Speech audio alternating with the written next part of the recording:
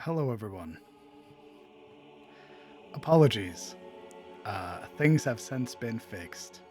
Thanks to the amazing help of Momo, we have settled the audio issue.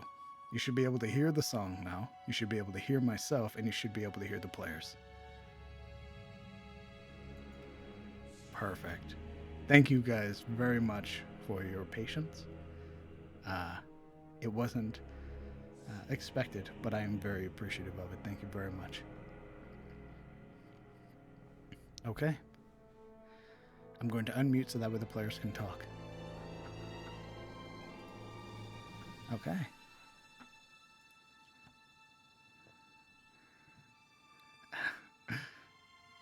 Hello, everybody.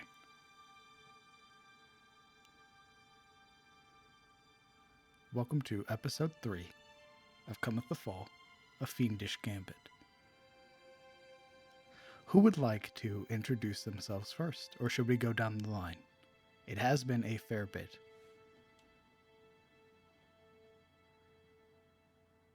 What? It's picking you up.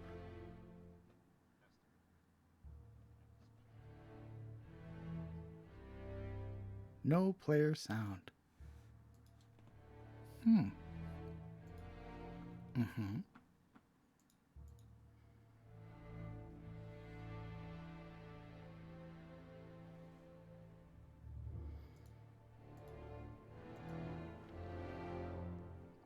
You can hear song, hear me, but can't hear the players.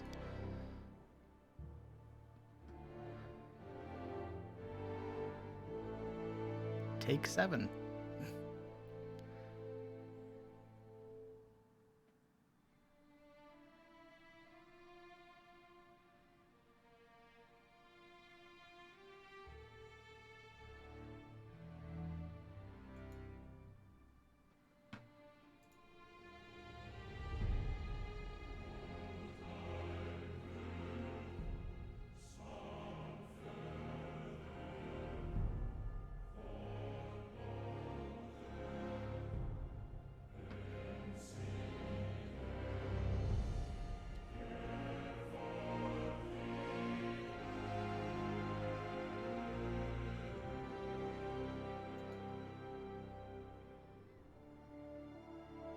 The cog out here.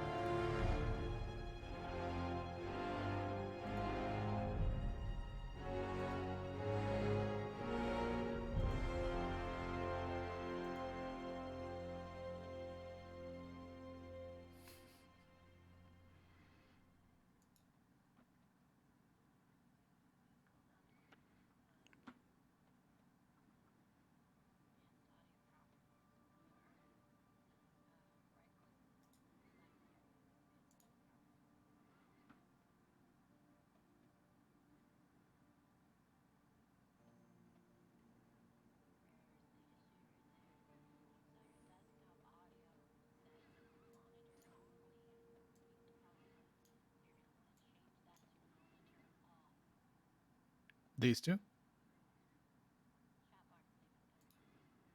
That's what you change, and we should be able to be heard now. Poggers. Take 747. Let me know if you can hear the players. You can. There we go. Awesome. Thank you, There Momo. go. Yay! Perfect. Wow! Take 7. Who would like to Greetings, introduce their everyone. character first? I'd say pick a direction and go from the line. Perfect. Up or down the line. Alaric, please introduce your character for the people who haven't seen you or are returning. Okay, can chat hear me? It seems so. Well, I haven't spoken yet. All right, they can hear. All right, oh yes, this man has an accent. All right, I play a cursed murderer, Alaric Crowvain, a self-important cavalier prince of Carib. He is a half-elven man of no visible elven traits, with a rich heritage he has little desire to explore, and a mother whose history of rootlessness casts a long shadow over all things in his life where his name is involved. Some have even begun assuming he's just as pitiless as her. They might be right. His recent success in acquiring one of Hain's magical crystals allowed him a night, or day maybe, of respite the day prior to the now, and he lingers silent in the midst of his possible companions or enemies, wondering just what the future holds in the keep's arena. Time to go back to the mud, perhaps, where all belong, so tell the Haruspis. Kellen Aldane. I play Kellen Aldane. He is a variant human ranger, and let's see, he's a member of the Grey Watch, and was captured. Was captured defending, his team from pursuit, essentially. An optimistic, but perhaps a little naive young man, but also knowledgeable enough to to take care of himself and everything. Um, among the other prisoners and like that, he is trying to make some friends and at the same time find his way out of the keep or find out what's going on in the keep with Lord Hain. Marana Lamordia. Hello, everyone. I am playing Marana Lamordia, a, by all accounts, human rogue. Miss Lamordia was summoned by the Lords of Ettenmoor to meet with Lord Hain from her home in Vinheim. She does not know why suddenly she's being accused of crimes she is innocent of, or what Lord Hain's intentions with her are exactly. But she'll bide her time as long as she needs to, before perhaps there is an opening. Sabine Lillian Roser.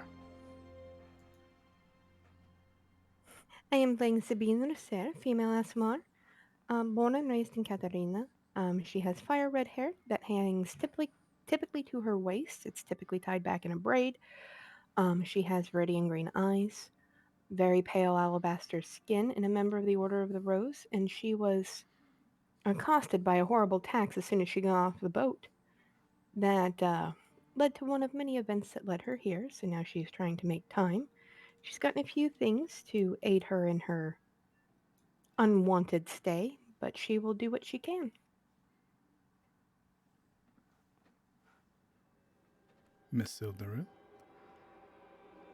As much as little as you'd like to share. Hello, I am playing Zildril de Katarina. I am a high elf from Katarina, and I have been a ward of House Ashford of Ethanol, the Sworn Blades. I've been with them for some time, and now I am found myself sent off to Haint Keep. Wonderful. I've accepted my role here, and I will find out eventually why I have been sent here. For now, I will bide my time with these fools around me. Hopefully, the friends I have made can get me home. And finally, Yuria Zairi. I am playing Yuria of Shademore, a distant province from the continent of Careso. I am the daughter of the Count of Athelion, or of House of Athelion, and the heir of Shademore. House Athelion and the humans of Shademore are known to be refugees from long ago of Tyros, and so Miss Yuria has come to Tyros itself to uproot the lost history here of her people. Unfortunately, much like Miss Sabine, no sooner had she left the boat that she was accosted here in the Etmore by the guards. As a foreigner, it was easy for them to point her out as a supposed spy And when she resisted and slew one of the guards, she was then accused of murder and of sorcery without a sponsorship.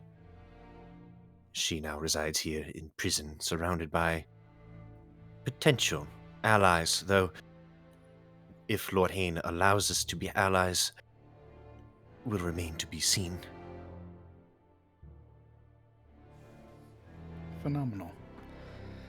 Usually, for the other game, I would have individuals roll me a d6 to determine who will be recounting what has happened. However, given the amount of time that has passed, and given the current situation, I will be doing the recount until I find it fit that you all take over. So,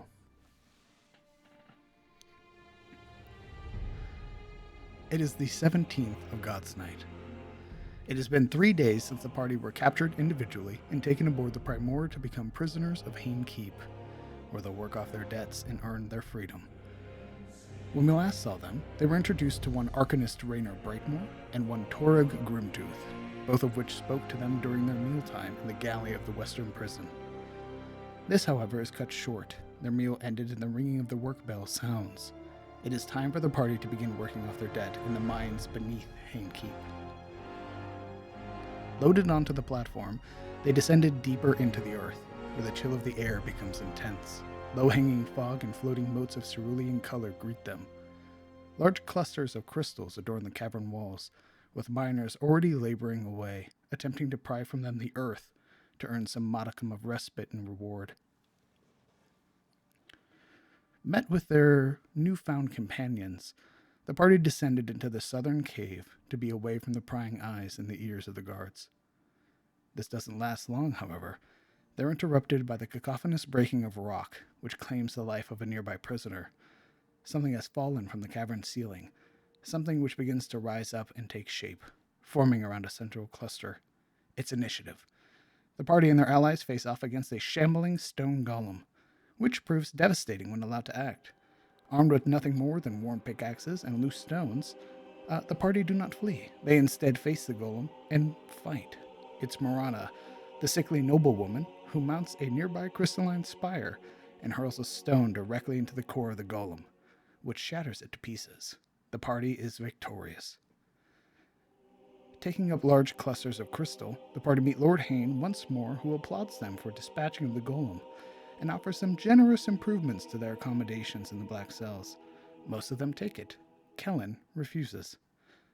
Awarded with their new improvements, Lord Hayne informs them of their next trial, to fight in his arena, so he may see their combat prowess for himself. Shortly after, with those who participated in the fights, they're allowed a final meal, or a dinner. Here they converse with Tora Grimtooth and the Arcanist to find out that Lord Hayne is something sinister about him, the ability to control Morlings. It's unclear how he gained this ability, but it was Torug's fight against it which saw him landed in prison and his people forced to work for Lord Hayne. That wasn't it, however. He revealed another truth. Lord Hayne intends on pitting the party against one another. This is where our story picks up. In the western cells of the Black Keep, the party is currently eating dinner. What are you all doing?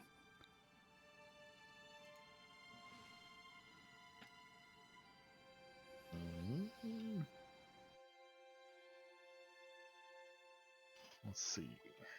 We have the map of the dining room. It should be set to active. Give me just a moment. Yes, it currently says it's set to active. If you're unable to see, just refresh. Yeah, I'm going to do that. As I just did.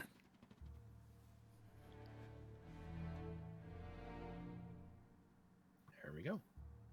Sabine is sure to eat light, since we are going into a combat situation and she does not want to make herself ill or sick or hindered.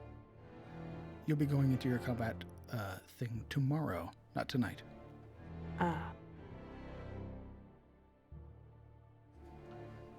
I believe when we left off, we were discussing with the Arcanist and Torag about the about the revelations of Lord Hain, and we were quietly discussing how he's able to control beastmen or morlings, and how the Lord Hain even has some bestial features like his elongated canines and everything as well.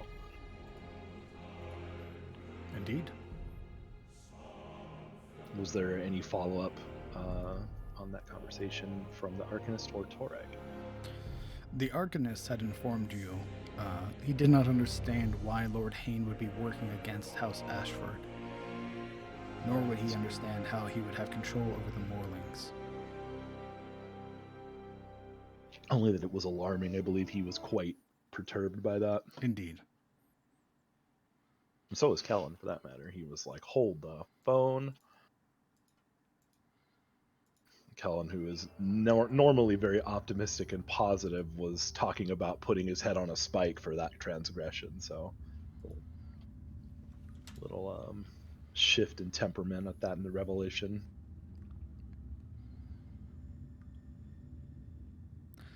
Torug, sort of turning his attention now from the Arcanist, looks at you, Kellen, and sort of sees the look that you hold in your eyes.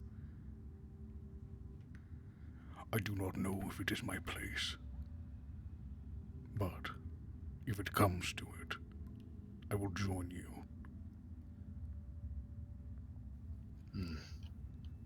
And I would be honored by your presence.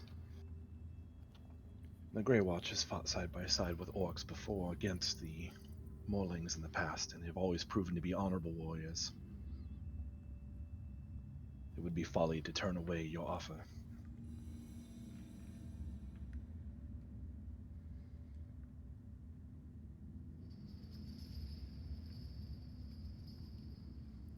Yuria. Mm-hmm. Creighton hasn't looked at you the entire time that you sat there until finally the conversation from the two prisoners has ended.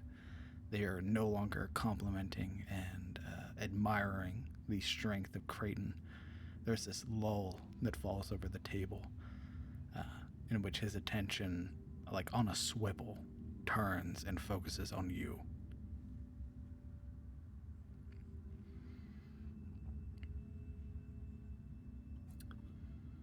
Eventually, if you would look long enough, she would set down the spoon.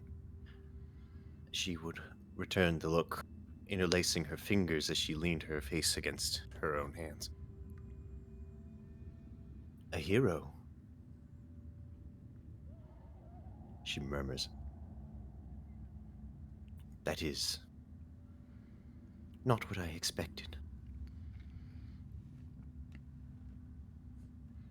He sort of shifts forward on the table. He hasn't touched the meal that he's been given, but you can watch as he rests both of his elbows now, sort of leaning forward. You can see the long, protruding spoon that he has sharpened, sort of clutched very tightly, very possessively in his right hand. Yeah. What about it? I am just surprised to see such heroism within these walls. Why did you save these men? Are they your friends? She glances to the two. You can see his upper lip curl, like a visible disgust that forms. Looking back, she nods. I see. Never in my way.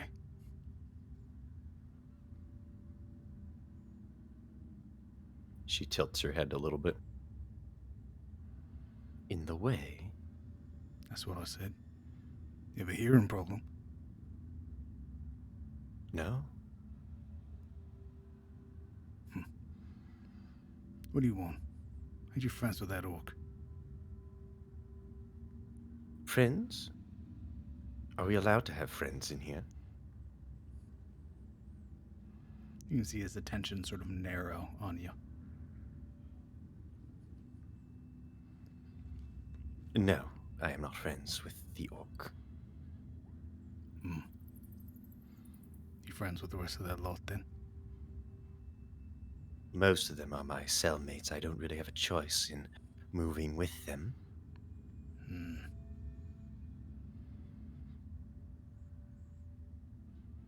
You can see his attention has sort of shifted from you to the back of Torug's head. Roll me a perception check.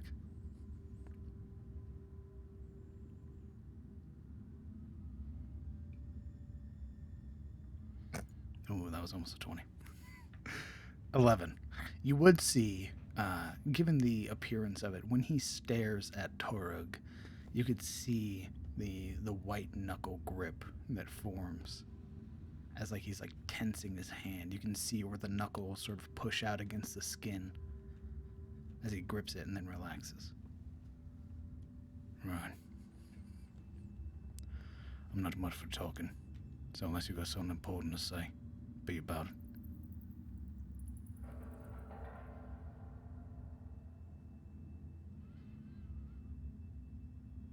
I am curious why you don't like that orc very much. Has he done something? Is he important?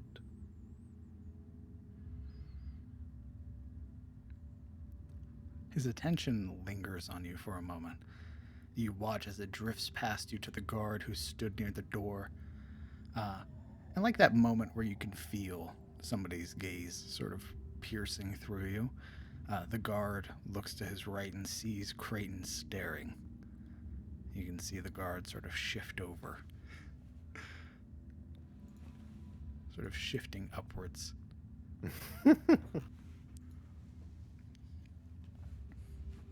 No, She leans. he's just a target. She Somebody- mouths a silent "Oh." Somebody who's in the way.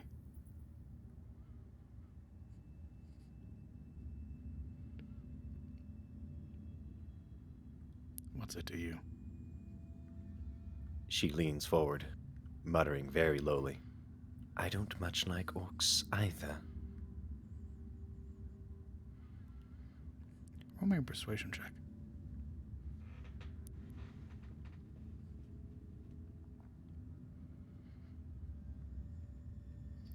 $17. The defensive, I guess, the more like aggressive posture or posturing that he is doing subsides a small amount, relaxing back the grip on the sharpened spoon. Sort of pulled back to himself, not as made apparent like he had originally intended.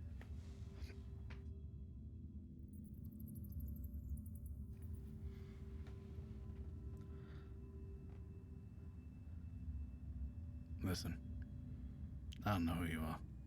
I don't want to know. But if you get in my way, I won't hesitate.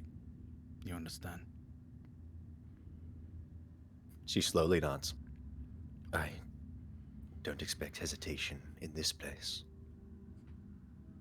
And if you do what you did again earlier, it's going for your neck. There's a thin smile. "Of course."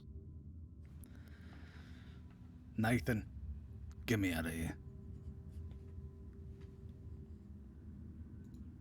The guard captain, turning his attention to look now from the sort of blasé, uncaring expression that Nathan often wears, his attention drifts to Creighton before giving a nod. He gestures with his hand, and the guard that Creighton had initially scared away now steps forward and begins to usher Creighton out.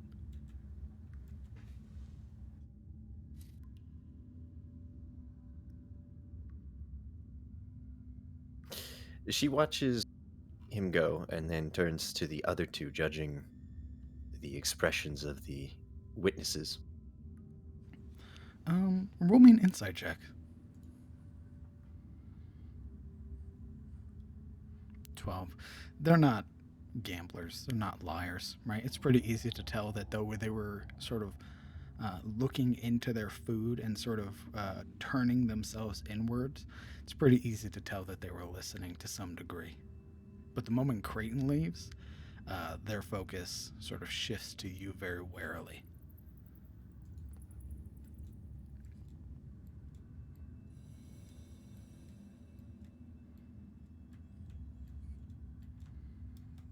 You two saw him fight the pickaxes, yes? Yeah. Yeah, he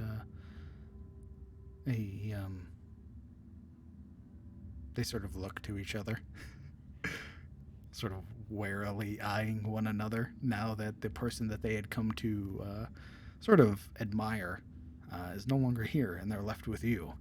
Um, they're not really sure how to act. She leans forward and touches the nearest one's hand in an attempt to be familiar. Her hand, however, is very cold. Roll me a persuasion check. Given your bodily functions, roll me at disadvantage, please.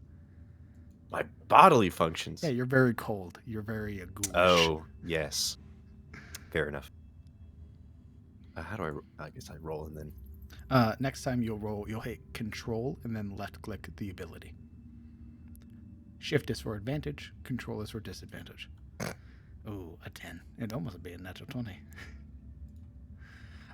Even with a 10, though, the one who initially sort of jerked the hand away pauses and gives you a very curious look. The other one raising a brow, sort of questioning. Relax, she says. I'm not armed. I'm just a prisoner like you and him. Like him, Like they you. say, glancing over their shoulder to Creighton, walking through the door. I meant him. She nods to the person at the person next to the guy that she would be touching. They're like, Not Creighton. now they're like, oh,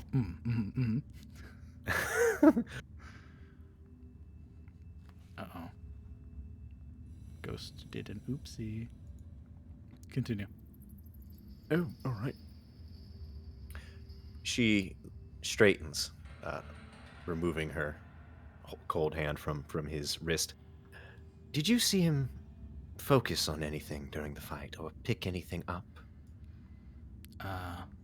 Yeah. He sort of pushed us out of the way, and then he took our pickaxes and started hitting the other ones. When one of them broke, he picked up a rock.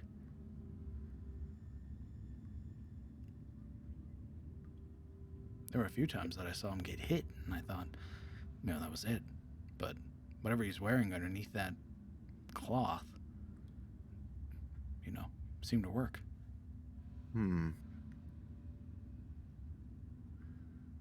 Blood and ashes, though, he was amazing. I can see why Lord Hayne likes him. Clearly. She glances towards the exit that they took. Very clearly. Is there anyone he speaks to? Does he have a gang in this prison, or is he as alone as he looks? Both of them look to each other and shrug. No idea. There's a thin smile. Were you trying to be part of his gang? You can see, actually, let's see, what's your passive insight? Yeah, you could see that there is a small sort of flush of embarrassment at that revelation. She chuckles. Again, relax. It's understandable. He's a strong fellow. You just witnessed him, defend your lives, intentional or not. We're all just trying to survive, right? Yeah. I don't want to go to the Bastille again.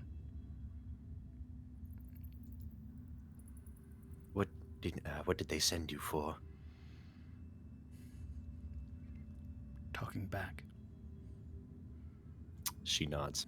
That'll do it.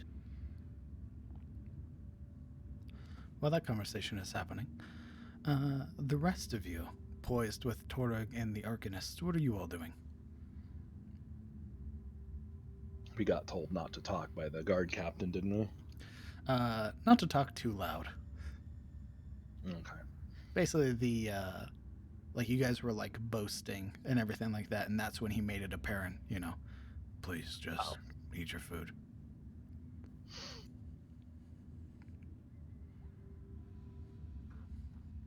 I don't imagine if we pulled our dwindling favor, we'll get some ale down here, will we?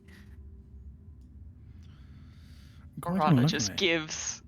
gives him a look. Quite unlikely. During my earlier stay, I did attempt to ask for some wine. It was rejected.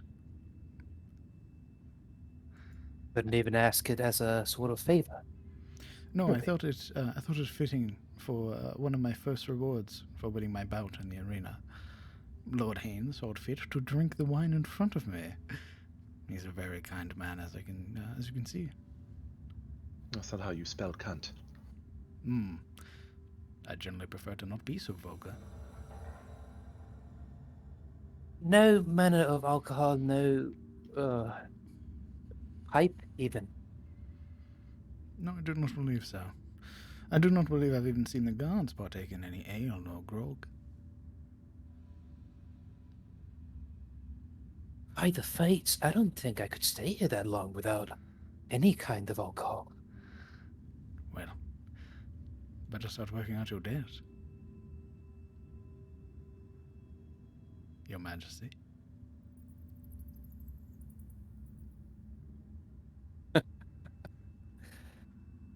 Alaric makes a kind of a face, brows coming together. Your Grace.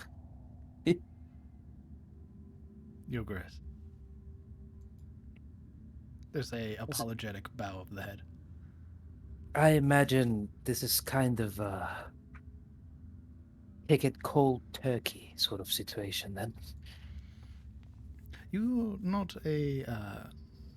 with all due respect, Your Grace, you're not a layabout, are you?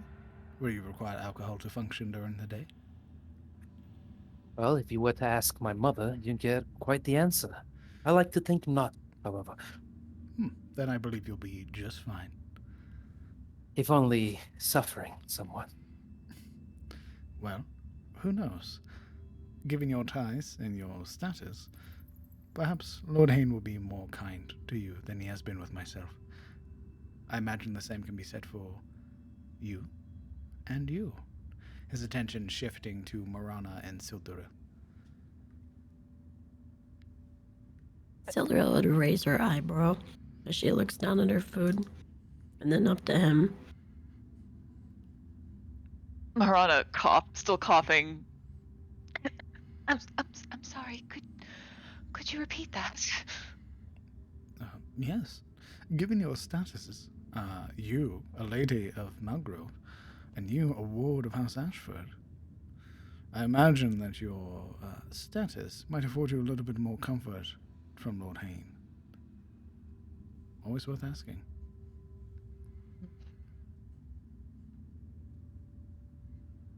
I have asked, and unfortunately,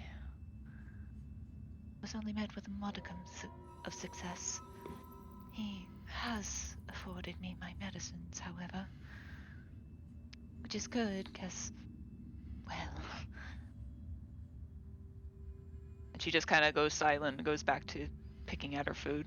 I can assure you, for as long as I have been here, there are other individuals who have arrived to Hayne Keep who have not been shown such kindness in their first day, no less. Have they worked as hard as we did our first day?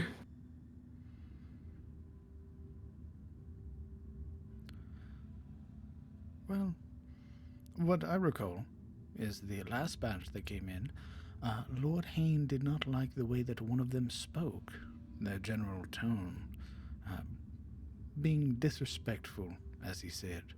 I believe he sent the entire batch down to the Bastille. So.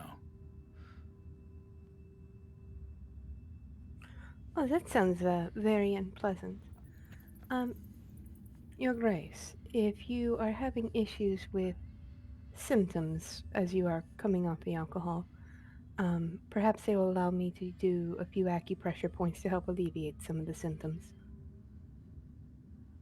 Alaric looks up from the bone left that was his chicken. Brows curled together. Come again? What is that? Acupressure. Points on the body that you can press on that help alleviate symptoms, amongst other things. My lady, I don't believe there will ever be a time where you could lay hands on me in this place. It is wishful thinking, I suppose, is the best way to think about it. But if I do not offer, you do not know. However, Your Grace, if you find that your pain is too much, I do believe that Lord Hayne keeps in his employ a priest. So, be mindful of that as well. Right. Less of my need for alcohol, and now about the arena, alchemist. Any tips, perhaps? Do you have a preferred weapon, Your Grace? I prefer it sheathed. Not keen on fighting, I'm afraid. Then I'm afraid you will not like the arena. You will find that Lord Hayne will ask you a number of questions, the most prevailing one being, what is your preferred weapon? Mine is a longsword. Torag's is a great axe. The others, it varies. But he will allow you a weapon for you to fight whatever abomination he brings forth. Or each other, as I believe he has said he wants to do. You had to fight our good friend here, and he tilts his head to Torag. Thankfully, no. Light preserve me, I have not had to fight Torag. Oh, these fights to the death. No. Lord Hayne prefers that his profit makers refrain from dying. So, you shall have a debt to pay off, as he sees it at least. So it is like a show. For his entertainment. Yes, my lady. Do you know if it is for the pain he likes to see? Or if it is just the sport? She asks while she's just staring at her food. Perhaps a little of both. In truth, I have seen a rather sadistic look to Lord Hayne's expression when we fight. I imagine it is the pain. But I imagine as well he likes to find opportunity. Opportunity? What do you mean? Well, if you look around you, my lady, a number of the guards here are former prisoners. They have worked their way up from squalor and debt, and have served Lord Hayne, and do so loyally. I imagine if you prove yourself to be a more than enough capable fighter, Lord Hayne may offer you a position. So the guards are here, still working off time. That I do not know. Seldom few guards actually speak to us. It is mostly Lord Hayne, given that we are favored.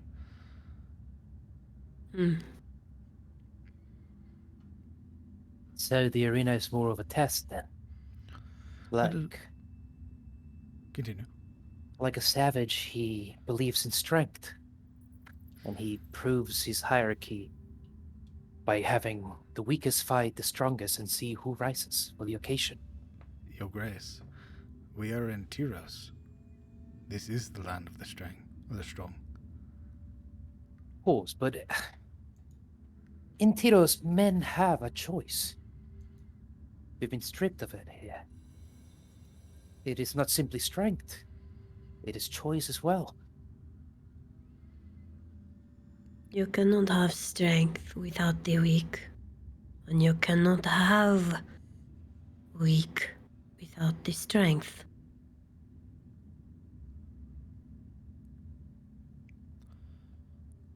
I do not think better words could have been spoken. I am afraid that Lord Hayne does not care for much in the way of balance. He surrounds himself with very strong individuals. If you prove yourself to be strong, you may as well join him. Alaric's sort of sulking, working his mouth, looking at the table still. Do you think a rapier will be available? I did see one such combatant using a rapier before. He did not last long, but yes. Hmm. I have a bit of a warning, as I am keenly aware that dinner will be ending soon. Aldane.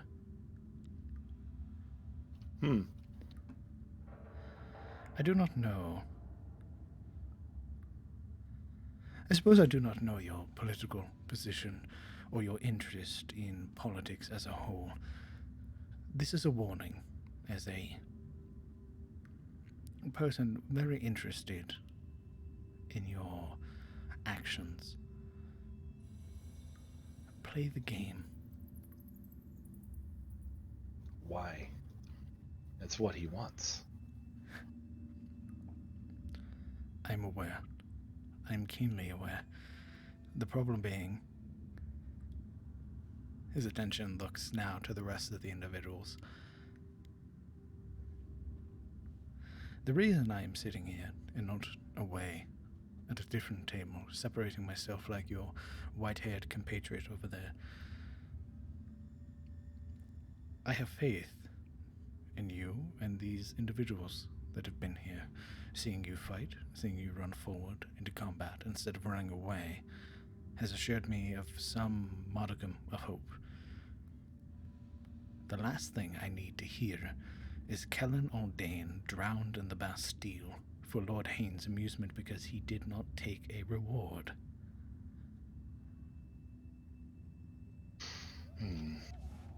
It's Not taking here. his reward. So bad. Sorry, no, continue. In not taking his reward, I learned more about him and the game itself, however. It's not spite that I don't play, it's to get information. Ranger, but you're pushing him. How many That's- chances do you reckon he'll give you? As many as I can get. Torug sort of curling his fists together. You can see the small, like the very short slam of his fists onto the table. No. I agree with Kellen. Do not take anything that snake offers you. You are better for it. A better man. I'll take as many chances as I can. I have to know what is happening here, and if the rumors are true, I have to get that information to the Grey Watch. I admire stoicism as much as the next man, but I'd very much regret to see you hold off, Ranger. If it is as bad as they say, I'm sure one night in the Bastille won't kill me. Two might not be very comfortable, however. It is never just one day. How long do you think you can float, Kellen Aldane? I learned to swim when I was really young. Probably a good long while. You can see the expression that crosses the Arcanist's face. There is a expression of amusement. He smiles back, trying to make light of it. The sort of like not sort of snarkiness that you're portraying, but the confidence is something that you can tell is sort of like assuring to the Arcanist, who gives a nod. It's now that the guard captain cuts in. Okay. If you're going to keep talking, it'll be showers in your cells with no further meals. Oh, the showers. Luxury at last. He kind of just says to himself. His attention lingers on you, and you can see him reaching for the like hilt of like the baton that he has. And just kind of muttering to himself, and a massage, apparently. Torug and the Arcanist no longer look at you. They are fixated on their food. They are currently in the process of eating. Yeah, he'll return to eat the rest of his food because he's a growing boy. Indeed. Is there anything else anybody would like to do during this night before showers are had and you are sent back to your cells?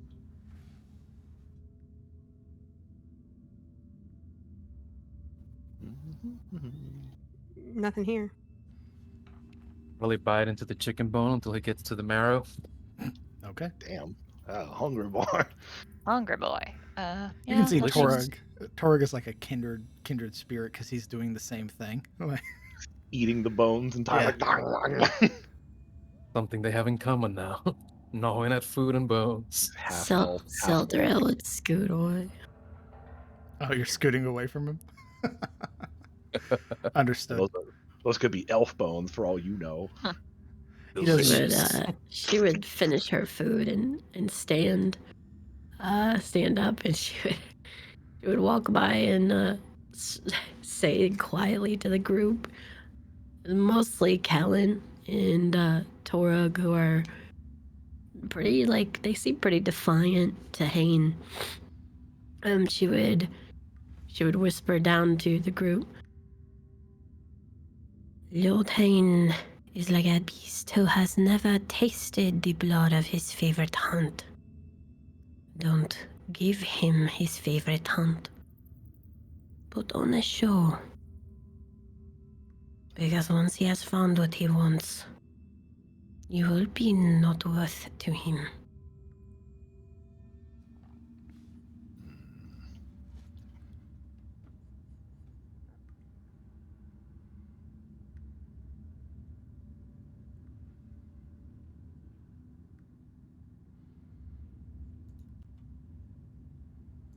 Yuria? Is there anything else that you wanted?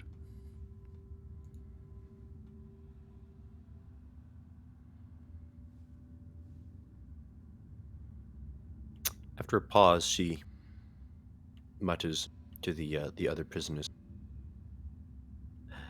I am Yuria, by the way. Pleasure to meet you. Both of them, for a moment, very surprised, sort of give a nod. I'm Henry. That's Peter. Will you two be fighting in the arena tomorrow? Oh, no. No, we lucked out. We got crystals. So we just get to rest for today and tomorrow. Crystals? Creighton shared with us. Really? They both furrow their brow for a moment, looking at each other, then looking to you. We're not lying. She gives them a dry look. I didn't think you were, but doesn't it strike you as odd that he is generous? Does he strike you as the charitable type? You can see both of them are like shifty-eyed, looking left and right. Their attention is now like, what if Creighton's standing right behind me? That's the look that they have. So they don't say anything. They immediately start shoveling food back into their mouth.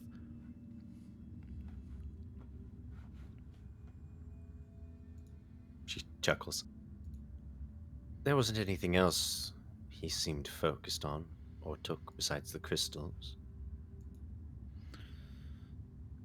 Just the way he fought. Never seen it before. Describe it, if you can. All right. Have you ever been out hunting with like your dad? And There's a slow smile that creases her lips. Sure. And you come into a clearing, and there is like a rabbit. And then right there, in the clearing, stalking up to it, is a wolf. And you watch this thing bite down into the rabbit, shake its head so violently that everything becomes covered in blood. That's what it was.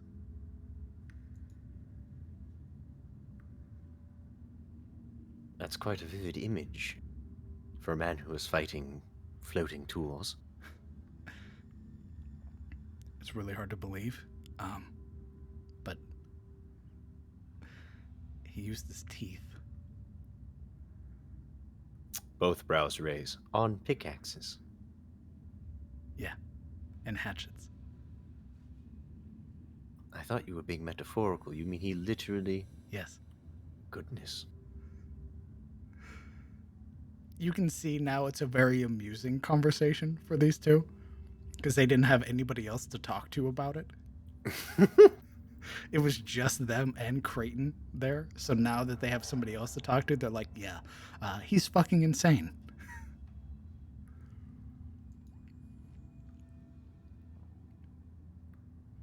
The smile remains. Well, I guess now we know why they call him the Hound. They both nod. You can watch as both of them finish their meals very abruptly. Sort of their attention lingering on the guard in the corner who's been watching. As they sit up, you can hear like the creak of the stools that they've been sitting on as they gather up their plates. They even gather up Creighton's and make their way to the receptacle.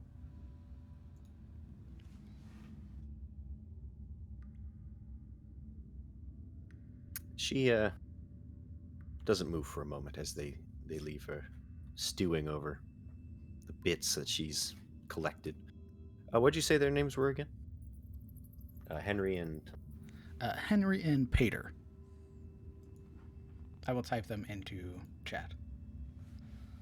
No. My OneNote's crashed again. Goddamn. There you go. Thank you.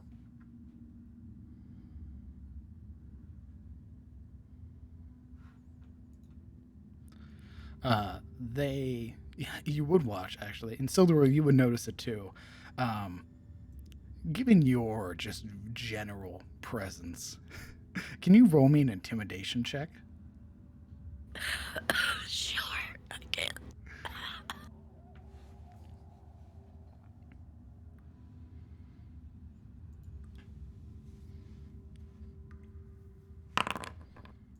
Oh no. Okay. These ones. She's looking very gently at the fire. Yeah. With your back being to them, they are not as thrown off as some of the other prisoners had been, right? This is more so to determine if they had given you a wide berth or avoided you completely.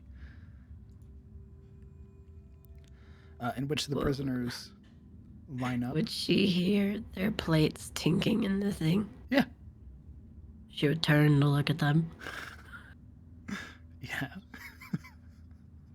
Their backs initially to you as they're like feeding the plates and the leftovers into the receptacle, in which the first one, Henry, turns and looks and immediately sees you and he stops dead in his tracks, in which Pater, the one behind him, sort of bumps into his back, and they both now sort of looking at you, looking very warily and shiftily left and right. How did they put their trays and plates into the thing? They were mindful of how they put it in there. They didn't like throw it in, right? So like they scraped the food off and then they fed the plates and stuff into a different receptacle. Was it respectfully? Yeah, I guess the way to put it is respectful, or at least not wanting a beating. Okay. But the moment that you make eye contact with them, they sort of like stop, look at each other, look at you. Hello.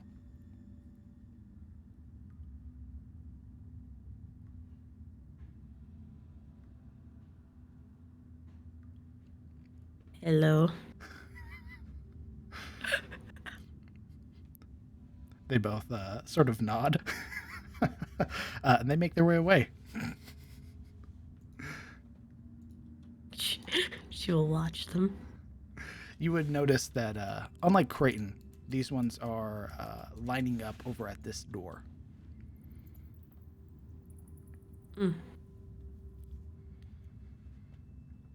In which the guard sort of saddles over and opens the door for them and allows them to pass through. Was this the meal where the food tasted amazing? That was the last meal. This one was pretty decent, but it was you had a very large portion of chicken with a lot of like other vegetables and stuff because the person serving you was the man that you saved in the caves.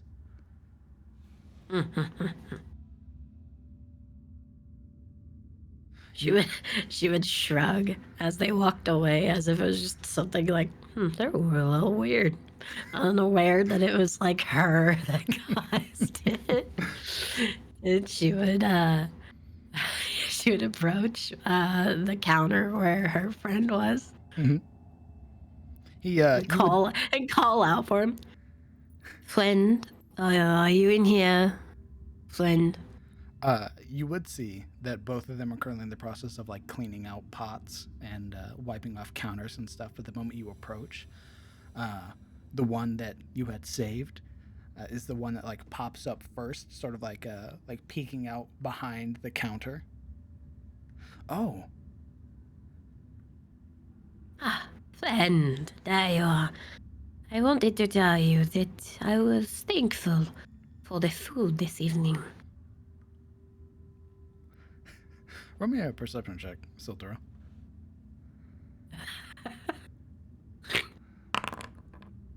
18. Okay. You would notice I don't see my dice. Oh, you can't see your dice? Yeah, when they roll across the screen, I don't see them. Oh, weird. Can somebody else do a test roll for me? I haven't seen anyone's dice. Well, there's Uria's. Nothing. Weird. Yeah, similarly, I've not seen any dice. Huh. I mean, it's whatever, but... Let's purge that demon right quick. Oh yeah, same for Kellen. I'll check it out once the stream is over. It appears that some people can, some people can't. You would notice I see dice. that in the corner, that the guard who had basically been letting his attention lull and drift the moment you walk up and start talking, is the moment that his hand comes to rest onto the hilt of his baton, in which your friend sort of nervously looks right and looks back at you, and he's like, yeah, I'm glad you enjoyed it. They don't really give us much to work with, but you saved my life, so I'm glad I could help. Well, they would be smart to keep you around. You know how to keep people alive. And she kind of pats her stomach happily. There's a very proud expression that the man wears until you hear the from the guard in the corner, in which he's like, I gotta get back to work. Soldier would frown. She's just like, as if she wasn't even perceiving the guard was there. She just raises her eyebrows with a shrug of her left shoulder. She's like, As he's grabbing his rag and everything like that, he's like, I'm Simon, by the way. Ah, Simon. I am Silverhill. You can you would notice his expression is the brows furrow for a moment. One more time. Silverhill. It is like rolling your R's when you are making She kind of looks him up and down a little bit. Perhaps not. If country bumpkin was an aesthetic, this man fits that look. He doesn't even look like he knows what an elf is. She would smile gently. Silverel will walk. Just no rolls. It will be fine. Sildaril. Okay. She would smile, her like the tips of her like really long ears just kind of. That's when you see the guard shuffle forward a little bit, and Simon immediately gets back to working. She would sigh, and her expression would return to its token. Very placid. She turns, yeah, and walks away.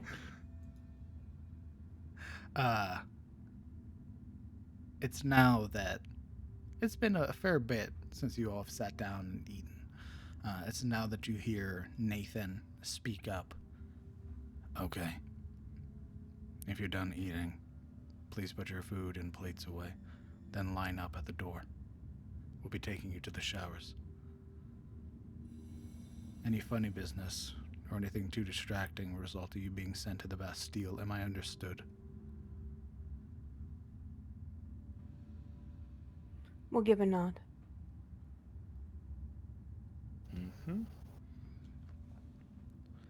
And for clarification again, because you seem to have not realized, you will refer to me as my lord, just as you would as Lord Hain. Am I understood? Absolutely, my lord. Torag and the Arcanist. Yes, my lord. Yes, my lord.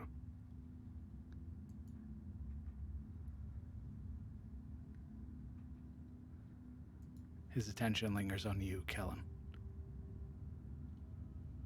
Just me? Just you. Sure thing, my lord. The gaze sort of narrows. Bows his head politely. He gestures everybody to the receptacle. And Sildura, when he refers to the door, he refers to this one over here. Oh, she would have been walking that way the entire time. Of course, of course. If any of you would like, I can take your utensils and bowls up.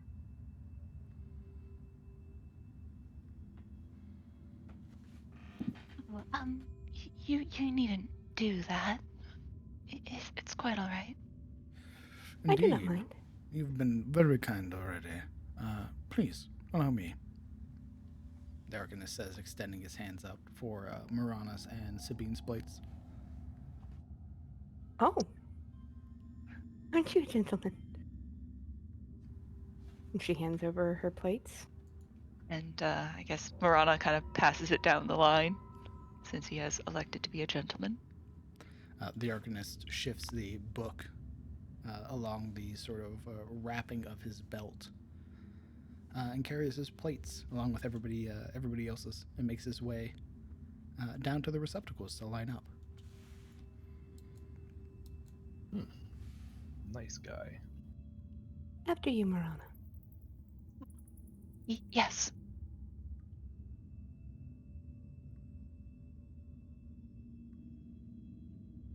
How hard do you throw that plate, Alaric?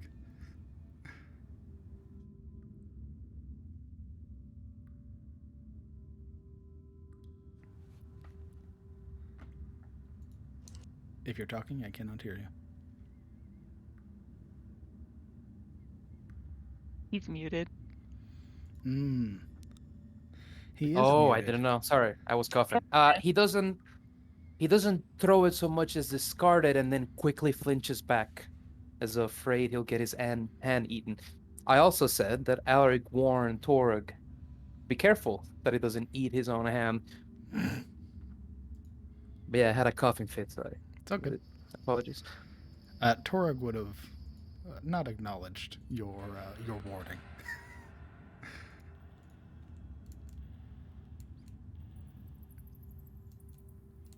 Okay. If there's not anything else that the party would like to do, it's going to be real simple. It's going to be a You can rob us of our shower scene? Wow. Wow. I can't No, believe thanks. it. Wow, bro. I have Wow. no desire for you to explain what your character looks like while taking a shower. He doesn't want someone to reach for the soap. That's a lie. Just Some go of us in don't there- have much to show for it, too. Just So, go in there and get deloused. Like, the lice hate the sugar. basically what's going to happen is as you step in, there are like valves on the wall that open up to a vat of sort that disperse large quantities of water. It is not so much a shower as you are being hosed down. Oof. And Is it cold? yes, given the sort of feeling that comes from it, most of it is salt water. Gross. So It's never good. Fish shit in that, you know. it's not, but Lord Hain doesn't care. The most you are afforded as well, though, is Nathan does return at some point and brings with him like a bucket of like this loose powder, like material. Oh no, it's powdered soap. The worst. Yes, it is. It is powdered Ah. soap. That is death to the skin right there. Well, that's how you stretch it. And Alaric is going to take this chance to also wash his sackcloth as best he can. His Follow suit. what? His The sack outfit that he is wearing. Yeah, Ah, The prisoner okay. garb. Would it be like his sack? What? yeah, the sackcloth. It Hey, is look. not called that. Oh, the tunic. It is called rough spun clothing. Yes, Yeah. yes. Somehow sack. less giggity when you say it like that. Okay. If there is nothing else, I don't imagine you guys are going to want to have a conversation in the shower, because this is what the shower Yeah. looks like. I might as well reveal that section of the map to you. Wow, you made the showers. It also sounds I like a did. very Of course he did. dehumanizing process, too.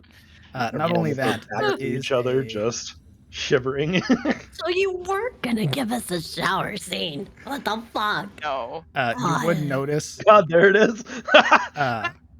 on top of this whole deal, it is guard captain and another guard that are watching, right? Yeah. No wonder he's so like hollow. He has to watch a bunch of fucking nude prisoners get hosed down. So this is what your prison looks like, or your prison shower. You turn valves along the wall that open up, pretty much drains into the sea, where you are cleaned by salt water and powdered soap. Your fucking skin and hair is never gonna be the same after that shit. Oh no. Well, don't Yeah. powder Would your also hair. would also be keeping the sackcloth on and trying to wash it out. They give you about 20 minutes to get cleaned. Oh no, Clean. no, we're taking it off. Taking it off. Here we go. She would be taking it off, but covering herself properly, Uh-huh. right? Mm. And Mirage I've is never just like, seen powdered "Face." soap. Murata's just like face forward, do not look at the naked people. Yeah. Oh my god, they're not covered from neck to ankle. Lewd. There Hey. are benches for people to sit at, right? To like clean yourself off, dry yourself off, what have you.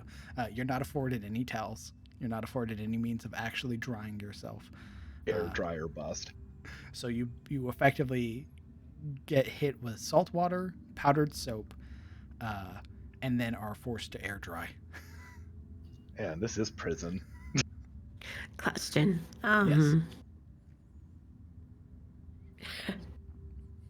I've never seen powdered soap, It's awful. It's fucking So- so I don't know what it is. It is brought to you in a wooden bucket, and it is a chalk white consistency or a chalk white coloration, but a Kinda very like feels like grainy, chalky though. yeah, very grainy Is it- chalky texture. Okay, wait. Like, Basically, you have to get it in your hands and you have to get it wet so that it actually becomes soap, and then you rub it all over yourself and then rinse it off. I had that shit oh, in kind of like elementary school. detergent? Kind of. Yeah. It's not as murderous on the skin as actual detergent, but damn near. Well, I It like is- detergent. It is very coarse and And, will like sort of scratch the skin like more Could than you- a loofah would. Imagine washing your body with laundry detergent, the powdered kind, not the liquid kind. Could you, like kind of Picturing- ball it up if you got it just a little bit wet, you know, where it's not like. Not the powdered soap that it falls apart pretty fucking Yeah. fast. Like as soon as At you a get touch of wet, water, it disintegrates more or less. yeah, it's not. It's kind of like it's not like flour. It's more like cornstarch, right? Like I've gets never wet. seen it. So I don't know how to roleplay using it. It just, like I said, it just is kind of floury or chalky in texture. As soon as it gets wet, it just becomes soap, like liquid soap almost. It's How does really it- lame.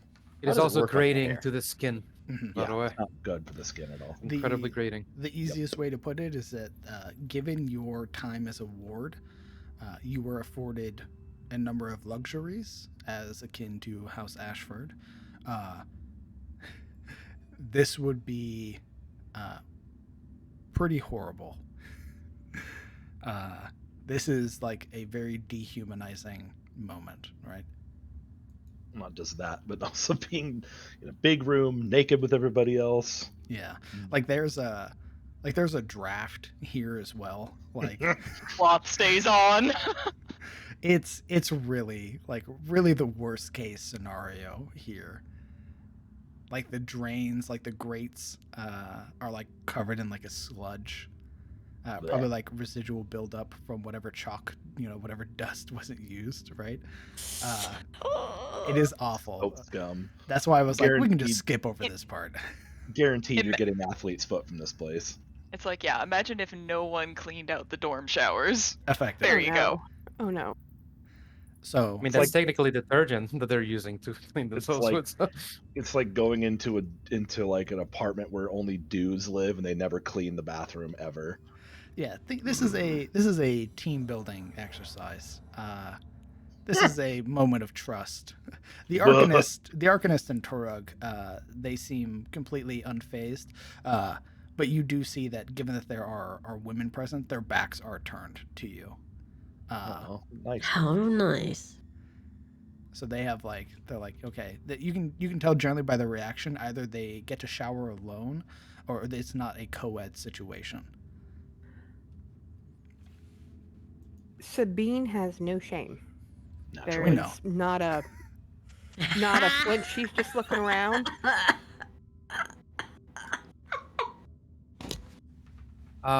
She is very comfortable in her. Yeah, Skin. oh god. Oh boy. In spite of Savine's shamelessness, Alaric will still try to amble in such a way that he covers the women from the view of the window. Are you just gonna stand in front of No, just dissimulating by standing at a certain angle, showing his big ass to them, you know? Like yeah, power- this is what you get. power move, T-pose, full frontally naked, right in front of the window, and make You- eye contact with every single one. You would notice that even though they're there, the guard captain couldn't care less, right? His attention isn't on you so much as just watching for very rapid movements. Good. His focus is more so just sort of drifting off to the side. Again, he has that look of just uncaring, like apathy, right? He just wants you to get done and be over with it. Are there any bodily features we would all notice about each other by being in here? What are you looking for? I just asked a blanket She's asking if you statement. have any scars or tattoos. Yes, Sabine has a tattoo of an open rose on her left hip. It's like a tramp stamp, but not quite. It's the mark of her order. More like a cutie mark, I think. There, cutie mark. Okay, you're right. Tramp stamp's on the back, right? Mhm. This Alright. one would be like right below the pant line. Like she would have to amply show it. Would not show if like she was just in regular clothes. Kellen probably What a has fun some time. light. Yeah, hoorah. There we go. Kellen probably has some like light scarring on his body here and there, but it's not like, Geralt levels. It's just he's been through a couple things. Yeah, I'd say Alaric's body is also traced with like a network of faint scars, kind of like the legacy of too many fights lost and won over too many years. He also has a Alright. very pronounced one on his left wrist. Like a self-deletion scar on his left No, wrist. no, no. It's vertical. It's not Well, that works. like a. Yeah, it goes into the hand. It's Oh, okay. yeah. Nice. Oh dear. Sildaru. I'm just wondering. But do you have any distinguishing marks? Oh, You get naked. I mean, she's you asked. naked. She does like, cause she's been in war, like, so it's not like she hasn't showered in unruly conditions before. So she's just doing what she needs to do to remain clean. She doesn't ever do that, like, oh God, I'm sick. Oh God, this is so awful. Like that kind of like shy look around thing. It's just she's there and straight to the point. She It's is not prude at all. yeah, Yeah. she is toughing through it. Yeah, that's kind of Kellen's thing as well, to be honest, is just, well, been there, done that. I don't really give a shit, but he does maintain enough modesty not to pose full frontal in front of everybody, just. Well, yeah, it's she's not full frontal nude, but I she's know. I'm just saying, she like, just sounds like they're both kind of in the same boat there, is what I'm getting holds her hands over certain parts of her body. She would have Nope, I'm taking it off. Nope. she would have almost like golden tattoos that would go in like banding across all limbs of her body. Nice, nice. Hashtag high elf stuff. You would notice that Torug has a like a collage of images along his entire back. Very crude style tattooing, not done by like an expert or anything. Like this is probably tribal. The Arcanist has 3 marks on him. They are 4-pointed diamonds, and there are 3 of them. One along the where his neck is, along his back, and then where his shoulder blades are. So there are 3 in total. On his neck, on his back, and where? So there's one that's along his neck, that is on his back, like the back of his neck, and then there is one each on both of his shoulder blades. They What are kind of small marks? 4-pointed stars Okay. On each of his, you kind of cut out there. Sorry. on each of his shoulder blades. Okay. Ah, man. Okay, if that's it. Just Hey. that Yuria would probably be the most sullen of the bunch.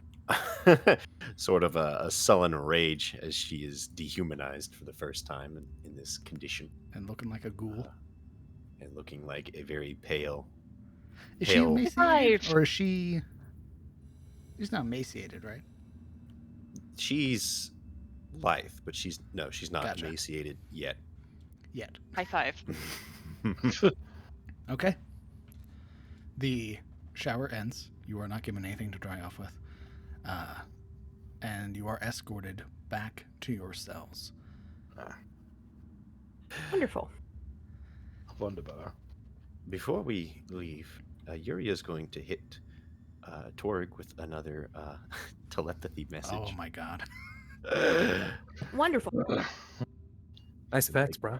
Making our fucking orc friend paranoid as shit. We're all gonna make it, bro. Why not torture him a little bit, he would our hear friend. a slight whisper. Your favorite fan fights like a dog, literally.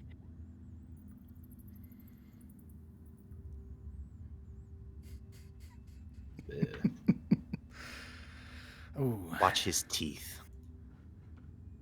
we're gonna roll something for Torok real quick. Reaches out and just punches her head clean off. Bro, you're giving him PTSD. He's already fought him.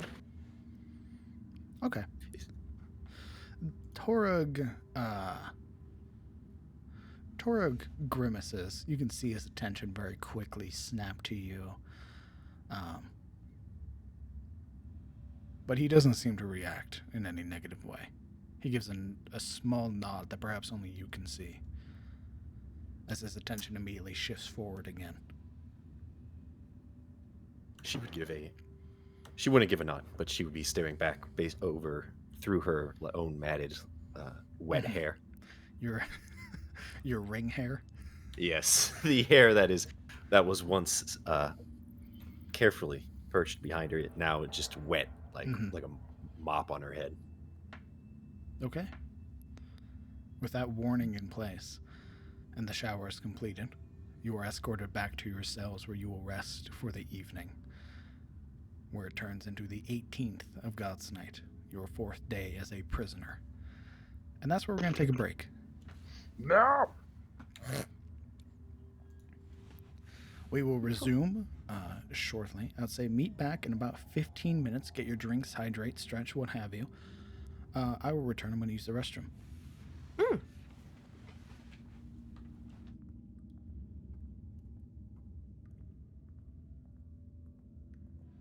Speen was closet checking out frickin' Silveril. Hey, how you doing? High elf booba. The DM's guard. That's ERP. Yeah. Don't fake. let. No. Your piece awesome. Shut the fuck up, you prude ass bitch. I'm not. Oh my Listen, god. Listen, I played on. Got him. I played on Yeah. Conan too. You don't think I Yeah. don't understand that shit? Oh, I'm shut up, Callie's Lotus having his drinking your tea in the fucking jungle. Shut up. Is that what you thought happened there, bro? I can tell you some fucking stories. I'm waiting.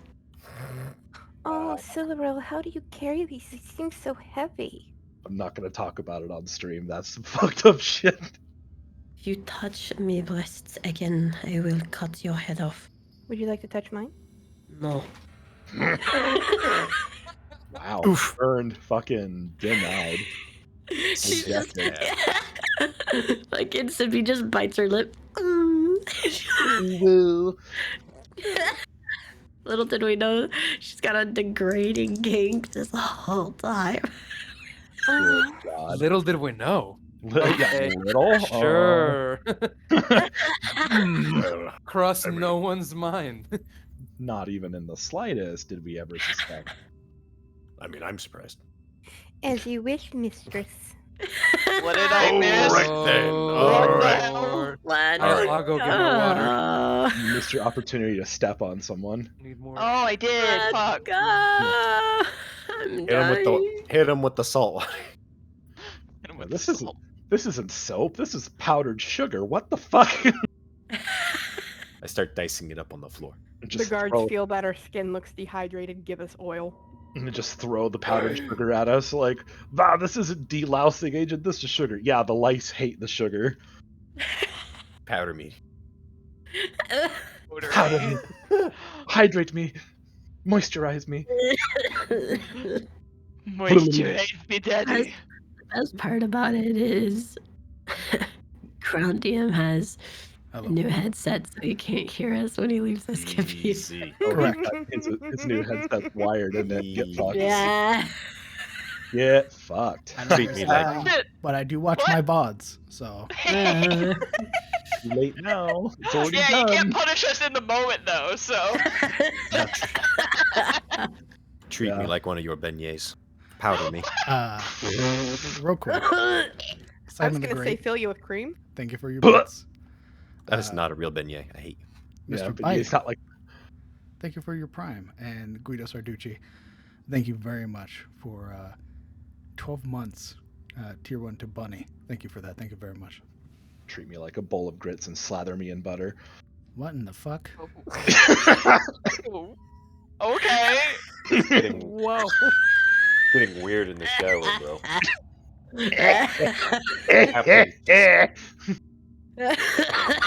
Let's fucking go, The captain's bro. just like, oh Christ, not again. Fucking Mo over here. That's It's like, why. That's why he doesn't watch. Is because there's. Momo's over here like, you prude. I'm just like, girl. Why is there a pit of jello down in the arena? Sir, why is there pudding? Welcome to Turkish oil wrestling. I hope you're ready. No. Oh no. Talon yes. Nightwing, thank you for continuing the sub. I appreciate that.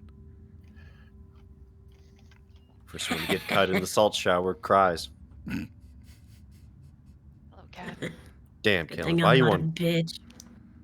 Tears are just extra. Nope, not gonna finish that. Don't you do it. I know where you're going. Don't do it. Nope. I stopped. I caught myself before the degeneracy took Damn. hold. Back in my cell, I would use my hairbrush to put the braid back in my hair since it's Hey, been loose hey, since I've been hey. incarcerated. We're still on break. It's been 5 minutes into the break. I excited. Oh, calm down.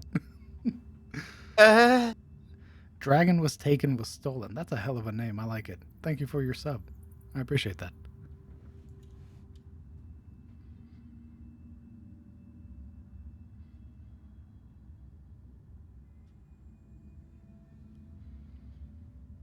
Zebus is correct. Sabine's UI lies. That's the DM return. Deceives. You haven't heard him this whole time? No. Oh. Oh, Yeah. thank you. Yeah, new overlay. I completely forgot about that. Yeah, I must admit I fucked up recently. What do you mean? When Alaric said my lord, because of how hierarchies work, he wouldn't have said that. He would have said lord. Because it means subjection to the title, right? And somebody who is within the same rung or above wouldn't say my lord, but rather lord, as a show of deference. But I messed up.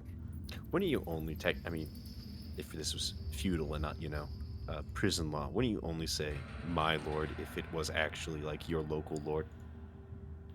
You always say it. Every time you refer to them or defer to them in any way, you ended with my lord, you ended with your grace, you ended with your highness, you ended with your majesty.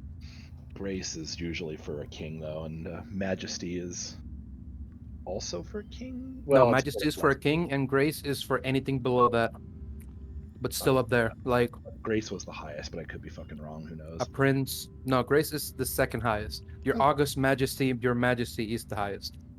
Hello, SCP. I hope you guys are enjoying the game. It's been a while since we've been able to play. Yes, it has. There we go.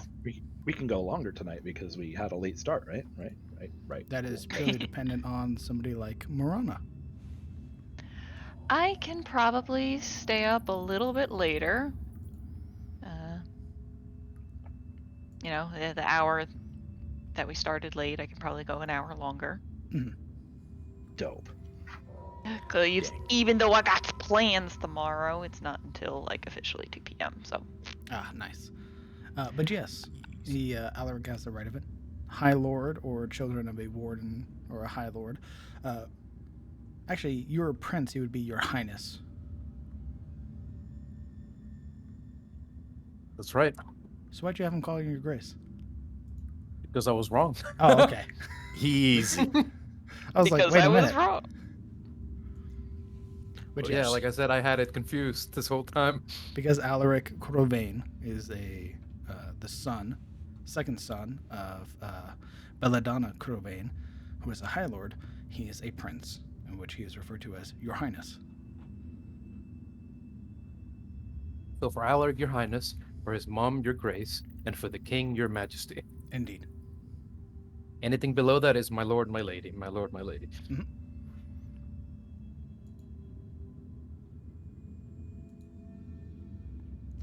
All right, we have the new overlay to better represent Sabine's score change. prison changes you, man. Sabine One will be shower playing later. a Dex Paladin. So.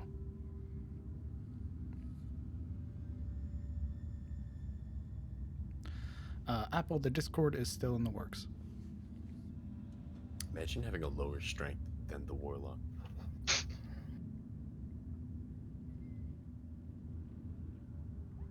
By like 1 whole point.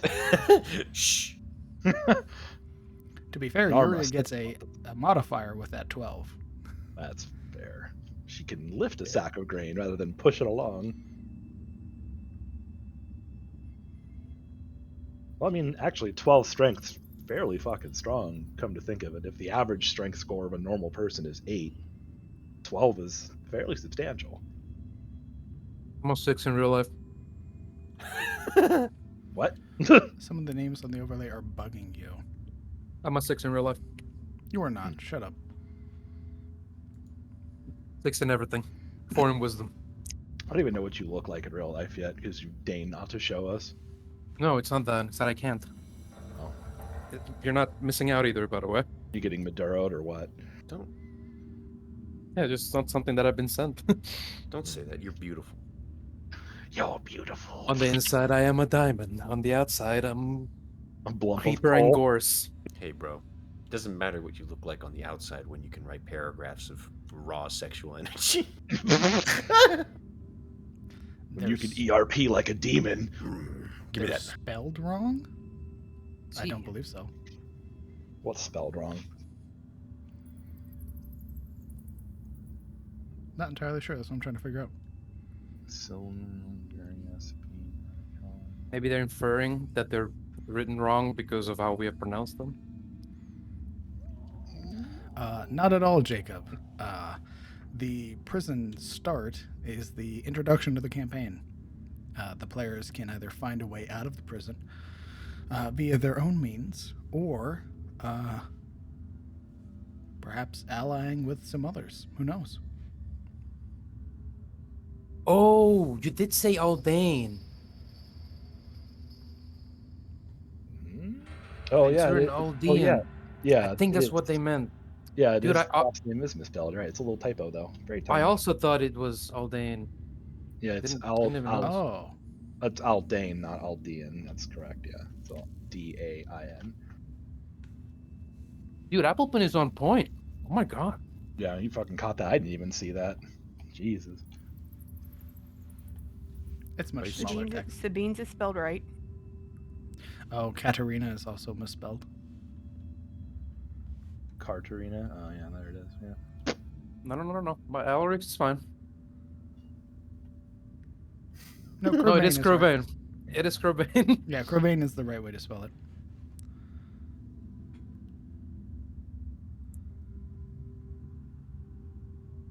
No, Sabine's is fine too.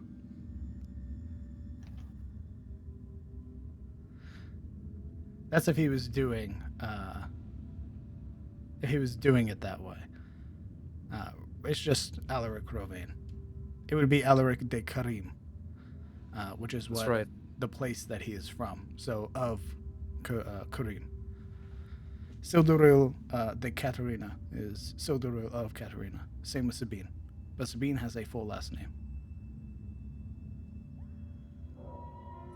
So Karim is the land, Crobane is the house that presides over it. Is everybody back? Mm-hmm. Bet. Yep. Yeah. Okay. As we come back, why doesn't everybody roll me a D100? I'm Oh scared. dear. Is this a private roll? Nope, you can roll it. Okay. I do notice that in the modules thing, we don't have the option to do the whole like dice editing thing like before, so maybe that's the problem with that. But anyway, Good to know. I should be able to 1, adjust that 2, while I wait for 3, everybody to roll. 4. I'm back. Oh, welcome back. Neat. Roll me a Is D100, every- please. What did I miss? Nothing. just roll a D100 for everybody. We just started up. We just got back from break. And he's like, hey, roll a D100. And we're like, oh no. No, one fear. No fear. One fear. Those are some dice. I don't know, I can't see them, but it's...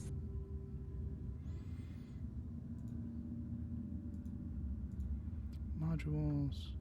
Dice so nice. Oh, DM, I forgot to ask. Would this count as a long rest ever since we left the mines and No, all that? Okay. this think would we're be a about to long get rest. We're about to get our long rest here. Yes. Yeah. Okay. So as you are ushered back to your cells and are allowed to rest for the evening, go ahead and mark on your sheets that you are taking a long rest. Is it a new day? Will be. We'll get to that. Very well. No, just because it asked me, so.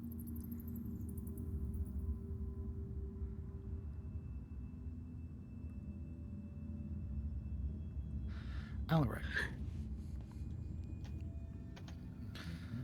You find your mind clouded. There is a swirling darkness, a fog that permeates your dream. You're surrounded by it. This swirling mass that consumes you. And you can hear a faint dripping, like droplets of water. The very subtle splash that it makes.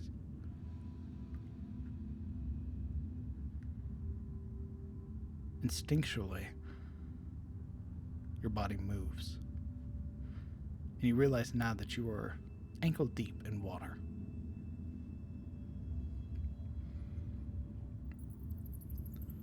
There's a strange, earthy scent to everything as the water ripples around the movements of your legs.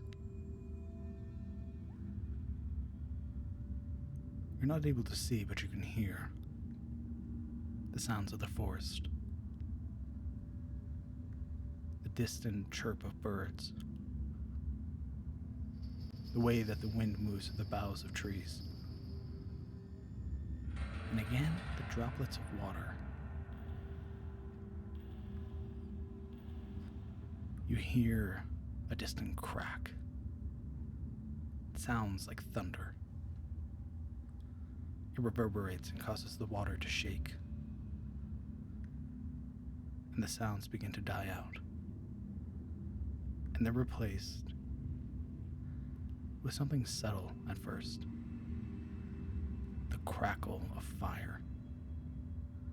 The rising embers that begin to fill the darkness around your vision. You're not able to see, but you can smell it.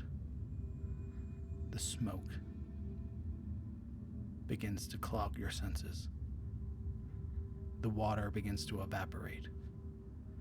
As you walk, you can feel the fish desperately trying to find a source of water to get into. You can hear animals running away from the fire. And all you hear as you're walking, searching for the source, is a voice that calls out to you. Save us.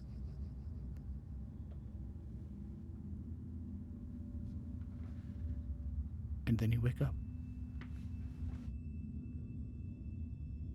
A loud, gasping noise that I'm fairly certain Sabine and Juria would have heard. He's gasping, hugging his pillow that he's now spilled a bunch of saliva on, while gagging for air. I do nature's bidding to the very end. And he whispers that to himself over and over, hanging onto it, onto the fabric, ripping into it with his nails. He's got this glazed over look, if they care to look. Like he's in shock. And what he's saying comes as though it was dogmatic.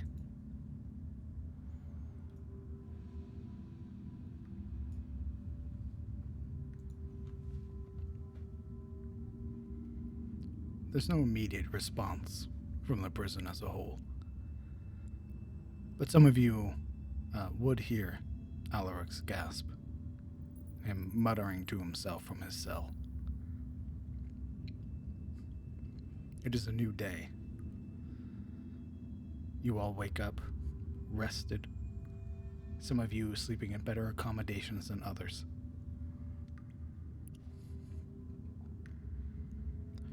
Everybody roll me a perception check.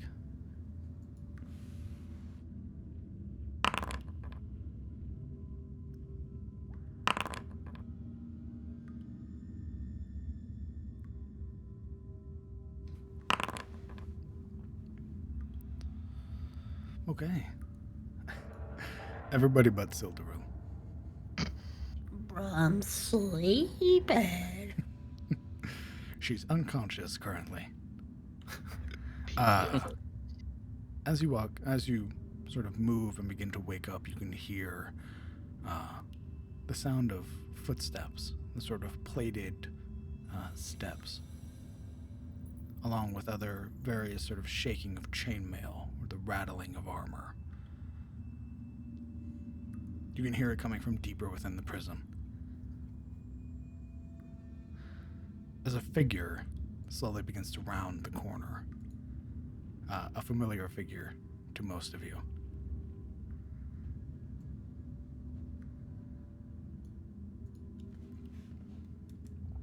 You would hear the approaching footfalls and heavy plate armor that announces the appearance of Lord Samuel Hayne.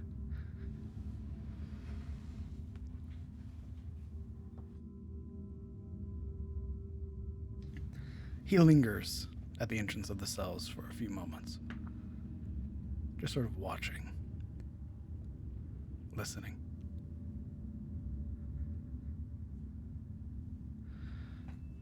Guardsmen,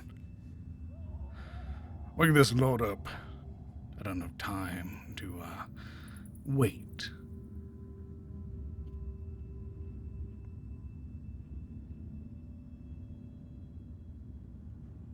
What are you all doing?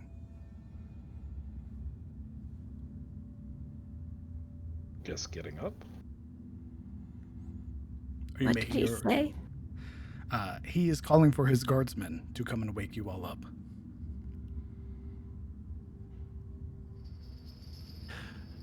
Uriel would rise and approach the cell door.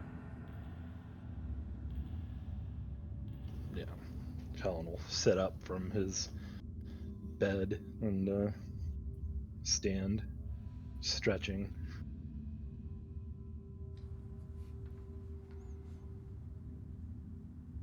I hope the rest of you are not waiting. Wasting my time.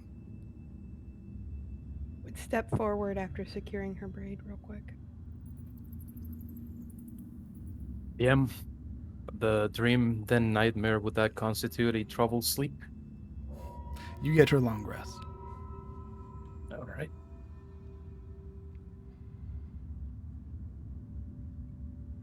Sildaril would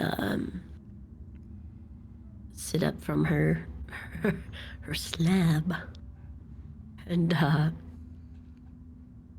she would stand up firmly, tall, and approach the gate as she smooths out her clothing. You would hear the rattling of chainmail of the other guardsman that's approaching now, along with the sort of sloshing of water as the guardsman comes bearing a bucket full of seawater. Oh, fucking seawater. He looks into Marana's cell first. Marana, are you awake?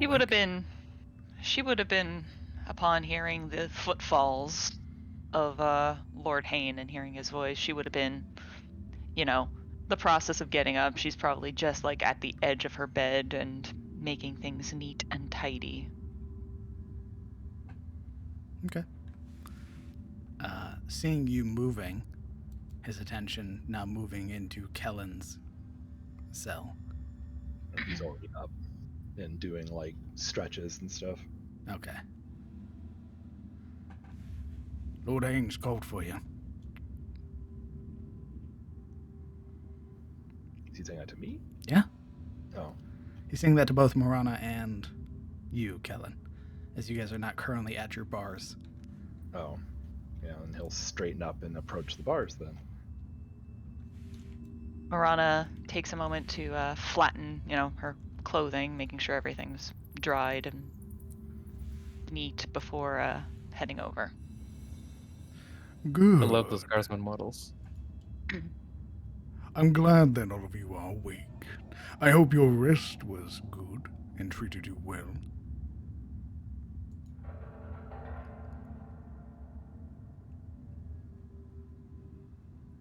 He simply smiles placidly and curtsies before the Lord as he approaches her cell. Did my guards take your tongue? Is there a reason you do not speak?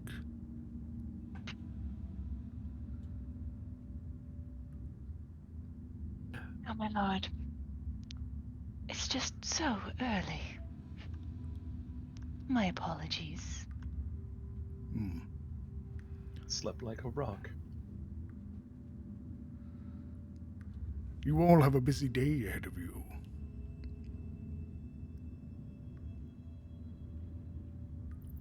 Well, we best get on with it then, shall we? So eager. Very well. Guardsmen, open up their cage. Bring them with the others to the arena. I await them. I'm more eager than others, Alaric whispers to himself. And given that Kellen was the one that answered for them, ensure that they do not get breakfast.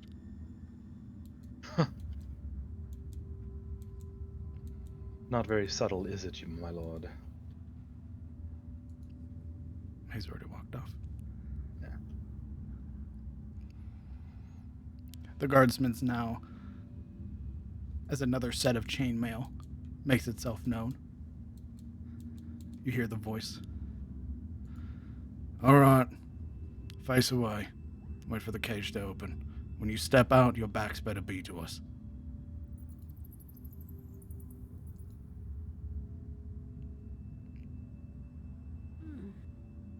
Of course, of course.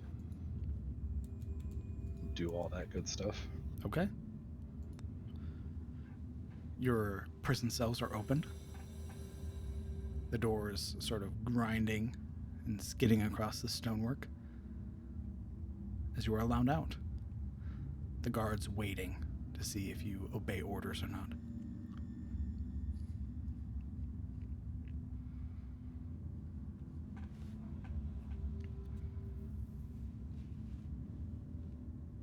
Alaric. Steps out. Okay. This guardsman moves over here, in which they both gesture you down this path. Down over here? Mm-hmm. Gesturing you Okay. down this way. Okay. Helen, Alaric has like a sallow look, and as he walks, he's more slumping beside you. At times, he leans into him to keep his pace. I can't see shit down his fucking hole.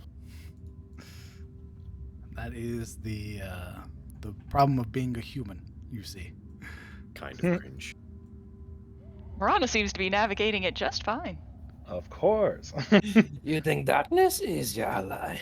As you are striding down this path, it is a very narrow hallway, allowing two abreast. You would notice the very large set of doors to your right.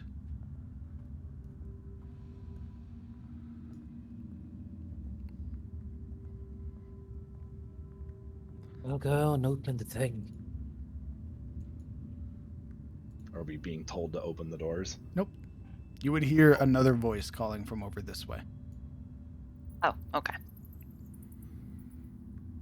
We are being directed further. Indeed. Oh, is this a balcony or is it like chains This is a wall. blocking? Oh, okay. Yeah. If you cannot see, Is a wall. if you cannot about see here? through it, is the wall. I'm sorry. What about this here? That is Is it chained. like- That is a like a gate of sort. Okay. The two figures right here would gesture to their left and gesture you down the path. We're being herded. To this way. Indeed. Down Okay. towards this door. Okay. Did they look like they knew we were like exactly where we were? Like walking up? Did they look like they could tell where we were in the dark? Roll me an insight check.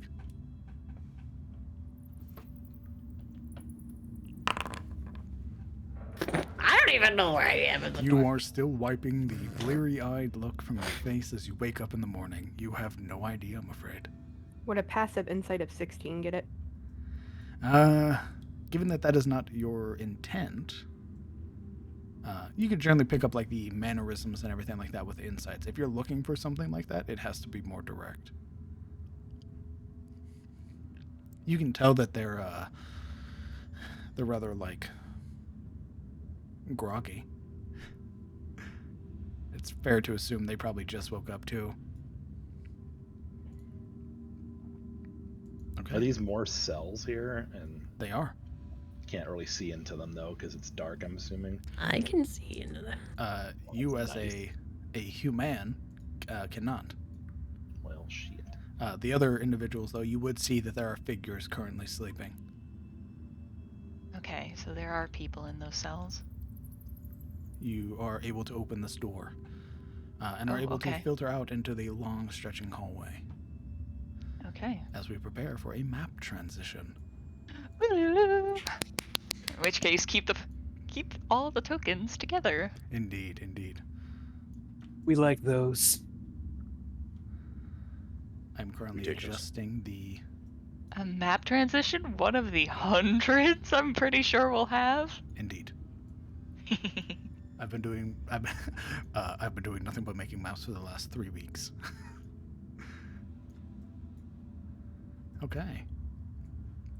Give me just a quick second to adjust this map to have the appropriate tokens on it. All right.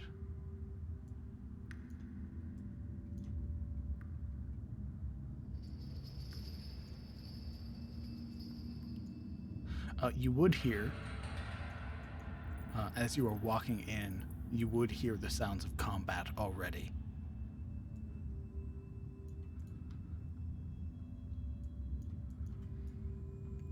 As we transition over to a new map.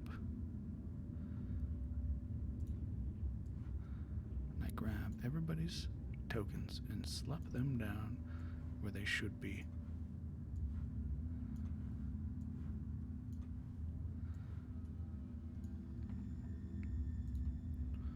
So, feel free to move around the map.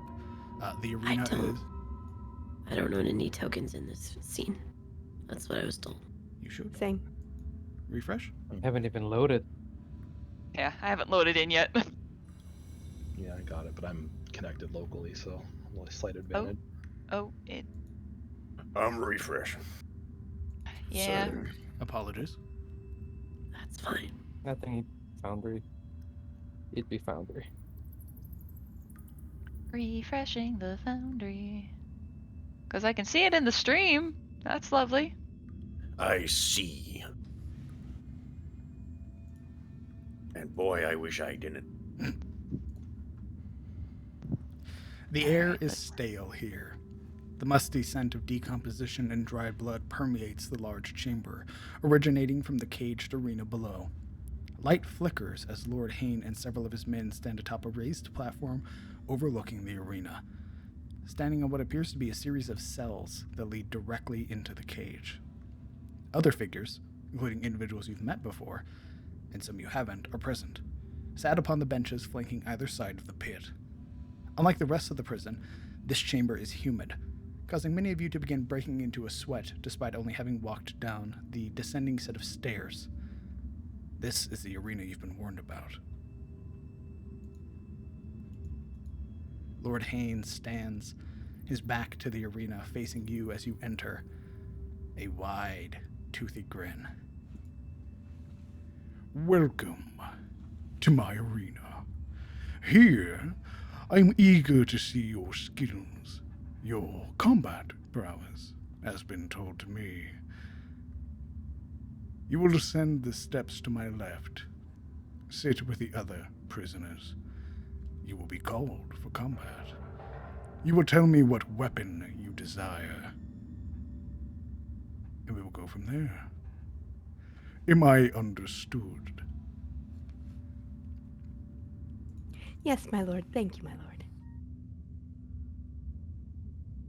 Sildra would stand like a soldier, right? Like she was being talked to by like a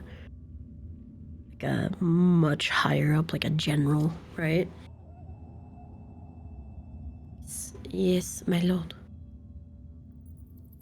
You would notice, as I just realized I forgot to put a token down, you would notice that there is a figure stood relatively close to Lord Hayne, with their attention, their back is to you.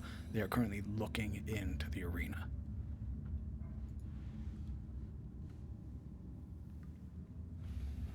I don't suppose we know who that is. That's the priest. Their back is to you, so you have no idea. That's the guess. Said to his left, so that's, if he's facing us, that's this way. Okay. All right. Let's do the thing. Alaric bows steeply and then kind of folds over and lurches after Ranger Man. You would see that the Arcanist and Torog are sat together at the far end of the benches.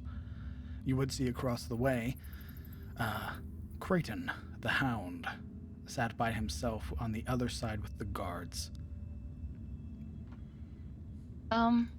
I'd like to just see if I could do like a perception check to see if I notice anything else about the figure over here. Sure. I will reiterate that their back is to you. Okay, so there's no distinguishing things about their dress or anything I might recognize. We'll call this a history check. Sure, give that a shot. History, let's go. Oh, shit. 21. Given the appearance of the garb or the robe that they wear, this could easily be a clergy member, perhaps one of them belonging to perhaps one of the more prominent gods like Bahamut. Though they do not wear any religious iconography that would denote what god they worship.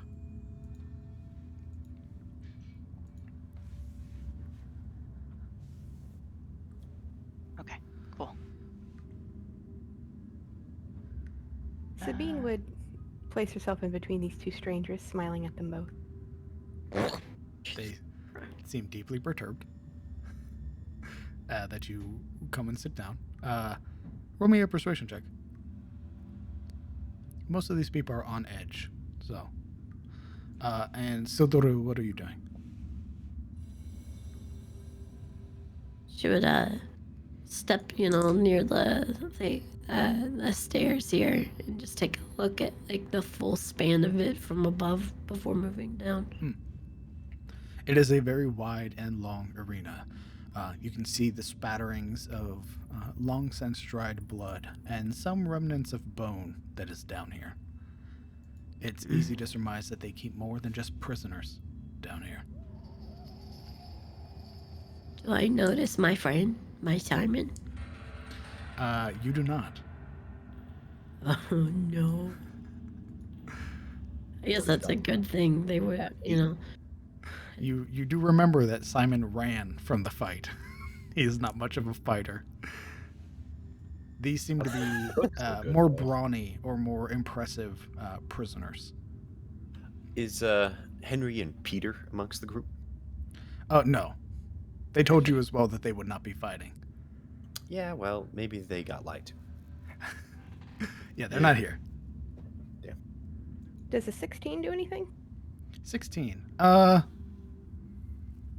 They don't immediately flee to other seats because now all the other seats are taken. No, there's one right here. They look at you sort of warily because they know this situation, right? You can tell just by looking at these guys, the more sort of grizzled appearance. These guys are the arena fighters. So seeing you try to be chummy by like offering a smile and everything like that immediately puts them in like a distrustful sort of sitting with you. But they don't tell you to fuck off, so. That's a win. She would softly speak. Is there anything I need to look out for here? This is my first time down here. I'm sorry. I always smile when I'm nervous, kind of putting on the act after reading the situation. They both sort of look at each other.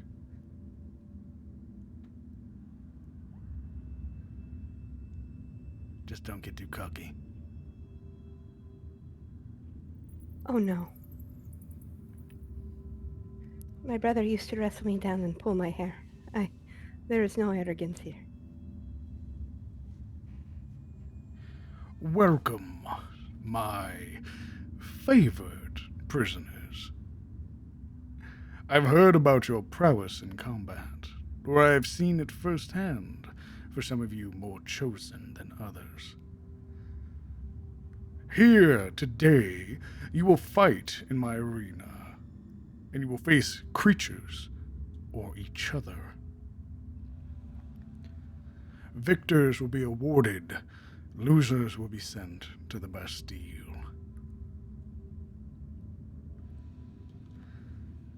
Now, I've had some time to think about who I wish to see fight.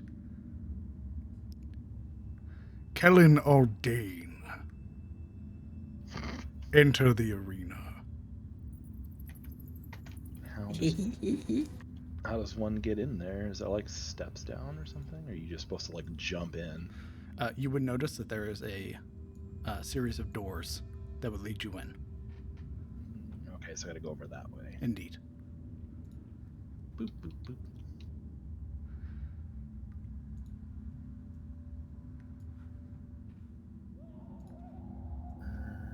And then these doors here go in. I'm Indeed. assuming.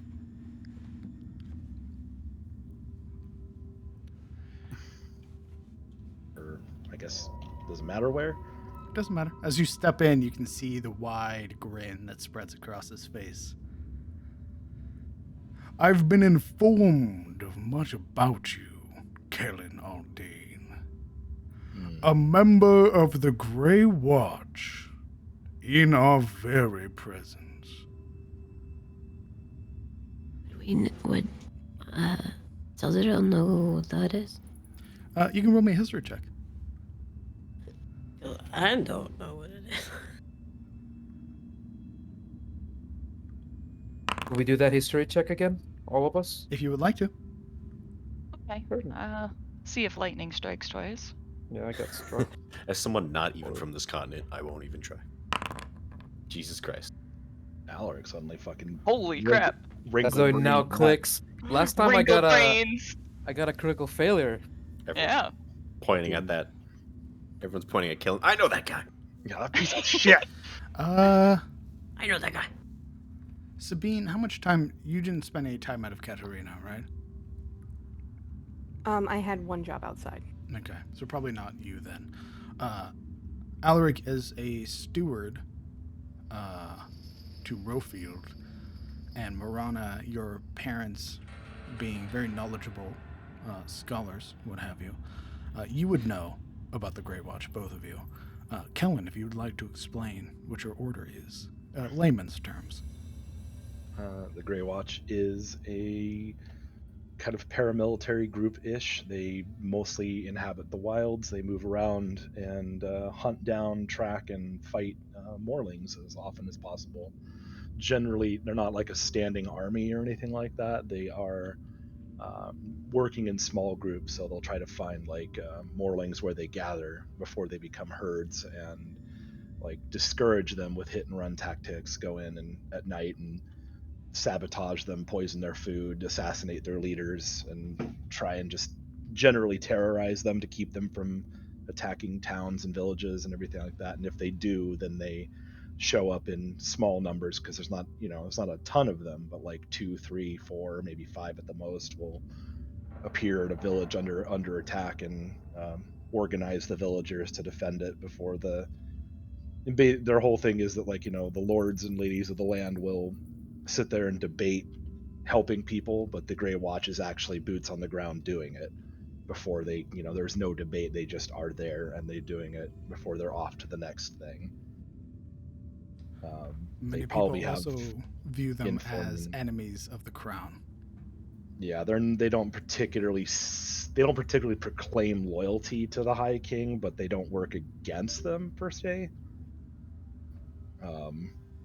They are rumored to have like informers and stuff like that in the cities, but I don't know. I mean, I figured they've worked with the Crown's forces before, like scouting and everything, but again, they don't, They're called in when they're convenient to use. Yeah, I mean, if the High King ordered them to do something, it would be more like, I guess if we want to. I mean, they play nice when they're told to, essentially. But their goal is to defend Tyros from the Morlings more than anything. At least that's like the surface goal, right? That's what everyone typically knows. They're really old. They've been around for a long time, to the point where like the original founding is probably lost to history and the reasons why. But yeah, they wander the wilds and fight off bad guys, mostly bad critters. It brings me great pleasure that I have found something just for you, Kellen Aldane. Your mic keeps cutting out. Let me scoot it forward just a little bit more. Thank you. That's been happening for a while, and it's been annoying the crap out Why of me. didn't you say something? I literally asked. I just did. I did in Discord. Where? Where is she? The Talks channel. That's fine. I have something for you, Kellen Aldane. I think you'll enjoy it. Crosses his arms and stares, waiting. His silver-colored eyes just like, oh boy, here we go. He gestures, sort of a plated hand coming up, and the robed figure to his left begins pulling the sort of wench and chain. You can hear the as it begins to rise upwards, and you can hear this deep guttural snarl. As emerging, you can see immediately the strange features of this creature. Very familiar to you, Kellen. The snout of like a boar, but the horns of a ram. The strange wolf-like ears. This amalgamation of animals that is bipedal that walks out. It's a Morling, isn't it? Indeed. That's amore. As it strides outwards, sort of covering its eyes from all of the bright light, its immediate focus goes from its surroundings to you, and you can see its upper lip sort of curl, the presentation of like gnashing yellow teeth, where saliva like rivulets begin to drip down its chin. But it doesn't move, not towards you. And you watch as Lord Haynes' hand comes up. He crushes it, sort of pulling it into a very tight fist. And it's like the Morling's demeanor changes entirely. This is how combat is going to work. We are going to roll initiative every round. Do I get weapons? No. Of course. At least, not this round. As it appears that Lord Hayne wants to see you fight this thing barehanded. What a piece of shit. So, combat is going to be every round. We re-roll initiative. Oh, fun. And you will face off against the Morling Ravager.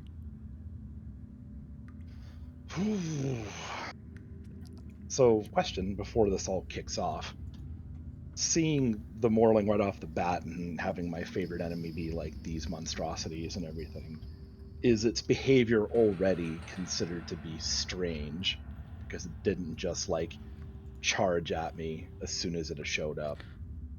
Roll me a insight check as I get everything set up. Had the time. Yes. I would think that'd be more like, well, I don't know if that'd be nature so much because it's not really a natural beast, is it? No, it's not a natural beast. Okay. Just knowledge on this. It's hard to tell. Most of them are very ravenous. They very much act on instinct. So, please roll initiative.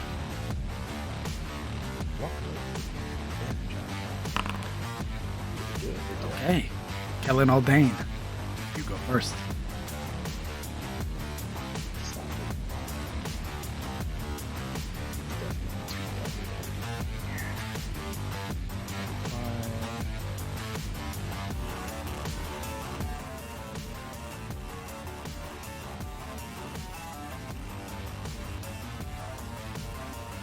Your bare hand attacks are a 1 plus your strength modifier. More exciting.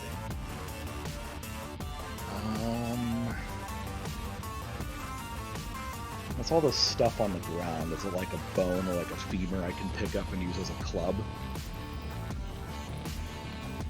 Yeah, it would be improvised. But do you have Tavern Brawler? No. Okay, so you wouldn't benefit any more than you would just punching. Okay. Like I snap off like a femur for like an improvised shiv or something, but I guess it wouldn't matter because it's still improvised, right? Indeed. Yeah. Take 2 steps back. I would say we'll call it. Roll me a perception check, investigation. I'll say if you can find. If you roll over a 15. I will. Never mind. You have your bare hands.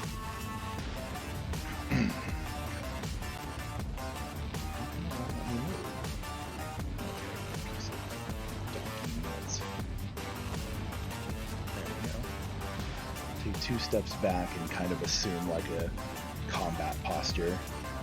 And just now. I'll take the dodge action right here. Okay. You have poised yourself to for any attacks to be at disadvantage. Okay. Knowing that it's taking some steps back, kind of knowing the general range of these creatures when they are in a mood. Indeed. If that is your turn, it is the Morling's turn, who's going to rush forward.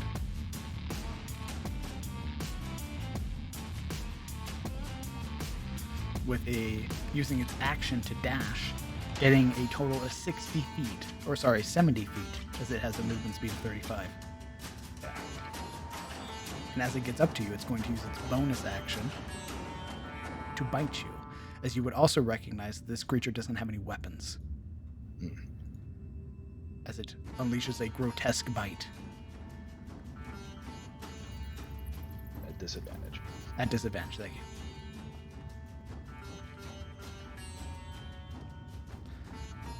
Which misses the large maw of this Morling, lashing out the sickly yellow teeth, trying to bite into the large section of your neck and missing. That. You roll initiative.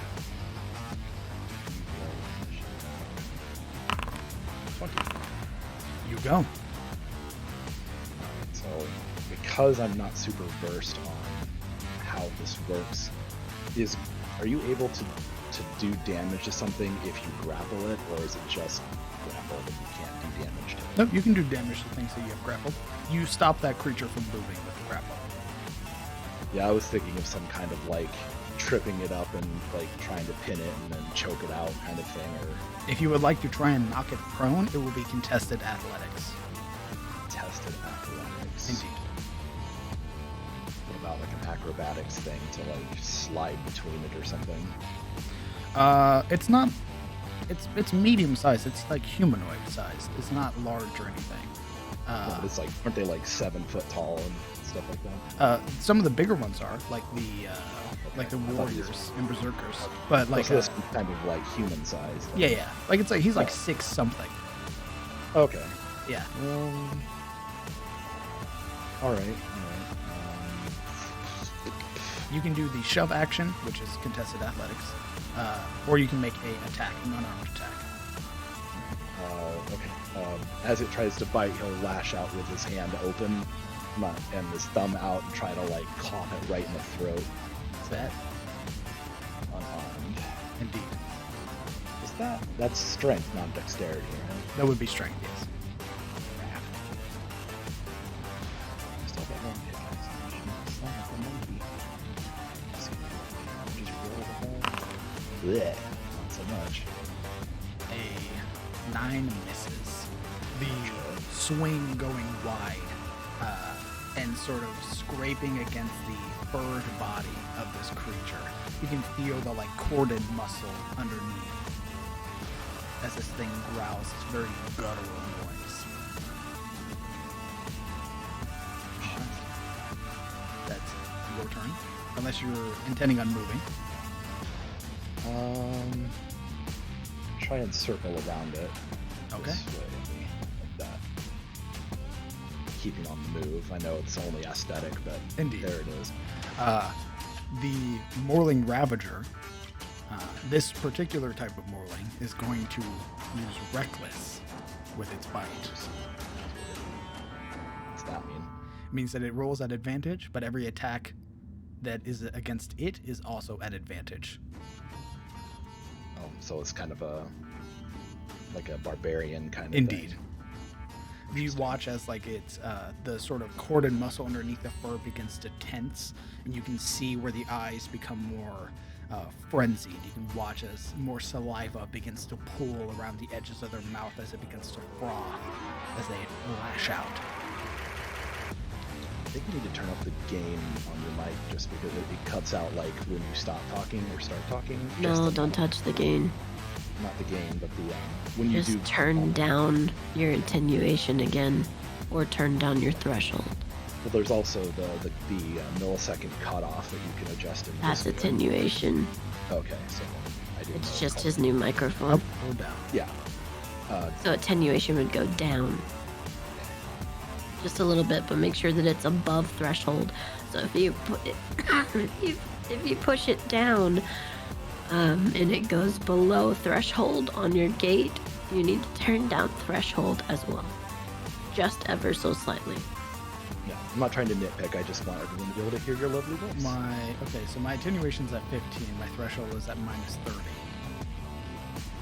I think she should just touch down the attenuation slightly to see how that works. Okay, attenuation's at 12%. Put down your threshold to like negative 35. Okay, done. Word. Let's see how that goes. All right. You should be fine. The bite lands, this sickening rip. As it tears into your neck and shoulder, you can feel this, the sort of weight and heat of the bite as you are dealt 4 points of damage. Okay. Again, because it was reckless, any attacks against this creature will have be an advantage. Okay. All right. Threshold needs to go down a little bit more. Threshold going down to minus 40. Okay, turn your attenuation down by like 3%. Okay. Attenuation's now at 9%. What's Okay. your de-esser at? My de-esser is at 49. Oh, okay. All right. We roll initiative again. That's so intense. Re-rolling initiative. There's no active combat encounter currently seen. There it goes. Okay. Even with advantage, I got a 6. The Ravager goes first. As it bites out again, reckless. With a 16 to hit. Jesus. As you are dealt 3 points of piercing damage. It's dead. All right, your turn. Well,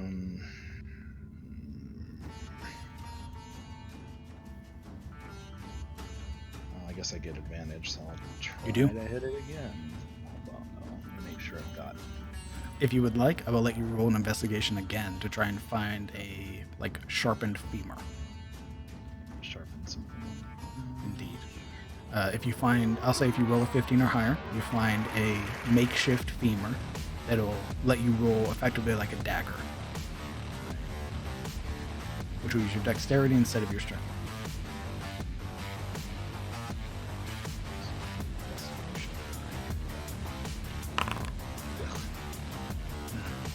Still fists. Okay. Looks like an advantage, so let's see how that goes. Definitely hits. But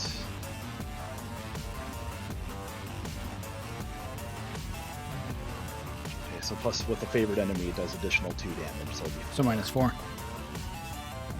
Okay. That resounding crack as you send the creature backwards. palm strike it across the muzzle, basically. You can hear the initial sort of whimper like that of a dog, but then the return sort of snort of a boar. All right. So initiative again. Indeed. Scrap this. Alright. Roll initiative. 13. The Morling goes first with a 21. Rolling that 20. Better that than an attack, I guess. It's still, how long does its frenzied last? Its reckless lasts every turn. So if it uses reckless again, then you get advantage, which it does. However, it just barely misses. Your armor class is 14. It misses. The bite lashing out, sort of cutting just short of your neck, this time aimed directly at your throat. You can hear the very audible laughter of Lord Hayne. Cursing under his breath. Roll. Am I still looking for weapons, or is it kind of... If you'd like to roll again, you may. Investigation, please stop screwing me. Damn it! Just short. Punching down. Still advantage? Yep. 17. That hits, dealing another 4 points of damage. Ooh, this one just uppercut, just... Yeah, you watch as one of the sharpened teeth cracks and is sent upwards, sort of skittering across the floor when it hits. You watch as, the rest of you watch as Torag and the Arcanist are sat forward watching him. Alright, initiative again. You go first. Okay, ignition again. Is it still at advantage, or does he have to use it? Okay. He's using reckless his entire time. This is effectively what the Ravager does. Oh, it just holds that buff forever. Yeah, it once it uses it, it effectively keeps using it until it dies. 14? A 14 hits. Nice, another 4 damage. Yeah. Ooh, big hit. As you watch now, this creature is looking incredibly rough. You can see the sort of the mentality you've seen of Morlings before. They break in combat. They run. You can see that familiar look in this Morling, But you would watch as that look very quickly fades and is replaced with this sort of glazed over expression. Roll me a investigation check. A perception check. 11. You are right in front of this creature. You can see just faintly on the forehead what looks to be like a faint glowing symbol as the Morling goes. Is it particularly... Is it like just kind of an abstract shape, or...? It's hard to tell with that 11. Okay. But it is a symbol of some kind. Indeed. It's something that has caught your attention. Okay. That does hit. As you suffer 3 points of piercing damage. A crit, but it rolled really low. Okay. Initiative again. Damn it, why does it keep doing that? I have to Oh, 'cause reset you it have every to time. set it up. Yeah, just wait until I set it up. Okay, I didn't know. I thought that was like me screwing it up. 20. You go. You can roll investigation again to try and find something. Yes. All right. You find sort of, as you're punching him, sort of sending him backwards, you do, like your foot does kick one of, like a sharpened femur. So when you make your next attack, you won't have proficiency, but you roll a d20 plus your dex, and then the damage will be 1 plus your dex modifier.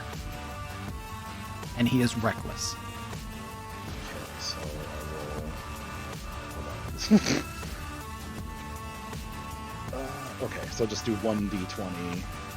1d20 plus your dex modifier, which is plus 4.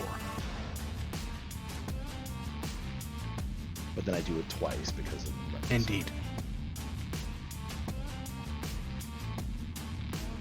Crit. Okay, so this would be And it's 9 because- points of damage. Plus, yeah, the plus 2 from favorite enemy. Indeed.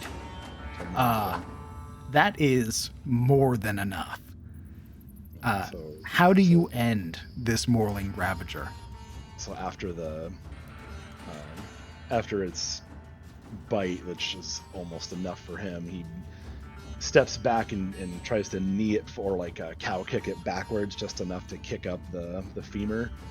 And in an ice pick grip, he lunges at it, grabs by one of the ram horns, and shoves the shiv bone thing right under its chin up into its brain. Savagely. That sickening crunch as the femur breaks through other segments of bone and ligaments, burying itself into the brain of this Morling. You hear the gurgled, resonating as it begins to gout blood, as it slumps into your person and then collapses to the floor. Shoves it off and then spits on it. As this happens, you would hear the sort of deafening silence as the music ends. Nobody cheers. Nobody hurrahs, except for Lord Hayne. How nice of you, Greywatch, to give us a show. I must say, you are everything I was hoping for and more. Take a seat with your... Oh, sorry. Oh, sorry. He's breathing heavily from his activity and almost being dropped at 2 hit points. I'm sure the bone shiv thing is like a one-time use type of deal, right? Oh, yeah. It's buried in it. Yeah. Like clenching his fist as he like stares kind of very angrily up at him.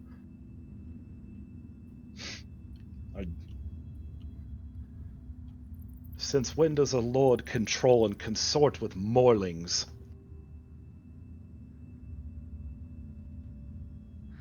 His grin only grows wider. Even from here, you can see the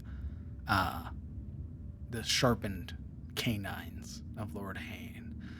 With this sort of difference in height, him being some 20 feet higher than you on this platform, that grin becomes a sneer. They are weak and feeble creatures, Greywatch. They are mine to control, just as they are anybody else's to control. I will admit, you surprised me. I was expecting you to fall. And for a moment, I had contemplated letting the Morling have its way. But I see that would be a waste. You were cutting out. Sorry, you contemplated what? Letting the Morling have its way. Oh, yeah. But that would be a waste. He gestures to his left, and the priest, hooded still, the hands pulling apart from underneath the sleeves, gestures and mutters to themselves. You are brought back to full hit points. Wow. Take your rest, Kellen Aldane. You'll need it.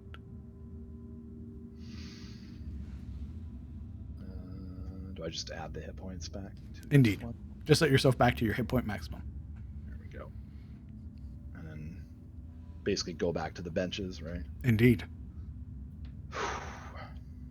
I'll just skip the long roundabout. There you go. Sitting on the bench, but he's still like glaring up at Lord Hayne. He has that sneer the entire time. Alaric Crowvane. Hopefully he hasn't been Venezuelan. Alaric, thus far, has been cheering for the ranger under his breath, very quietly, very to himself. The Arcanist and himself, on account that he hasn't beside him. Once he's called up, his instinct is to... Is that a pillar? What's in front of him, by the way? Yeah, it is. He tries to sort of dissimulate angling beside it to hide a portion of... Ruh-roh. You cut out. What peeks out from behind the pillar is him looking towards Samuel.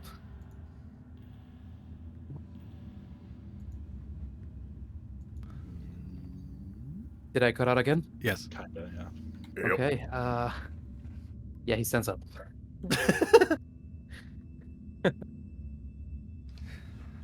I have heard many tales of the Knights of Karim. I look forward to seeing it. Enter the arena, Alaric. From this afar, rather than match his register and shout, instead, Alaric bows wheedlingly to him and everybody looking. And a sound is not loading, but he's moving there. Oh, he loaded. I will ask you, what is your weapon of choice? What do the Knights of Karim use?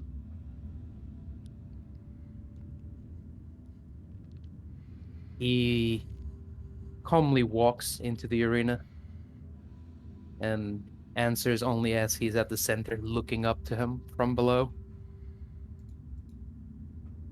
Lord Samuel Hayne, I am no knight, but my master used to hammer, and that is what he taught me with. A hammer. Very well. Guardsman, procure a hammer for Crowvane. Like a two-handed hammer or a one-handed hammer? The knight stood beside Lord Hayne, rummaging through the weapon rack, produces a maul. And it is thrown into the arena with you, sort of skittering to a stop at your feet. You will find it in your character sheet. However ragged and spent and used and overwrought from said use the hammer looks, Alaric stoops over it, watches it with a sort of ceremonial kind of respect. He squats down and with a hand brushes off the dust from its handle, from its head. Then very calmly takes it, feels its weight in his hands, and with it comes a strange sense of relief, as though underneath him, this promise of violence he could understand more than anything else. And he stands up again, waiting. I have something special for you, Grovain. Something I'm certain you've fought before. Do not worry. Given your ties to House Ashford, consider this a trial. One for amusement.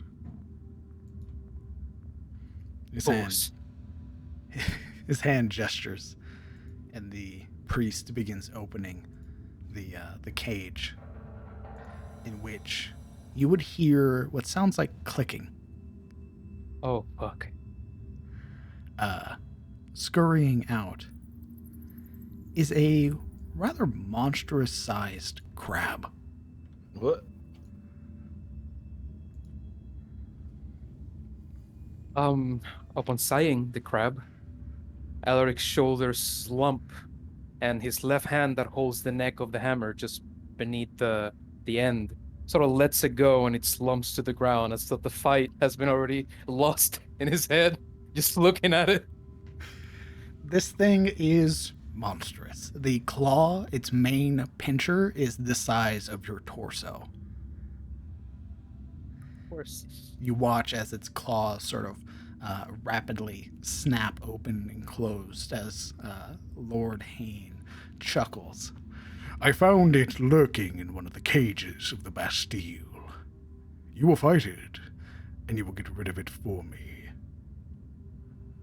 His hand opens and closes into a tight fist, and the creature moves as if compelled. Its initiative. Is this like a nature creature, or is it a monstrosity as well? It's roll me a nature check. Of course, you throw little aliens at me. Damn it, my dice. It's hard to tell. However, Alaric, you go first. Very well. Alaric will spend the whole of his turn taking 2 stagger steps back and falling on his back. Okay. He's looking at the crab in awe. His face twitching. From this prone position, this thing looks even bigger. And if that's your turn. That is my turn. On its turn, it scurries with a movement unfitting for a crab. Oh no, it's not slow. But, This thing rapidly approaches you. And it makes its attack against you. If you are prone, it'll be at advantage. They hit stand up by then. Okay. This is just one attack then. A 6 misses, however. The giant claw sort of catching some of the rough spun fabric and almost taking hold of your midsection, which you can see the giant, the claw, the crushing power that would have followed suit. You can see the reverberation from the hit as it snaps its claw closed. You all hear it? That high registered pitch of as it ducks under the claw and comes stumbling beside it, trying to find a blind spot, hammer tottering along, dust kicking up. I think I'll go for an aim shot at one of its legs. Initiative again, good sir. Oh, yes, it is. Of course. You go first. Okay, here we go. God, I love this music. Alright, so it will be an aim strike at one of its legs. Okay. The like armor class for this creature did increase. Indeed. Let's see.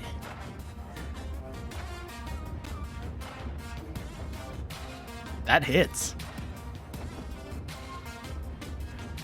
This resounding crack as you watch the sort of white tissue on the inside spill out underneath the rough shell that makes this thing. You have reduced its movement speed by 5 feet.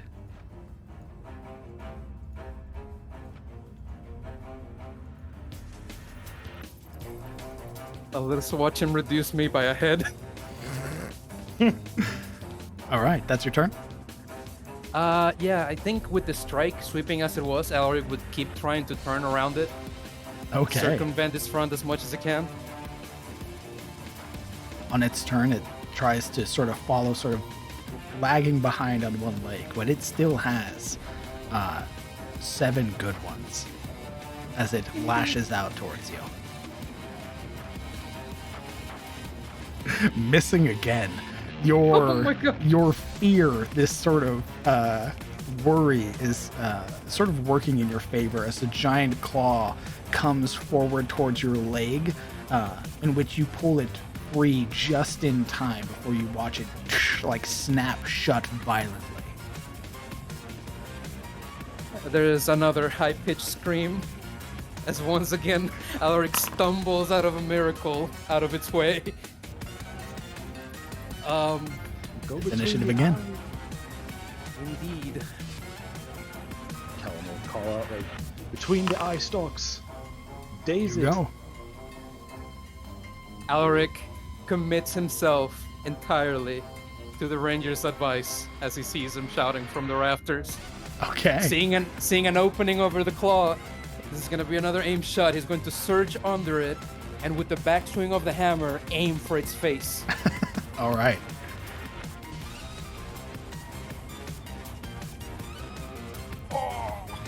At 13 misses. The resounding strike of the maul hitting the carapace of this crab, you shake the creature, but you do not damage it.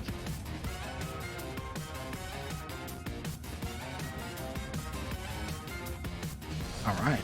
You staying there? Nope. Once again, he'll scurry right out under it from behind. Okay.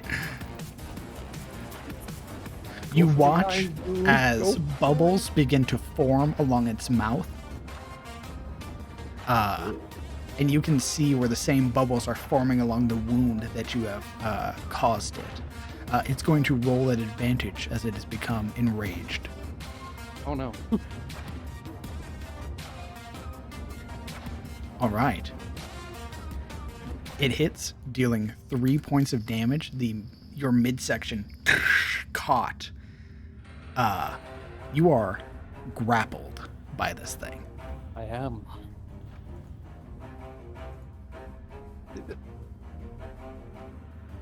All right. It is holding you, and it's initiative again. The crab goes. Oh, of course. Its it other does. claw now bearing down on you.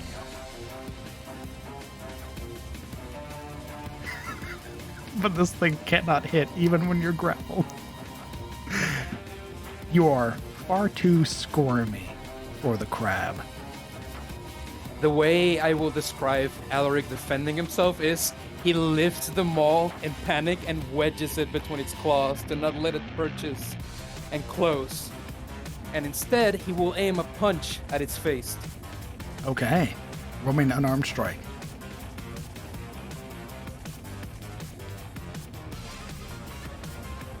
An 18 hits. Is that a called shot to the eyeballs? Was that a called shot or just a hit? Just a hit. Okay. All right. Do you hear this like chittering noise that comes from its mouth? The building mass of like brine and bubbles that form along its mouth growing more intense. It's initiative again.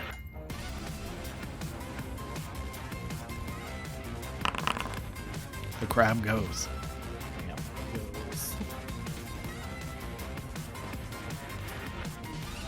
With a 15 to hit. It hits. The claw holding you begins pushing down onto your person as you are dealt another 2 points of bludgeoning damage. It is, you can see it's preparing its other claw and grabbing, like trying to wrap it around your thighs, like it's ready to pull you apart. It's your go. We will attempt to break free. Okay, that'll be a athletics check. Indeed. Athletics or acrobatics, sorry. We'll go with athletics. Let me check. You just fail. Ooh. 11 is just short of being able to escape. Trying to wriggle free, the other claw manages to pull itself onto your person. That is I your believe action. that's my turn, yeah. Indeed. It's initiative again.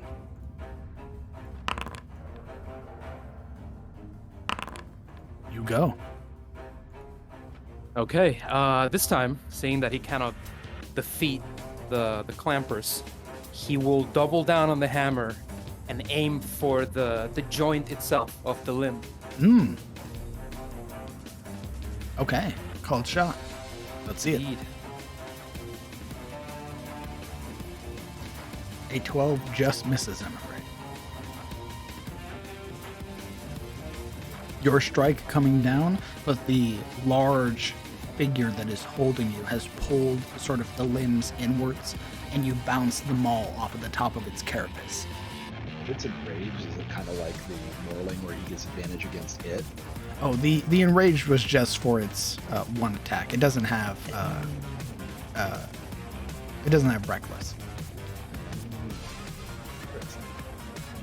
Which all fails. It is the crab's turn, in which it begins to try and pull you apart. That is a 15 to hit. It does. You suffer 5 points of damage as it begins to try and pull you at your waist.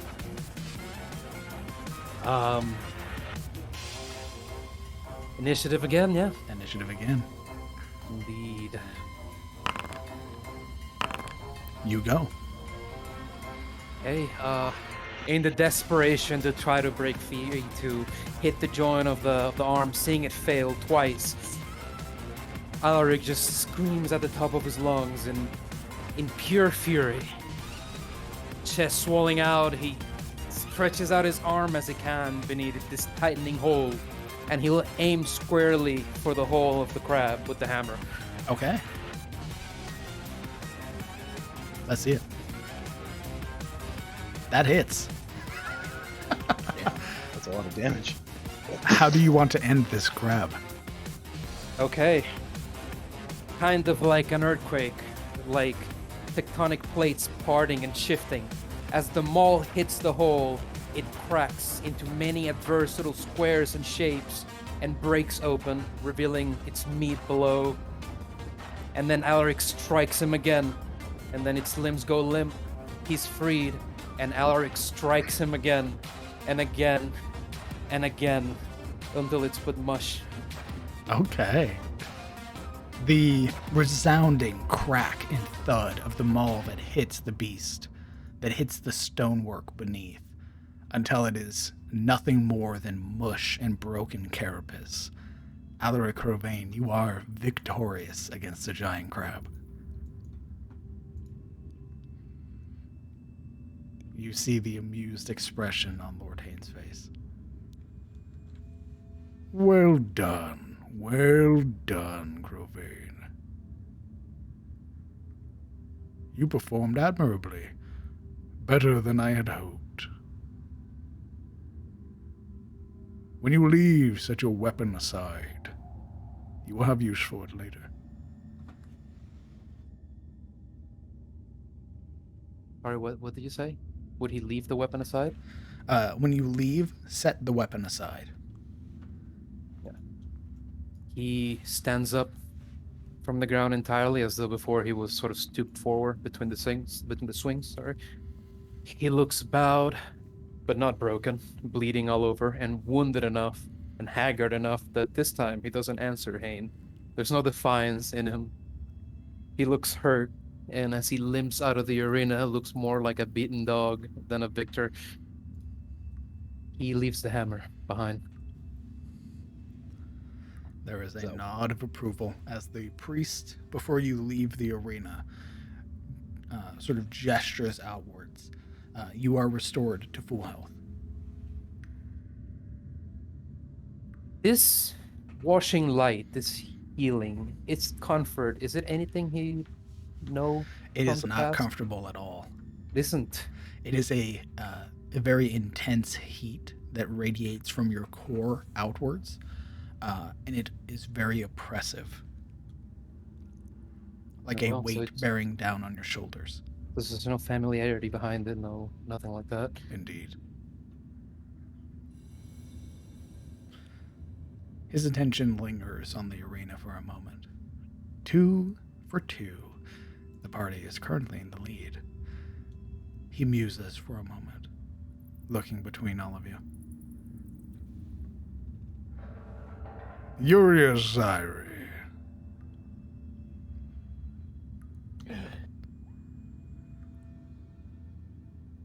She seems, she has sort of this entire time she's had this sort of drawn anxiety about her, staring at the fight, this with pretty much no expression except the tightness in her jawline when her name is called.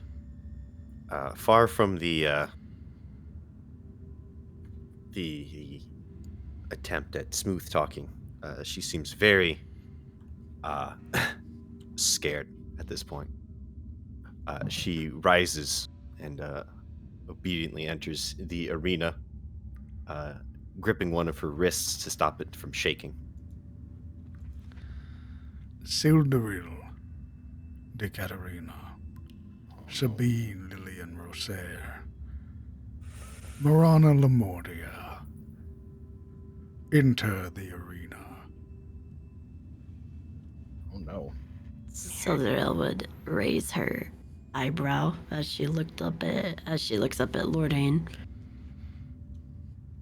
And sigh as she stands up and kind of cracks her back as she does so. I have something very special for the 4 of you. I heard some of you are faster than others, more agile, more nimble. I wish to see it. And I will. You do not get any weapons. You must earn them. Sildaril would frown. Sorry, could you repeat that? My Discord shout out. You must earn your weapons. Yeah. Allow me to introduce to you your challenge. He gestures, and you watch as the bars don't even open. A rippling coloration that is immediately discolored, sort of changing the hue of the floor and the bars, sort of catching the light and reflecting it. You can see what appears to be bodies floating as secreting out of the prison is a strange amorphous cube. Motherfucker. You would see the inside of it is littered with bodies and weapons. Your task: earn the weapons from this creature and use it to kill it. I found this lurking in one of the cells of the Bastille, consuming other prisoners. Put it down for me. Begin. The fight this time, it is not initiative every round. This creature is going to move towards you. Your objective is to get weapons from this creature and kill it before it eats you. Roll initiative. Sighs in slow moving elf. really slow moving. Sabine stealths. It shouldn't have. I hit initiative. No, it probably just juried you. So don't worry about that. Okay. Are you hiding? Dame Sabine.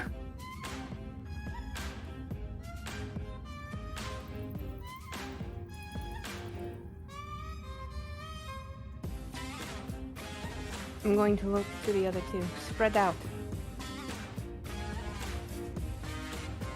And move back.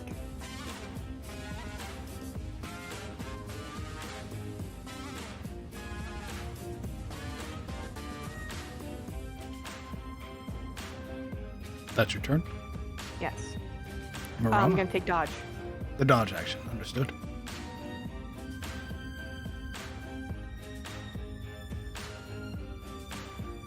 Marana Lamortia. Okay, what would I know about this creature? Can I roll something? Indeed. We'll call it a...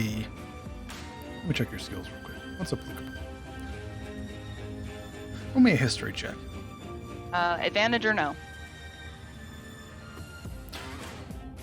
Given what these things are, I'll say advantage, yes. Alright, how do I do that? Control Shift. and then hit it? Alright, shift. There we go. Control will roll at disadvantage. 21.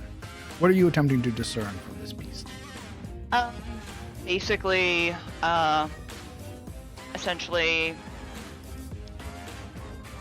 like, how fast it would move, what kind of attacks does it do? You would know that it's, these are more sit and wait type predators. It's hard to tell how fast these things are. But they do attack with pseudopods. Their forms ripple and form these bludgeoning things.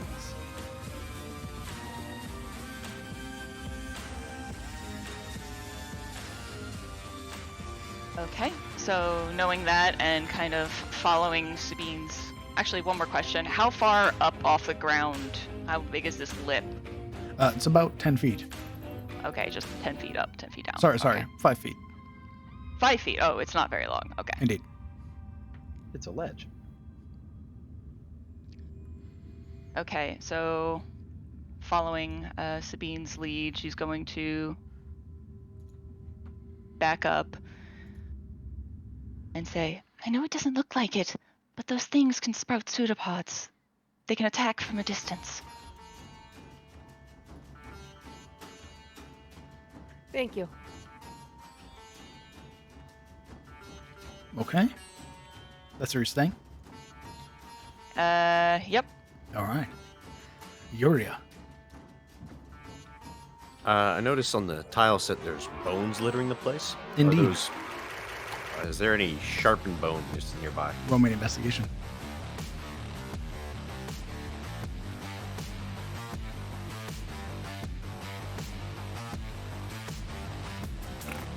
In your anxiety-filled moment, none that you can find.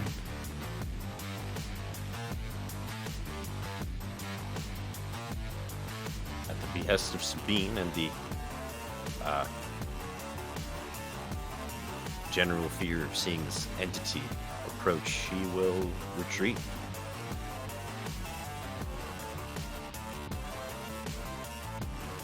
Okay. Yeah, I forgot to call it on my turn, but dodge action as well while she backed up. Sorry. I'll allow it. Okay. Neat. I will also take the dodge action. Okay. Siduril de Katarina.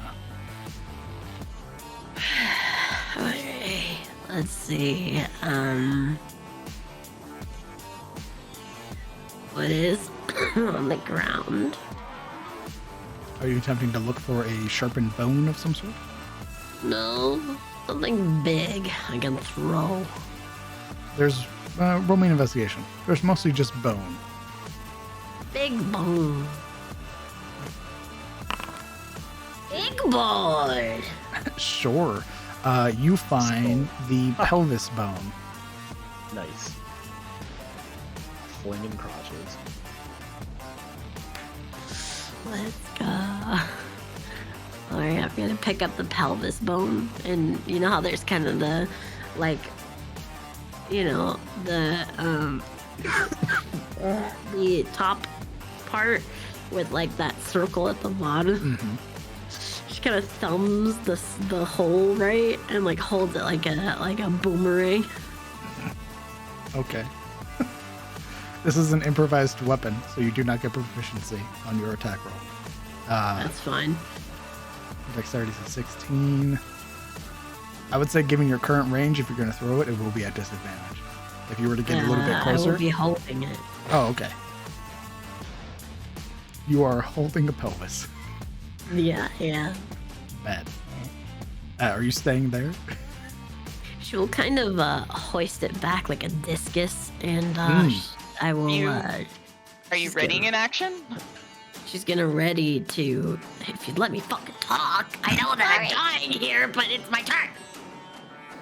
And she's going to hoist it back like a discus, and kind of haunch down and hold her like other hand forward, and wait for the cube. So she's gonna I'm gonna ready an action to throw it.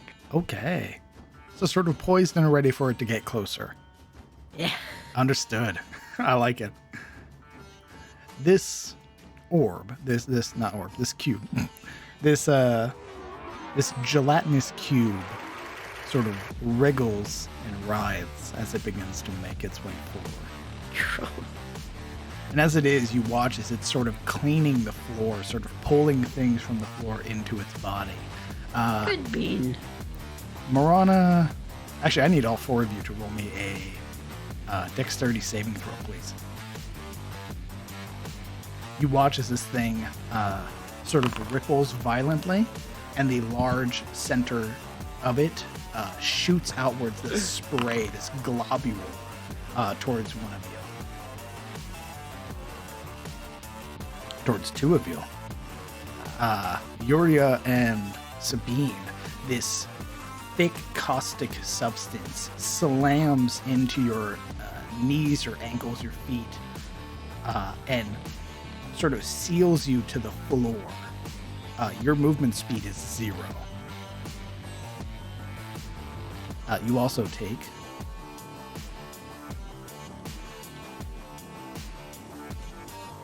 you both also take 2 points of acid damage.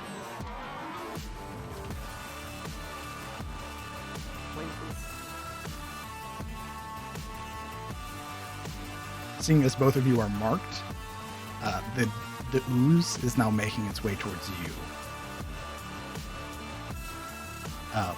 But it doesn't move very far. That's its turn. Sabine, your movement speed is 0. You can roll another acrobat or another dexterity save to try and get free. This will be your action.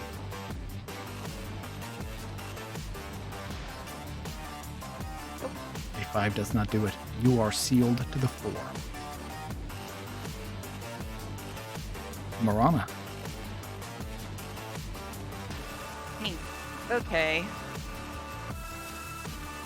So, what would it be to take an item from the cube if we're able to find one? Roll me a perception or investigation. Sure.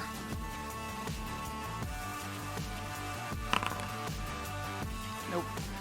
8. Well, it's not an incredibly high DC. You would notice that as it's moving, though it is picking things up off the floor, other things are being pushed out of it. So you would see that behind it is like an axe of some sort of clattered on the floor, covered in slime.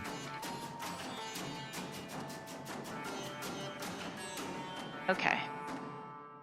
Neat. Neat. And it seems focused on the ones that it has glued. Mm-hmm. Neat. Yeah, the two that it hit, it seems to be moving towards. And you would know that these creatures are known for consuming prey. Yeah. Alright, neat. With my roll earlier, just do I know if this thing has can hear.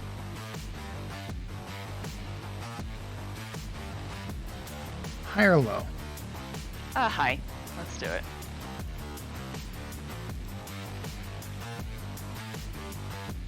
You would not know. Okay. You are your parents are monster hunters, and you had a lot of time to read. But like the intricacies of slimes and oozes and stuff like that, they aren't like tested, right? It's more so hearsay. Some of them say that they use like a blind sense to hunt things. Others say that they are fully aware of their surroundings and have full senses. So it's really hard to denote it. Okay. So I see that there are items being pushed out of it. Sabine and Yuria are currently dealing with that. I'm going to check and see if there's any sort of, again, bone fragment. Yeah, roll me investigation. Yeah. There is like another sharpened femur that perhaps Kellen passed over in his worry. And you said that would be more like a dagger? Mm-hmm. You could use it akin to a dagger. You would not have your proficiency. So it'd be 1 plus your dexterity modifier. Okay. So, Morana will pick something up and say, "It is leaving weapons in its wake. Get free as quickly as you can. And maybe we might be able to draw more out." All right. Are you staying there?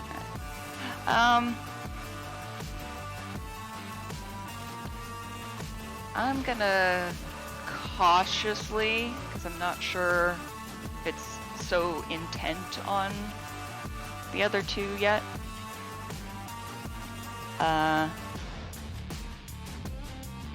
Actually, yeah, Morana will just scooch over 5, seeing how quickly she could potentially grab something with her bone shiv in hand, and kind of wait and see with this cube a little bit more. Okay.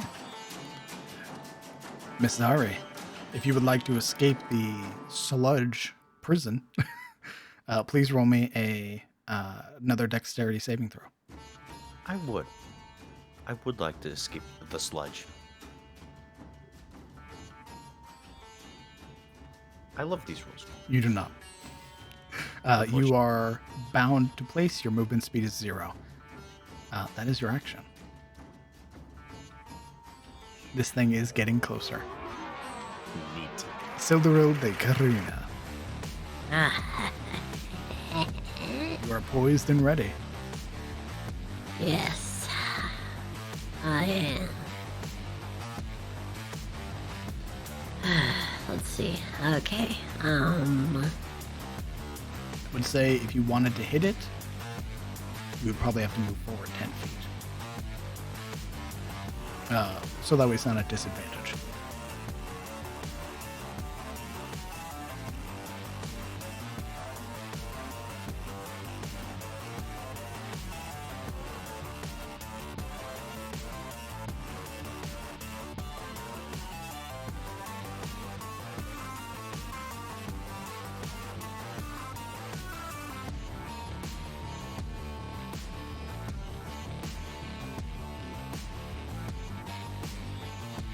Oh my god, I can't. Where's my little ruler? I wonder why it's not. It hasn't been updated for version 9, so it's really buggy, so we can't use it, I'm afraid. Alright. It's a quality of life module that hasn't been updated in a very long time. I'll move here for a full 30 movement. Okay. You are now well within range. I will aim at the very edge of the cube and try to dislodge something with my pelvis bone. Sure. She We'll call this. She will chunk back, right? It's like a wind up of a heavy crank as she just pushes backward and just fucking jettisons this thing as she spins her body. We'll, seeing as you're putting so much torque on this thing, we'll call it a strength check. See if you knock something free. Yeah. Hurling this thing like it's a discus, like it's a shot put. You fire this thing forward, this pelvis bone, and it cracks, sort of rippling through its body. What's your modifiers of +3 to your dex? Sorry.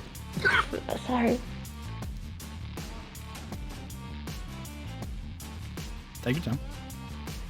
Yes, my dex is a +3. Okay, so that would make your damage a 4. But given the type of creature this is, it does have damage. But you do knock something free. Something clatters to the floor over here. Ooh, what is? Actually, let me roll for that real quick.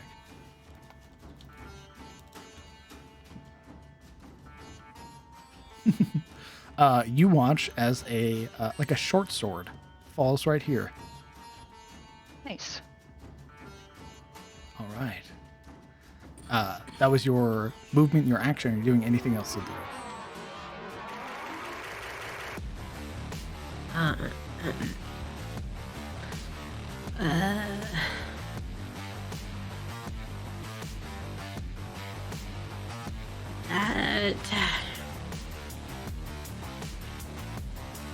That will be it.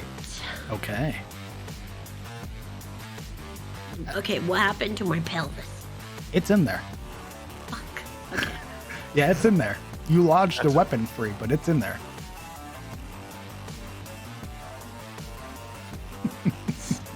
Can't believe you watched No. Okay. That sounds good. At the start of the cube's turn, you watch as Lord Hain's hands sort of extend forward, open palmed, the wide grin on his face.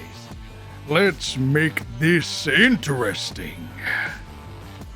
The hands flare momentarily as the cube's speed is quadrupled. Shit. I need Sabine and Yuria to both roll me an intimidation check, please. This will determine who it goes for. The lower the roll, you go for. It goes for you.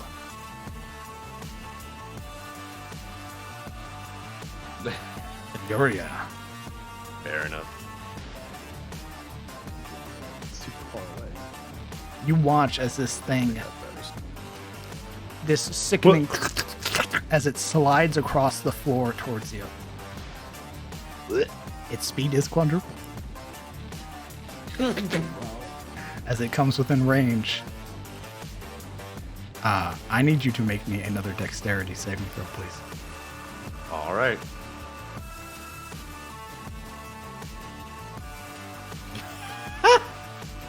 Ooh, that damage should be adjusted. That's not right. You are engulfed. Oh, sorry.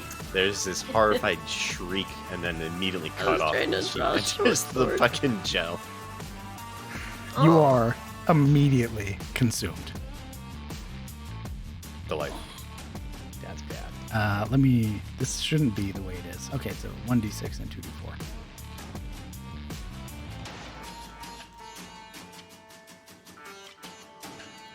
Oh my god. Okay. Yuria, Yep. you're knocked unconscious Awesome. as it consumes you. Does that mean I'm dead?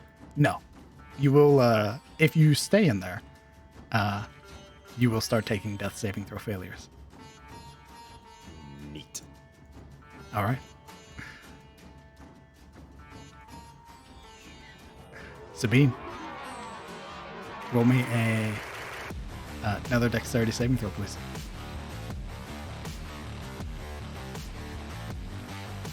You managed to rip yourself free of the sludge. Do I have my movement? Yes. All right. When it moved, did it drop anything else out behind it?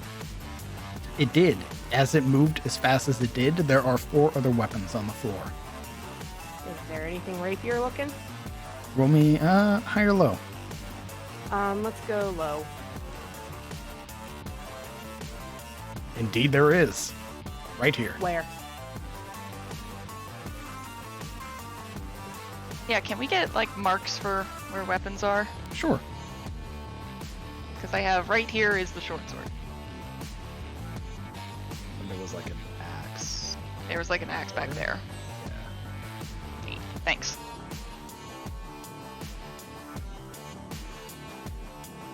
There you go.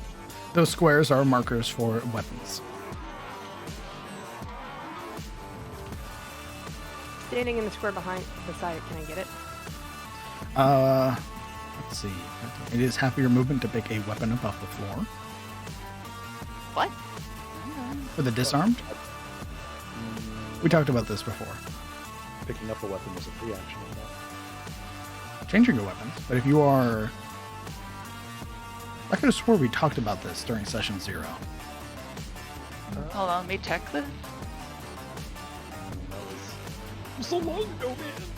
That's fine. You can use your... It's a free action to pick up the rapier for now, but in the future it'll be half your movement to pick a weapon up off the floor.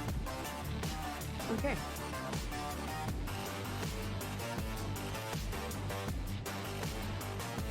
Why did it do that? Why are you rolling stealth? I have no idea why it does that. Okay. You currently have in your possession a rapier. I will add it to your sheet.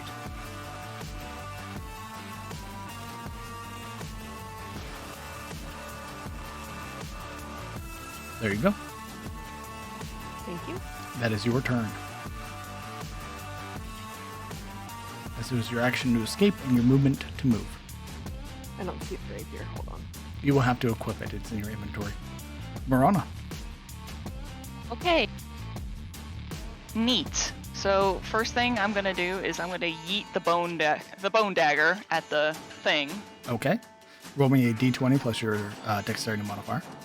I don't have the rapier on my sheet. I have worn pickaxe still, but not the rapier. Scroll down to item. For some reason, it didn't get added. Oh, strange. Let's try that again. Rapier. There we go. There. You now have in your possession 2 for some reason. Oh, no, that's the weight. Never mind. All right. 23 definitely hits. So you said that was just gonna be 1 plus my dex? Yes, 1 plus your dex. Alright, that's gonna be 5. 5. And then I'm gonna shimmy sham over here and pick up the short sword that's over here. All right. And then what's this weapon in front of me over here? Let's see. We had axe, short sword, rapier, great sword. Okay. Can I kind of, Morning like- Star. Alright, neat. Can I kind of like try and kick this over to Solderil? Roll me a acrobatics. What are you kicking? Which one's that? A great sword. Great sword. Yes. Absolutely. In fact, it almost jumps into your fucking hands. You monkey grip it with weird monkey toes. Yes. It skids across the floor and lands perfectly. Hilt presented for Silduril. Solderil kind of raises her eyebrow and is like, what that toes doing? All right. Just gives Solderil the nod. That is your turn, I believe. Yep. All right. And it's still a movement, but I'm not gonna take it. Yuria. Private, roll me your death save and share with us a memory. Oh, brother. Already this, huh? When you write up more death saves.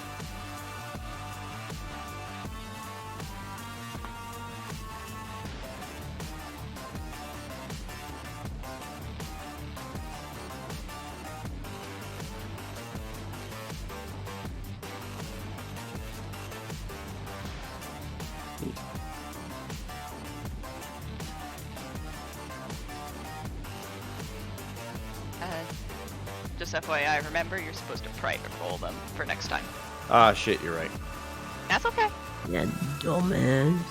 Well, it doesn't give me the option to pray. Well, I guess I can. Yeah, it fucking does. Shut up.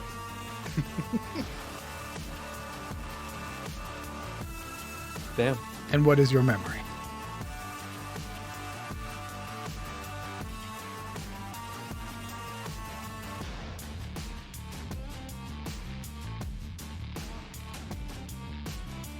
Amnesia. Are you picking from your list?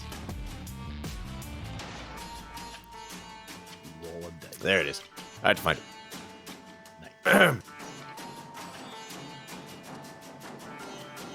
Once, when I was still battling with newfound maturity, a minor family came to our estate during a fall festival. They brought their son along.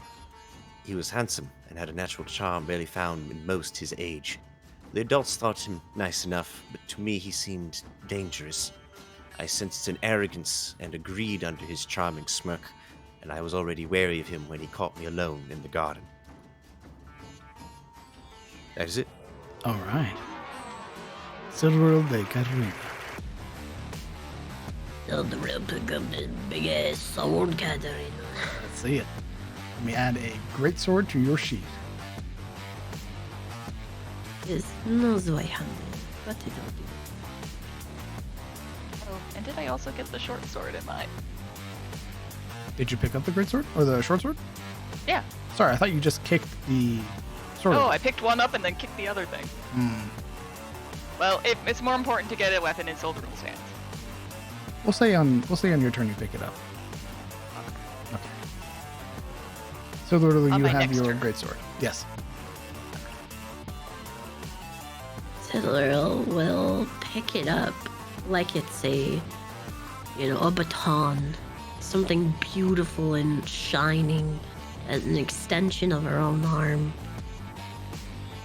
And she will flail it out to the side and examine its edges as she turns and looks at the cube, really flourishing, for Lord Hain, and she will scrape it along the ground, creating this just eerie sound. And that's my action. I can't do anything else, right? To pick up a weapon? No, we already talked about that. You can make an attack roll. All right. All right. Let's see.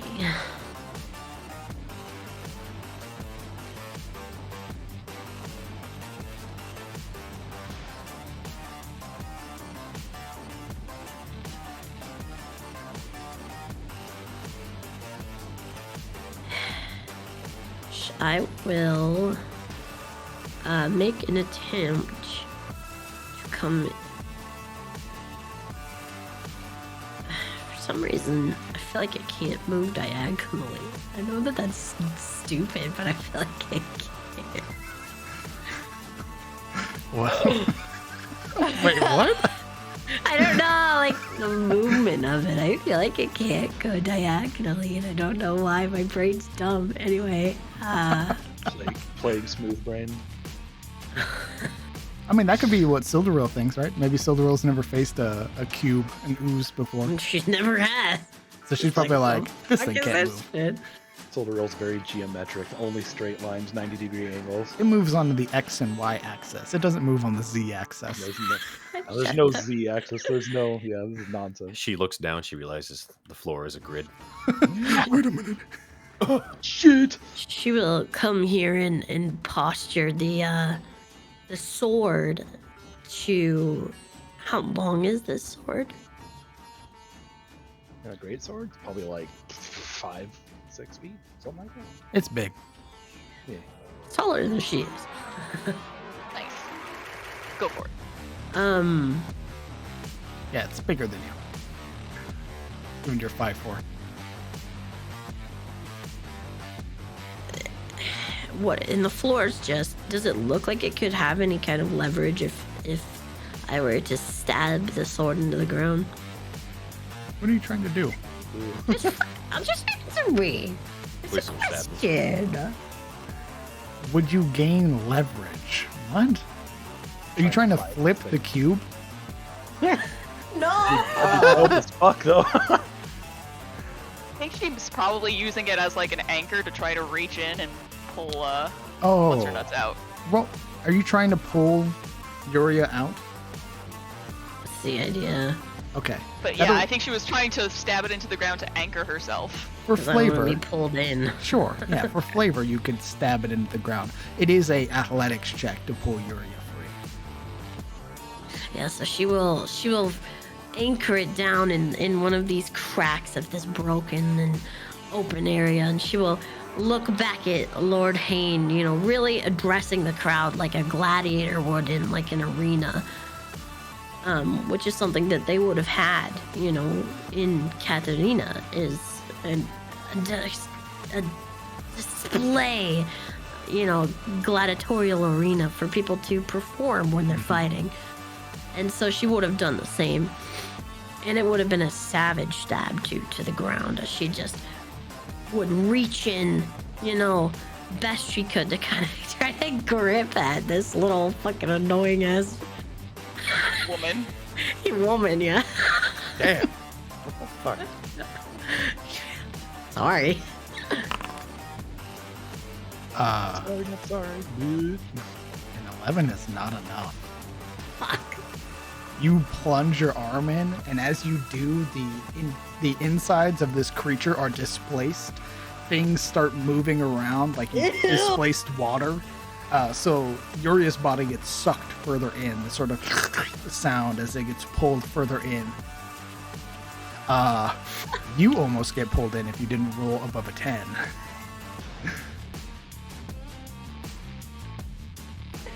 All right. That is your action. Are you doing anything else?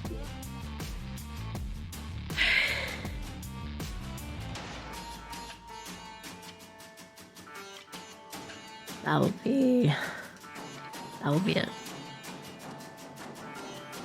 Okay.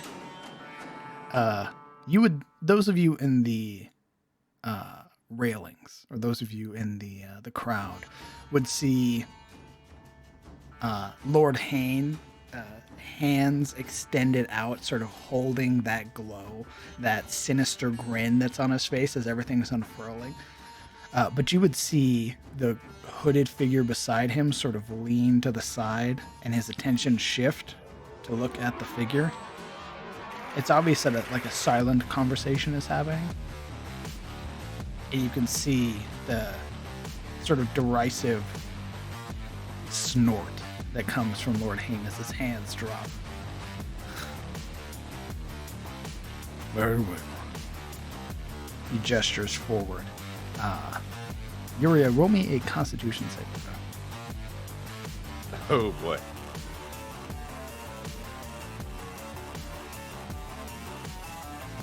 Bro, we are not rolling well tonight, brother. Okay. You are brought back, but you are still stuck. Oh, good. So you are healed by the priest, but you do not escape. So you are inside of this thing. Just like fucking underwater walk your way out and be like, ew. Yeah, she, you see her, like, jerk to life to try to suck in air only for gel to fill her nostrils. This briny seawater. As it is a weakened sea cube. On its turn, given that it has one person, it's going to make an attack against you, Sildura, with its pseudopod.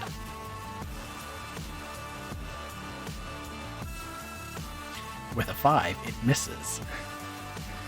Yeah, she'll dodge beautifully, right? Like it's like a back bend from hell, right? Just Matrix dodge. You scrapes her toes like along the ground like a ballet dancer. you get like some like residual like ocean spray from this creature as the pseudopod flings out and pulls back in, causing the body to ripple. Did you see my map in chat there? Oh, sure. If you would like to roll a nature check. That'd be great.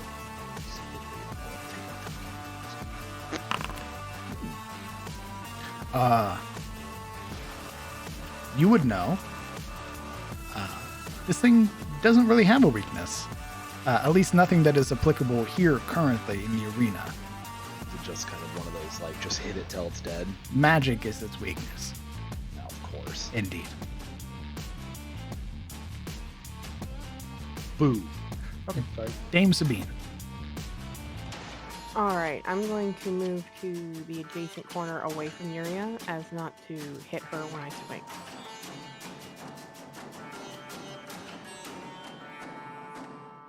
Let's see it.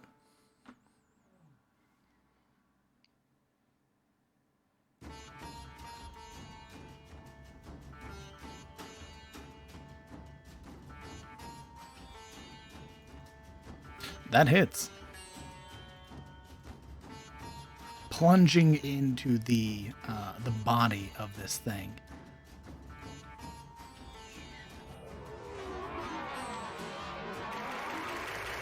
Let's see.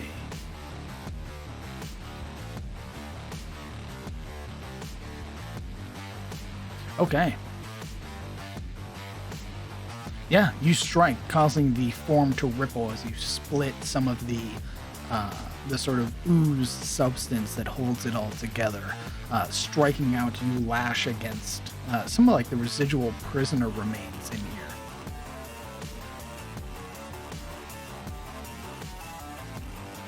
And those in the audience, well, the onlookers would see her as she places one leg back in a stance, kind of making herself long ways, so it's less of a, it's visual only, but less of a hitbox, like this woman has handled a sword before.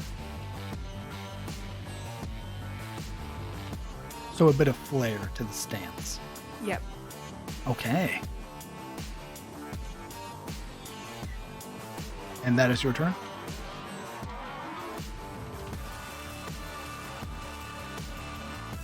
Marana Lamordion. Neat. I'm gonna kick up.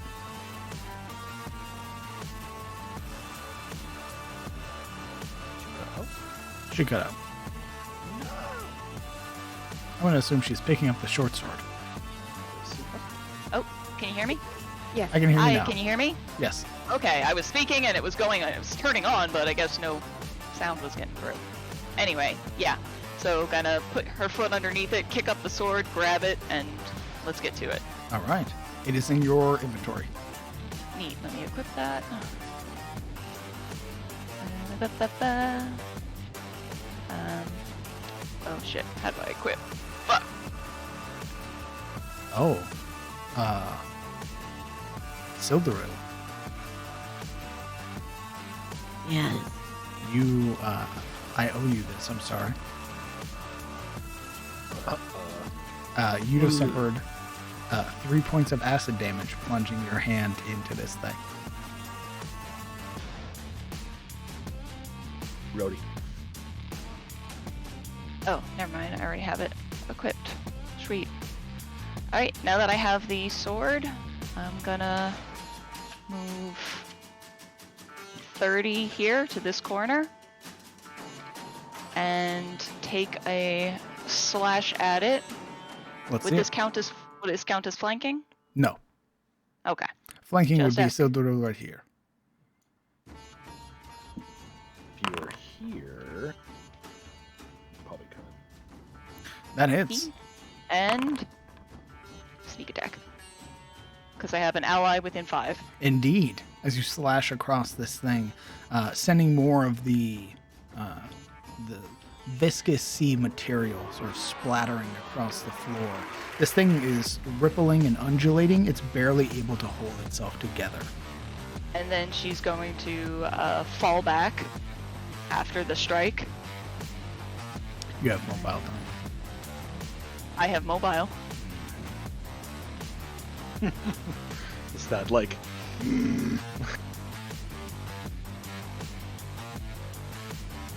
Okay, you move back. And that's your turn?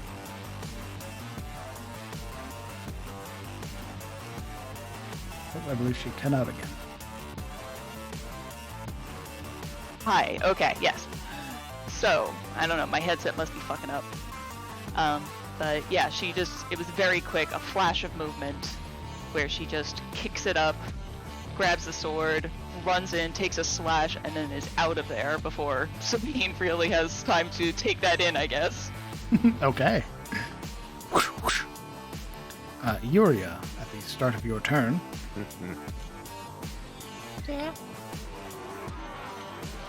You suffer 5 points of acid damage. Neat. Inside of the cube. What are you doing? Getting out of the cube. Okay. Actually, is there a weapon that's close to me in the cube? My hand. There is a Silduril reaching in for you. I will. You grab can her. choose. You can either choose to go out with Silduril, or you can look for a weapon. Sorry, you cut off. You can choose. You can either stay in here and look for a weapon, or you can leave with Silduril. In your attempt to leave, you'll have advantage. Then yeah, we will leave with Silver because I ain't surviving another. Okay. I ain't living in here cheap. Go ahead and roll me a athletics or acrobatics with advantage. Smart boy. Sorry, strength or dex saving throw with advantage. Estoy convenciendo baitos. Thankfully, you succeed and are pulled free. Let's go. Nice. She falls into you and immediately hurls gel on as your nostrils and mouth are emptied of the goo. It is. She is not fake. Yeah, it is grotesque. Okay. It appears she has been thrown up on before. Yeah, there's this like as you like pull free of the creature. She'll narrow her eyes. All right. There are no weapons around you currently. I'll say that is your turn. You are no longer taking damage or engulfed. Neat. All right. So, You can throw a punch if you'd like. if I throw a punch and I punch the gel, am I going to take acid damage for sticking my hand in it? You might. Yeah, let's not do that. Think Okay. about it. Consider it. Let's not. So Let's not punch the cube. But Time for choppy toes. Seeing that Yuria is free from the cube, she will unwrap her arm around her, right? And she will replace it on the bottom of her hilt. And two-hand grasp this bitch. And she will bring it up high and bring it down hard. Let's see it. do it, do it, do it, do it.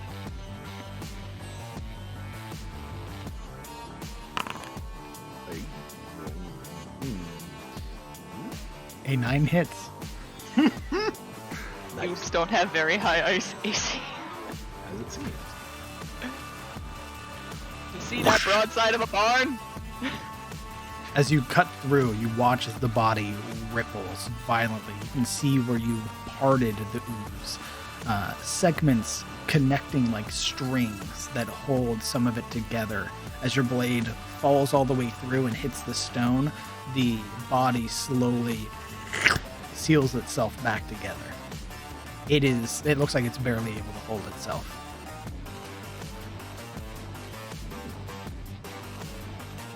You might say, is it looking It's looking Yeah. mortal.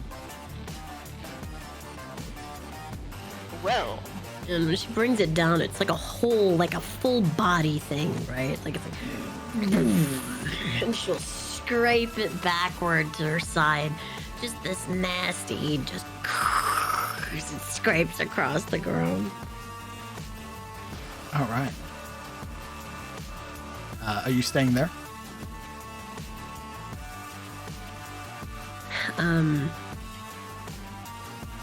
Let's see. She will.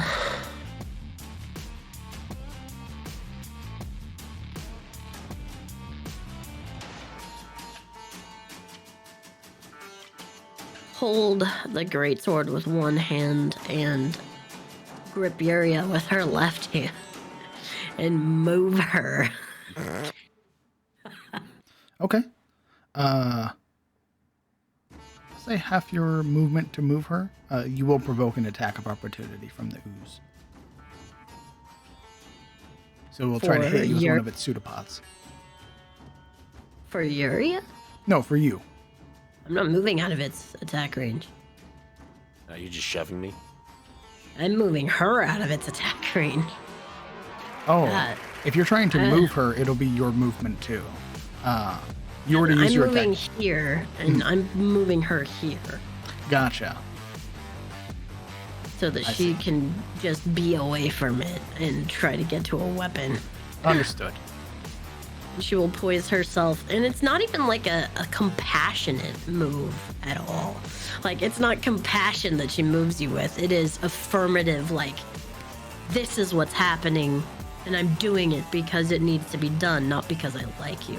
Mm-hmm. And she moves you, and she postures her, her leg and sweeps her around to stand in front of her and faces the cube, re-gripping the large greatsword with both hands and readies it. All right. Yuria is just staggering, not even aware of like your. She still doesn't seem aware of like how you. Oh, all right. Continue. Oh, okay. She doesn't seem aware of your posturing or your like, your dislike. She is still concerned with getting the gel out of her eyes. She's just sort of like wiping her face off and coughing up, breathing for air. On its turn, it attempts to engulf you, so roll me a dexterity saving throw, please. Is it an attack? It is not. It just moved. It just moves into your space. That is the really odd thing about these alien-type creatures, is that they can stand on other people's spaces and consume them. Swing at you with lethal intent. So seeing as you were the last one to hit it, and for a lot of damage, it is attempting to eat you. So my wings wouldn't help here. No. This is a saving throw. What is it? Dexterity. Dexterity save. You succeed. In which you are sort of shunted out of its space as it tries to push itself on top of you. I will free action speak to Yuria. Move.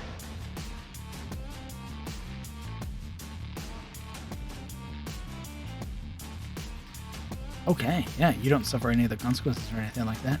All right. It failed to consume you. So its pseudopod, let's see, because it is stupid. Its pseudopod tries to hit Sabine. Piece of shit.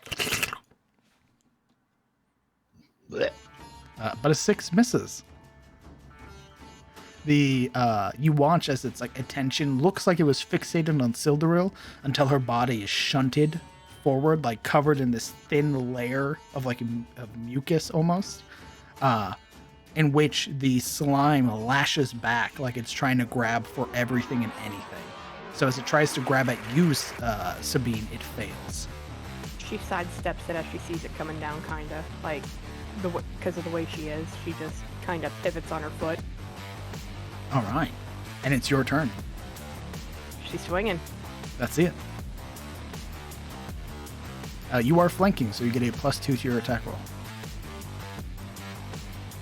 Not needed. Dealing 8 points of damage. All right.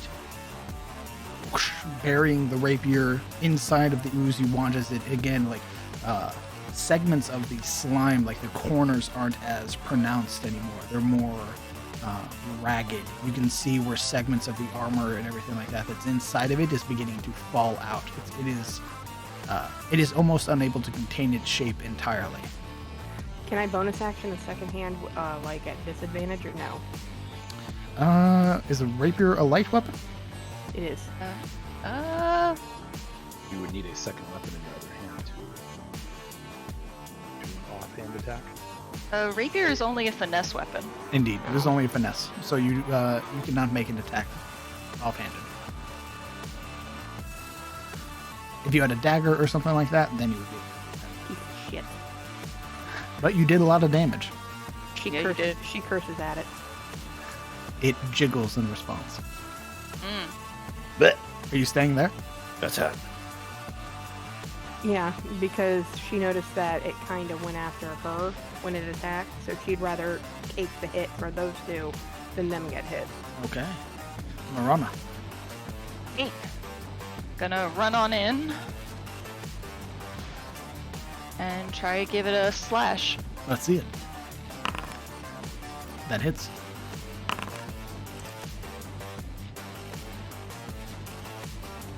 So, yep, that's the damage. All right. And shimmy sham my way right back out. This thing is desperately trying to take a hold of something in its final throes. All right. Yuria. This thing... this thing is mortal. Fuck it up. So it's mortal. Yes. I don't have a What? weapon to hit it with. One right here. I'll have to do it. I'll have to disengage so I don't get hit.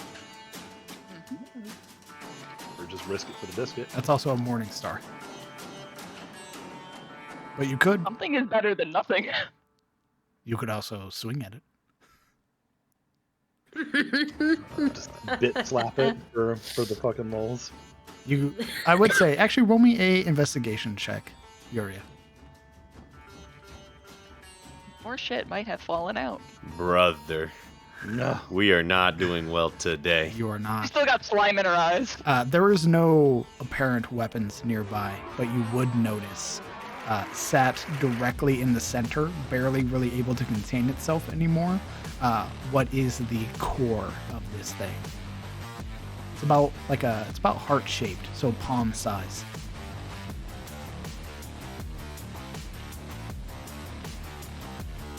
All right. How far is it? Like, can I reach it? Yeah, you would, if you were to put enough force into like reaching for it, you would be able to grab it. Oh boy. Oh boy. Risk it for the biscuit.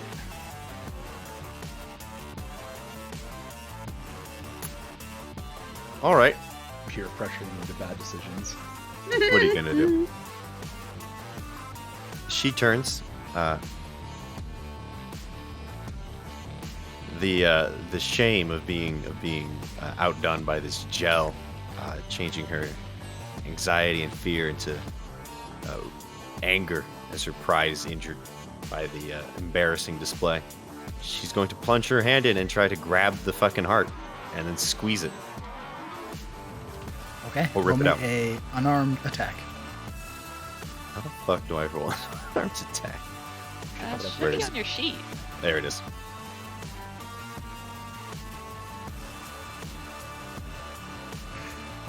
A 13 hits. 2 points of damage. Okay, I need to roll Eyeballs. this real quick. Because you touched the slime. Okay. I think it's more because it will split. You do suffer 3 points of acid damage. However, your hand curls around the sort of brittle core of this thing. How do you end this cube? Ooh. Take a bite out of it. No.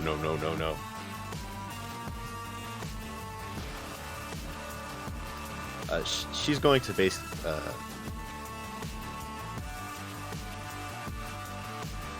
she would grab it and slowly squeeze the heart, even as her arm starts to sizzle through the acid, gritting her teeth until it basically until it just squishes in her hand like bad fruit. Yeah. What initially has this hard exterior, what has this hard exterior becomes brittle and starts to break away, like crackers or like chips. Like how it begins to crunch and break and condense until it turns into just mush as you fully are able to curl your palm. The ooze, the weakened sea cube, is dead. And combat is over.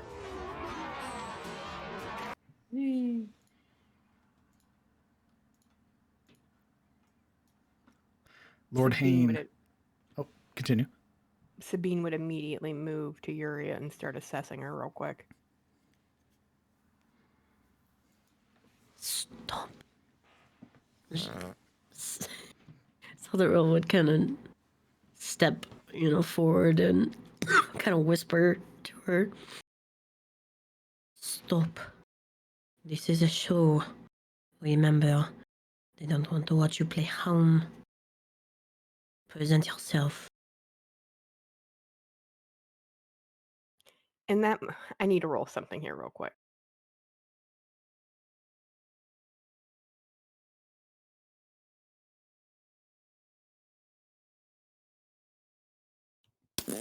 She turns and she presents herself because she is now angry and just gives Lord Hain the middle finger. Yep. This woman is dead. Bye. At first shrugging off your advances, immediately watches you do this outrage and slowly starts to back away. I don't want to get hit by that lightning. Ooh, Sotheril brother. will sigh, but stand proud and strong like some gladiator dumbass. Well, I was ready to commend every single one of you. But I see one finds herself an outlier, different from the rest. A pity. Tried to murder us. Yes, I find myself different. Preying on weaker people. What type of person do you Silence! think you are? I did not give you permission to speak. Send Sabine Rosaire to the Bastille. Oh no. Maybe that will sort her out.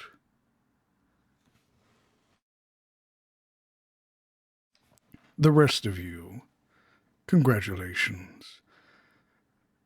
I am very surprised with your capabilities and your skills. Leave the arena. Guards, escort Sabine to the Bastille.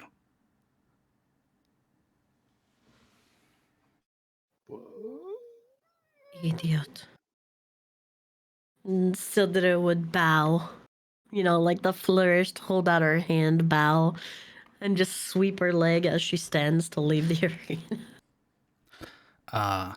Yuria, Sildaril, and Miranda, you didn't take any damage. All of you are brought back to full health. Sabine, you were not.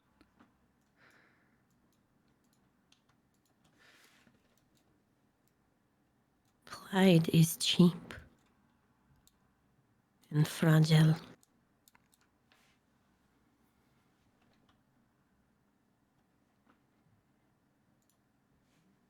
The guards wait for the three of you to leave.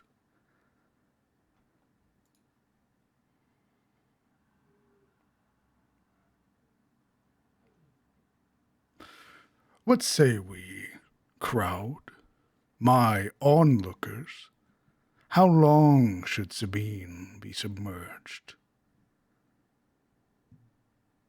A week?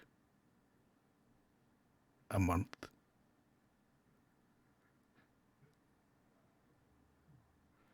Do not be silent now, you were cheering. Let me hear. Alric stands up and braces against the chains by the rafters. A day, perhaps? Although he doesn't seem very convinced by his expression. A day. That will not teach her anything, Crowvane.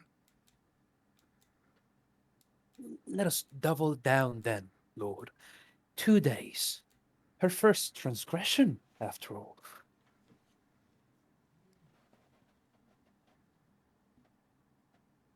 Kellen moving up beside him. I did the coin toss, and now I have to play by it.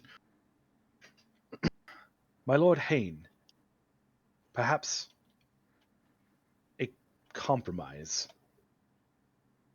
His brow raises. He looks interested. I'm She's been a listening, model. Greywatch. She's been a model prisoner.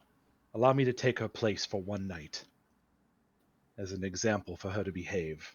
I'm sure that my suffering will teach her more than her own. And besides, you don't like me much anyway.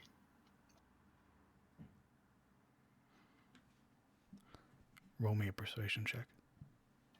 Can I help him? I will let you know. Your help will determine how long he's in there. The DC, Kellen, the DC is 13. If you fail by more than 5, something will happen. So just roll straight a flat persuasion. Indeed. Jesus. Sabine's gonna have some friends. Well, I did not think it fitting to send you after your display, Greywatch. You had done so well. But if you are so eager to fall upon your sword for another, then I shall go with Crowvane's offer. 2 days for Kellen Aldane in the Bastille. 1 day for you, Sabine. Send them away.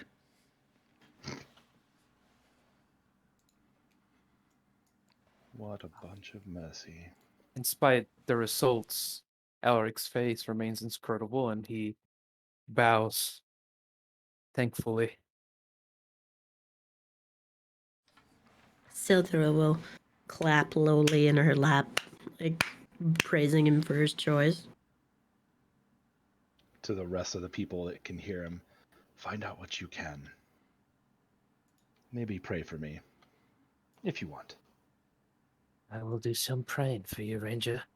I'll pray that you remain quiet next time, if you make it to a next time. You pray for home and hearth, not for stupidity. Be strong, friend. One of the more plated guards begins descending. As all of you, or rather, Sabine and Kellen are taken.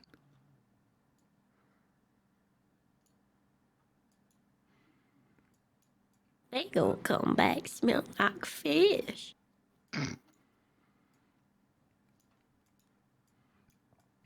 And you both are escorted out of the arena. The map will transition as we show what the Bastille looks like, following the perspective of Sabine and Kellen. Let's go. You are roughly shoved down the hallway as more guards begin to join those that are escorting you as you are now being loaded onto the platform. I'm going to grab both of you and put you into the map.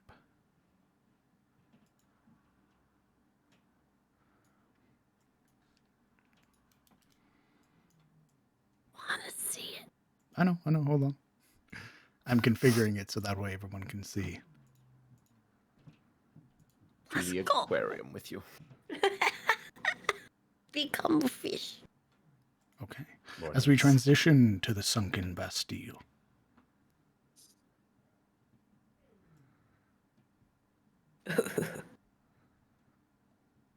Immediately as the platform descends, the sort of grinding groan of metal, you would hear what sounds like rushing water, the immediate bite of cold, and that sickly salt scent that comes from the ocean. As you are both escorted out of the platform.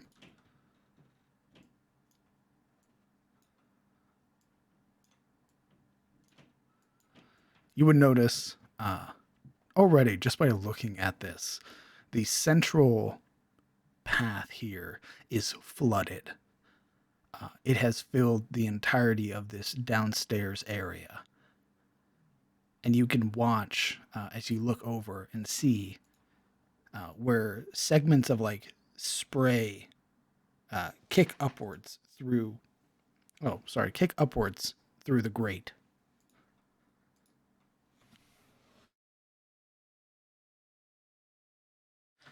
You both are separated and put into different ones. Are these like under cells, like under grates, basically? Yes. So what happens is they load you over to these areas, and they begin pulling these. They begin pulling these valves here, or these wheels, in which the grates pull apart. You are roughly shoved in, and immediately are up to water that comes up to your chin. And then it is closed on top of you. The Sunken Bastille is used as a means of both torture and correcting wrongs. You are very seldomly given chances to sleep. Most of your time will be spent on your tippy toes or the bottoms of your feet as you stand up, treading water. When this is over, you will have points of exhaustion.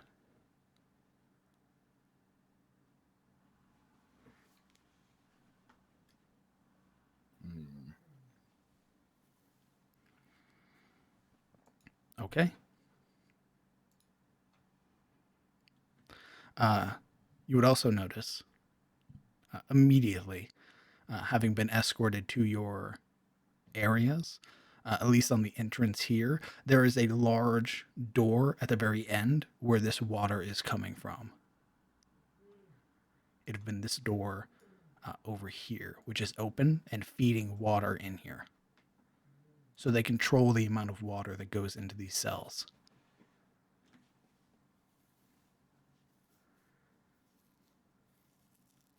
And that is where, Sabine, you will spend the rest of your day.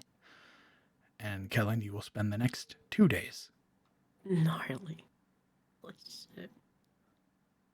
We will transition back to the arena.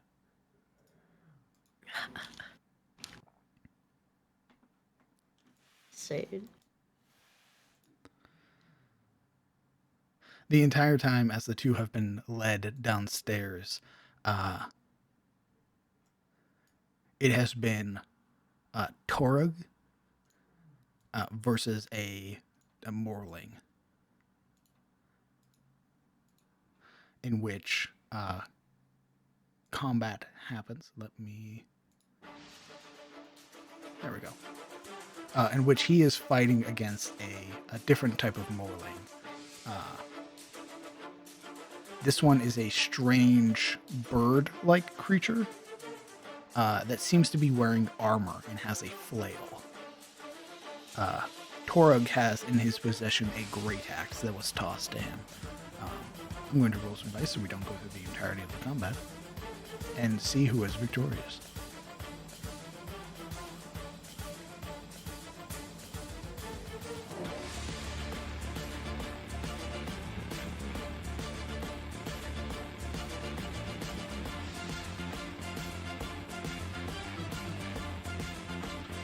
Okay. rather single-handedly, you would watch as Torag almost like systematically takes out and carves away at this Moorling bloodletter, catching a few hits from the flail that it has, but ultimately blocking most of them with the giant haft of the great axe and bringing it down into this creature. You would watch as it splits it in twain with a sickening crunch. This seems very practiced, like he has done this many times.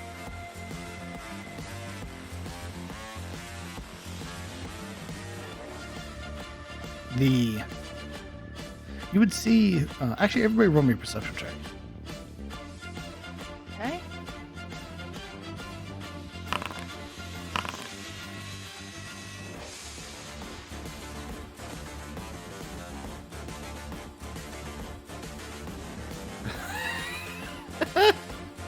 Okay. Thankfully the DC wasn't high.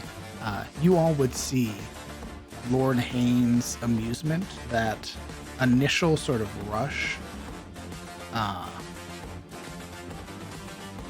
has simmered. He now wears this very placid, very stoic expression, like all of the fun has been taken out of this moment.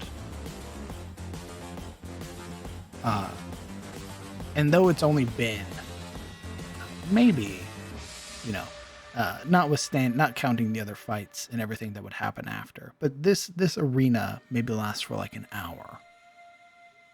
And at the end, you can see that Lord Hayne is more so furious. This building frustration that seems to show. You would hear him gesture, or you would see him gesture to one of the guards and speak. Given her actions today, take the mirror and the table out of her cells. Make her earn them again. The guard nods and gives a small bow and makes his way out of the room. He looks to the rest of you. My excitement for the day has been sullied. I had hoped to watch all of you fight one another, but I see that with some of you in the Bastille for their arrogance. The day is not fit. We will convene again when the other two are out of the Bastille, and I will see your prowess against one another. Today, send them to the mines. I cannot.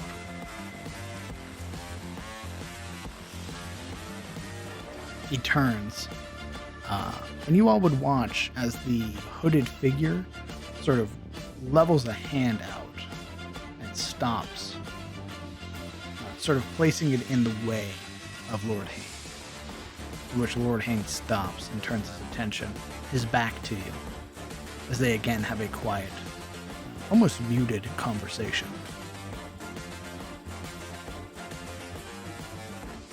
He grunts, and though he brings a hand up like he's prepared to backhand this figure, it sort of just curls into a fist as he lets it drop to his side, and he marches out of the room.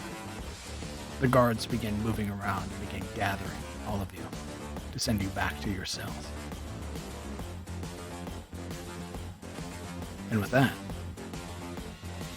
we're going to call today's session. Ooh. Good. I don't know if I could survive another roll. Sabine, you'd have gone down 6 floors. That's what I was counting. So, thank you guys for playing. I hope you guys had fun. Oh, I enjoyed it. I do apologize for a lot of the technical difficulties that happened today, but I hope that everybody was watching had a good time. I certainly did. Bruh, Great time.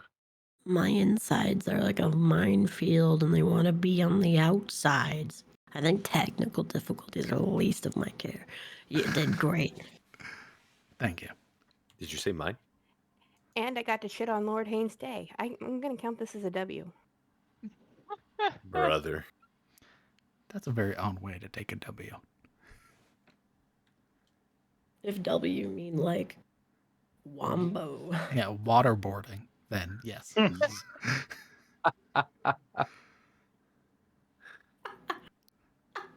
Man, I almost got to roll persuasion, but Kellen's like, I'd like to die too. I think I will infuriate this man. We do a little trolling. We do a little bit of trolling. Make a little bit of noise. We need to get Kellen's charisma up. My man. Get me like that fucking proficiency in persuasion. Damn. You could have rolled at advantage. Wasn't I helping you? No, your if he failed by more than 5, it was going to be 2 days. If he met the DC, it had just been him that went. Oh, okay. Yeah. But So but I can't roll for shit apparently when it really matters, as it turns out. remember, Okay. I told you about the DM roll, the failing by more than 5. If I call a DC and you fail by more than 5, something bad happens. But yes, I hope you guys had fun. We will be meeting up for episode 4 of the Cometh the Fall game on the 14th of January, 6 p.m. PST. We also have our game on Sunday over on Momo's channel. We will be playing The Secrets of Irist, where the players are running from something that they cannot see.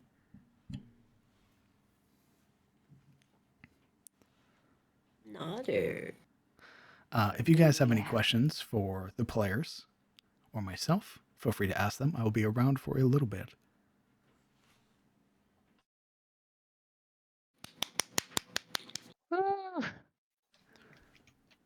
Very Okay. good. Get some music. We done did the thing and no one Music. died for real. I'm changing my dice.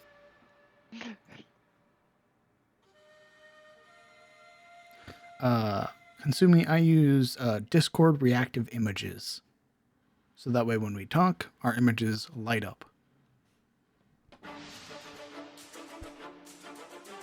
Yeah, you guys did great. I mean, I feel bad because you already got knocked out in the first encounter with the slime. Brother. But That was Must have done a lot of bad damage to rolls. her. the engulf does a lot of damage. Even as a weakened ooze, it has the capability of knocking a player unconscious. Was it like 3d8 or something? No. It was it does its. I guess I can pull the curtain back. This chat helped me make it. It does its initial. So it's a modified cube. So instead of doing 3d6 and 6d6 or whatever, it does 1d6 and 2d4. Ah, okay, yeah, it could knock a level 1 out.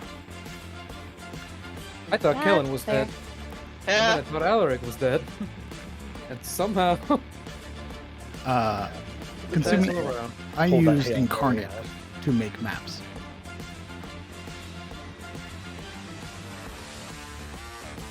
Ziva says, kudos to Sabine for absolutely showing what a pissy man Hayne is.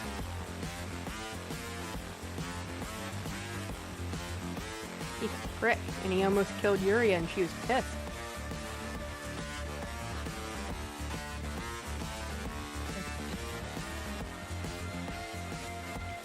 Yeah, everybody did amazing tonight. I was really, really sort of anxious about the 1v1 combats and stuff like that. But you guys did great.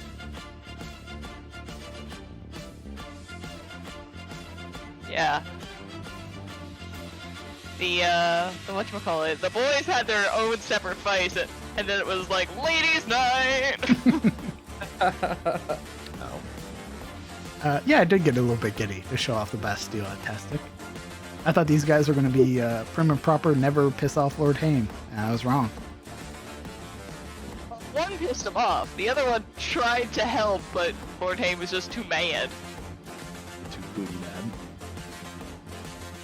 He wanted a 3v3.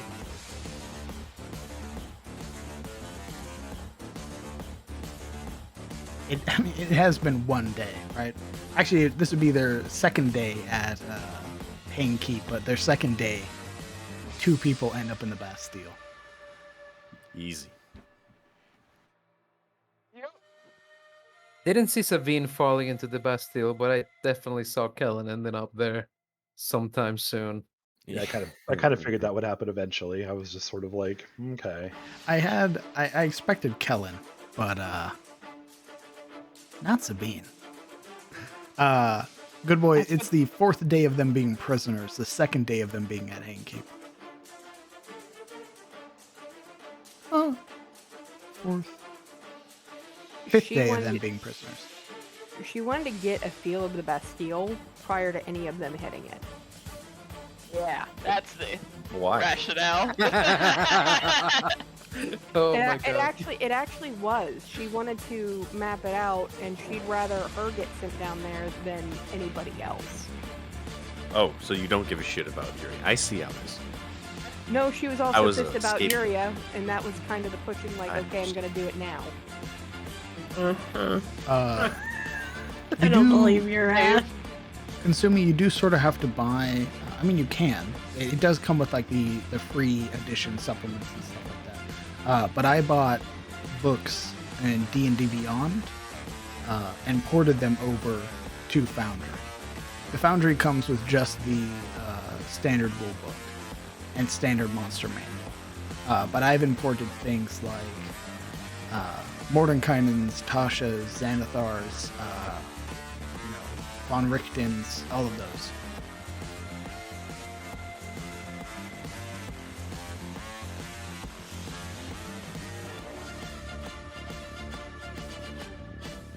Yuria definitely has a profound aversion to slimy things, not that she didn't before. And slimy things seem to have a affinity for her. What a fun time. It is a fun time. Hey, is it just me, or Foundry is actually pretty heavy on the CPU?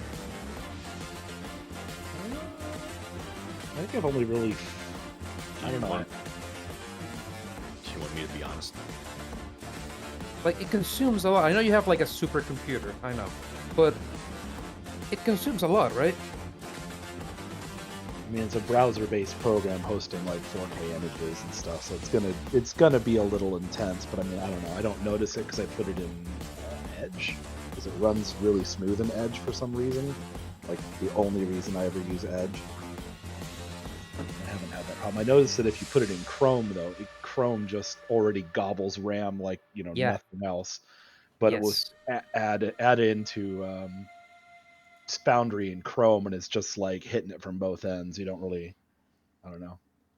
I just don't bother with it. I just use Edge for Foundry and Chrome for everything else. Chrome is currently using 2 gig of memory. Yeah, it's Chrome Chan. Give me your RAM. Nom nom nom ulu. Brother. Essentially.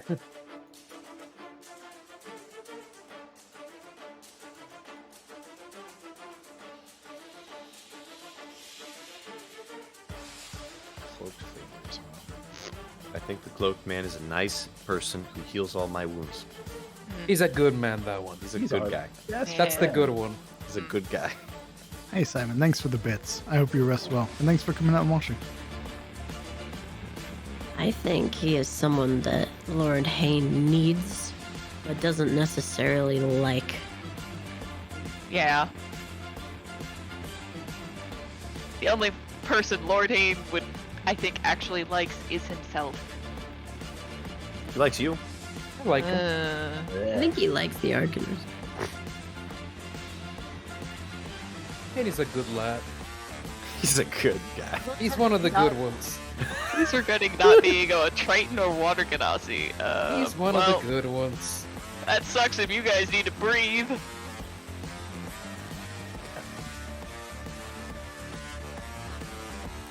I think they'd be creative if you were a water genasi. You know, they probably won't just stick you in the Bastille like everyone else.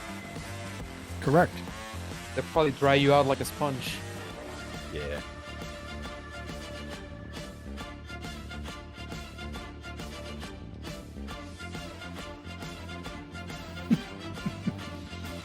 Yeah, you guys did great.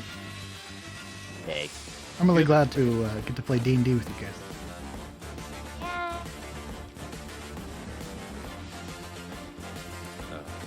More importantly than being afraid of sticky things, this is definitely a moment where Yuria is definitely going to stick with the party more. Having found out. Fucked around and found out. Not really fucking around, but she definitely is. I don't think that gave any good impressions to anyone watching. So, Gotta redeem herself now. messing around with Creighton's probably a no-go after being shit on by a gel. Devathian, good night. Like, boo! I mean, Boo you're fully healed, so. Seer, Mental it is scarring, still a work mental in progress. scarring. Creighton in the stands, just like, huh? Loser! Dumbass! Yeah, pretty much. Yeah, it's not about like being injured. It's like rep, right? Like Yuria did not do well. Needed to get her ass hit. So she's not going to. I imagine she's not going to attract followers like she was hoping. She will have to follow the party tagline of do-gooders. Blech. See, that's the thing, right? With like, people have god tier stats. You guys are really strong level 1 characters. The dice can say "fuck you, bro." I did not roll. I think I rolled 1 dice above a 10 this entire session, bro. Like, the dice It was were like rough. for a lot of us. It seems like that crucial moment when that roll would just be the game changer is just when it turns on and it's just like, ha! Yeah, Nut one tap shot roll. to a nat 1. Yeah, There was I'm no- like, oh, a persuasion check. If you fail by more than 5, something will happen. Okay, here we go. And then it just turns on and just smacks you in the balls. Tatsuya, the one shot will be streamed. Oh my LOL said the dice. LMAO. god. Lamau. The dice definitely said Lamau to me. Alaric versus Crab was some good stuff. It's funny. Alaric Time just being for like, crab. That Crab missed so many fucking dice rolls. lucky for Alaric, because that could have gotten messy fast. Yo, no, I also missed like in his rolls. You kept doing aim shots, right? Yeah. If you just like clubbed at it, you probably would have had it down in a couple rounds. The way that your strength rolls were going. I originally intended him to run and die running like a good old coward, you know. But he caught up to him very fast. A coward. It's not that I like playing cowards. It's just fear. playing coward. Because running away from danger is very human. Yeah, it is. I was gonna say that. Let's go, bro. It's I love it. He intended to run. Like- It's just he was cornered, so he couldn't. Right? I loved the moment where he like saw this thing and he's like, oh fuck, oh fuck, oh fuck, oh fuck, and like fell backwards. Oh, A plus roleplay. Good job. So as it turns out, Alaric is like the only actual well-adjusted person in this party who like reasonably sees danger and is just like, nope. Everyone else is like, runs at it screaming like a bunch of barbarians. Morana finally has a chance to use her fucking training. So it's She's gonna do it. It's actually split. It's 3 and 3. There is Alaric, Marana, and Yuria that stay from combat or try to sort of put themselves away from it. Like Marana, that's her whole shtick, is hitting and running. Yuria is very anxious and gets sort of nervous. And Alaric is much the same way, where I'm not a fighter, right? Then you have Kellen, Sabine, and Sildaril, who are like, nah, fuck that bitch. Fuck that hoe! I'ma on, fuck there's him up! Yeah, they're like the small dog who falls into the tiger cage and starts barking at it. Hey, fuck you! And then the tiger's just like, what'd you say, bitch? That's exactly right, Edtastic. We're like, Marana's like, oh no, I'm just a waifish lady of Malgrove. And then combat happens and she's like, I've calculated every single way you're going to die.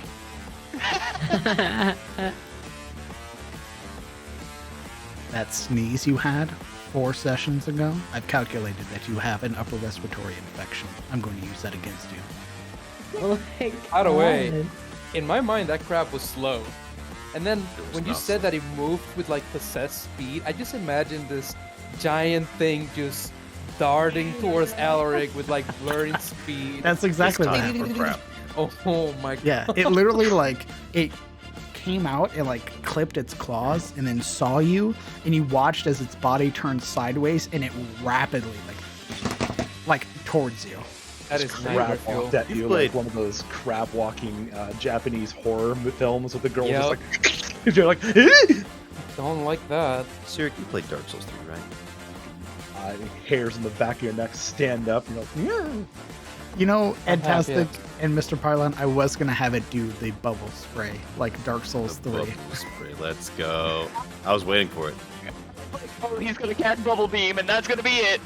I was also considering having it start eating Alaric, like start Ugh. shoveling it into its mouth.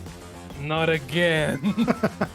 Like, why is it first session someone gets bored? It was Blake last time. It got vored like 7 times. Yeah, Blake has a vor counter. It is the most horrifying thing I can think of is to get eaten alive. It is. It is. I hate it. Thank you. That's the most Blake, fight or you've been flight s- moment right there is You've something been unhinges swallowed. its jaw. Again. By a crab, no less. Yeah, by a crab. Feels bad, man. Feels really bad.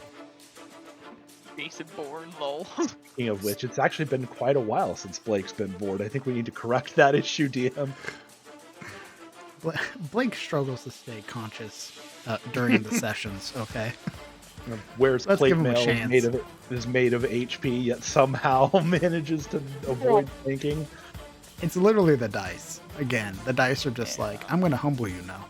You've been humbling me for the last 8 sessions. I'm going to do it again. Yeah, not quite humbled enough for my taste. Or yeah, in was- Yuria's case, get digested. I was indeed not lucky and punished. The Never lucky, first always time. punished. It was the first. Always It was lucky. kind of- This time I got punished. Yeah, I wasn't even cocky, bro. I was running. And it's like, no, no, no. and then it did the whole Not in my house. it just Then- fucking blur crab walked at you like Yeah, it sprouted legs and it's like, I'm coming. Don't like Well, that was Lord Hain deciding how he was going to fuck with you guys. Hands jiggle. Which you in the crowd would have seen. Actually, you guys did see him getting sort of talked to by the hooded figure, and he dropped whatever he was doing to the slime. rude. Crab walk just gain a whole new meaning. Yeah. Yeah, 20 charisma doesn't matter to man. just of acid. Fucking my man Lord Hain just connecting to weird fucking creatures like we're in some fucking VR game. He's just like, I can feel and see everything. Well, more stuff for you guys to find out, right? Yeah. I mean, you guys learned some things today, so we'll see how that goes. Mentality. This is like South Park. I learned something today. No, you didn't. We didn't learn a goddamn thing. God damn it. Well, it's more so like hitting on the questions I asked, right? Do you guys think that we hit on? You guys think we hit on stuff that engaged the story or kept the story moving? Oh, yeah, I did. I mean, I generally don't ask those on stream, right? But Wait, what? We- There's a question. Was there? yeah, I've asked in the past, like, do you think we are, do you think the encounters or the roleplay today was engaging and pushing the story forward? Hell yeah! That's what I What? mean. Absolutely, then. That's also why I don't ask that question on stream. Like, No, I had a lot of mental exclamation points above my head, oh. And, Oh, bro, you got quests, bro? Thanks. yeah. Here's a quest. I'll go fetch me five piles of pig dung to get your key, I guess. Sure. Like a World of Warcraft time. if that did happen, nerd, they didn't see it. He's a lord! What? Yeah. That was Someone just fights with their teeth? Wow, that's so fucking weird. Yeah, who would do that? That's so monstrous. That's barbaric. Shifty Eye. Savage. No, warg as in like Game of Thrones warg. Not I know what you meant. Worgen. Different from SCB, they were intended to fight each other, but Sabine and, well, mostly Sabine's actions resulted in some of them getting sent to the Bastille, which apparently soured Lord Haynes' mood. W. Very not bothered. But I think that's a good place to call it. If you guys want to say goodbye to chat, Good night, chat. To chat. Ta-ta. Chat to the Bastille until I roll to the Bastille till next week. Oh, until Sunday. No, right. I don't care about Sunday.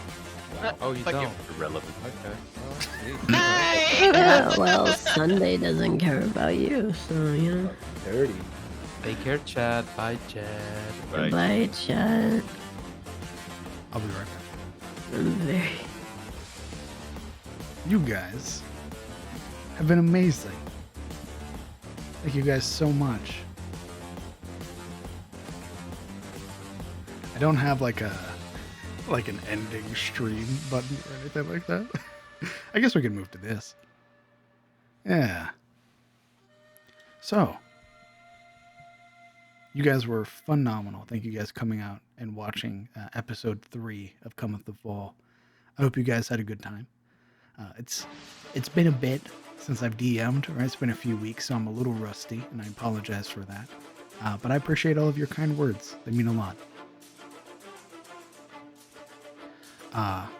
We will be streaming this Sunday over on Momo's channel for the Secrets of Erist game.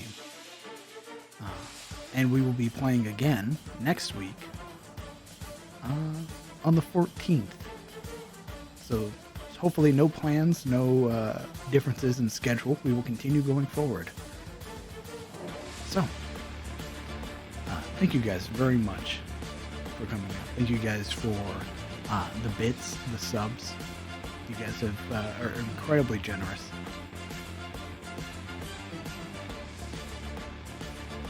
That's right. Thank you, Itis. And yeah, I hope you guys have a really good night. And I look forward to seeing you guys again. I'll probably be streaming on Monday. So no stream Saturday. But probably a stream Monday. We'll work on some more maps and stuff like that. Thank you. You guys are very kind. I appreciate all of your compliments. But I wish you guys a good night. And I hope you guys take care. Actually, I didn't realize we should find somebody to raid.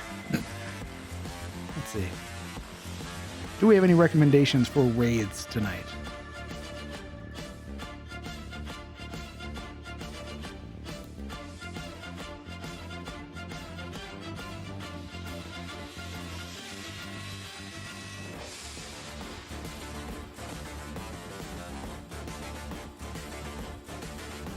The Mind's Eye is streaming. Ooh, there we go.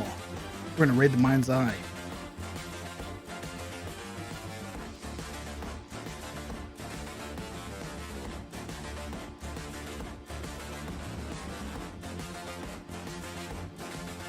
Another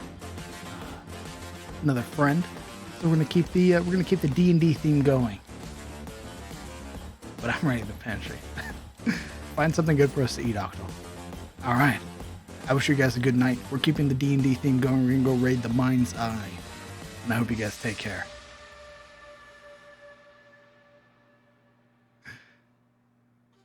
He's doing some world building, actually. Nice. Let's do that then. Good night, chat. You guys are phenomenal.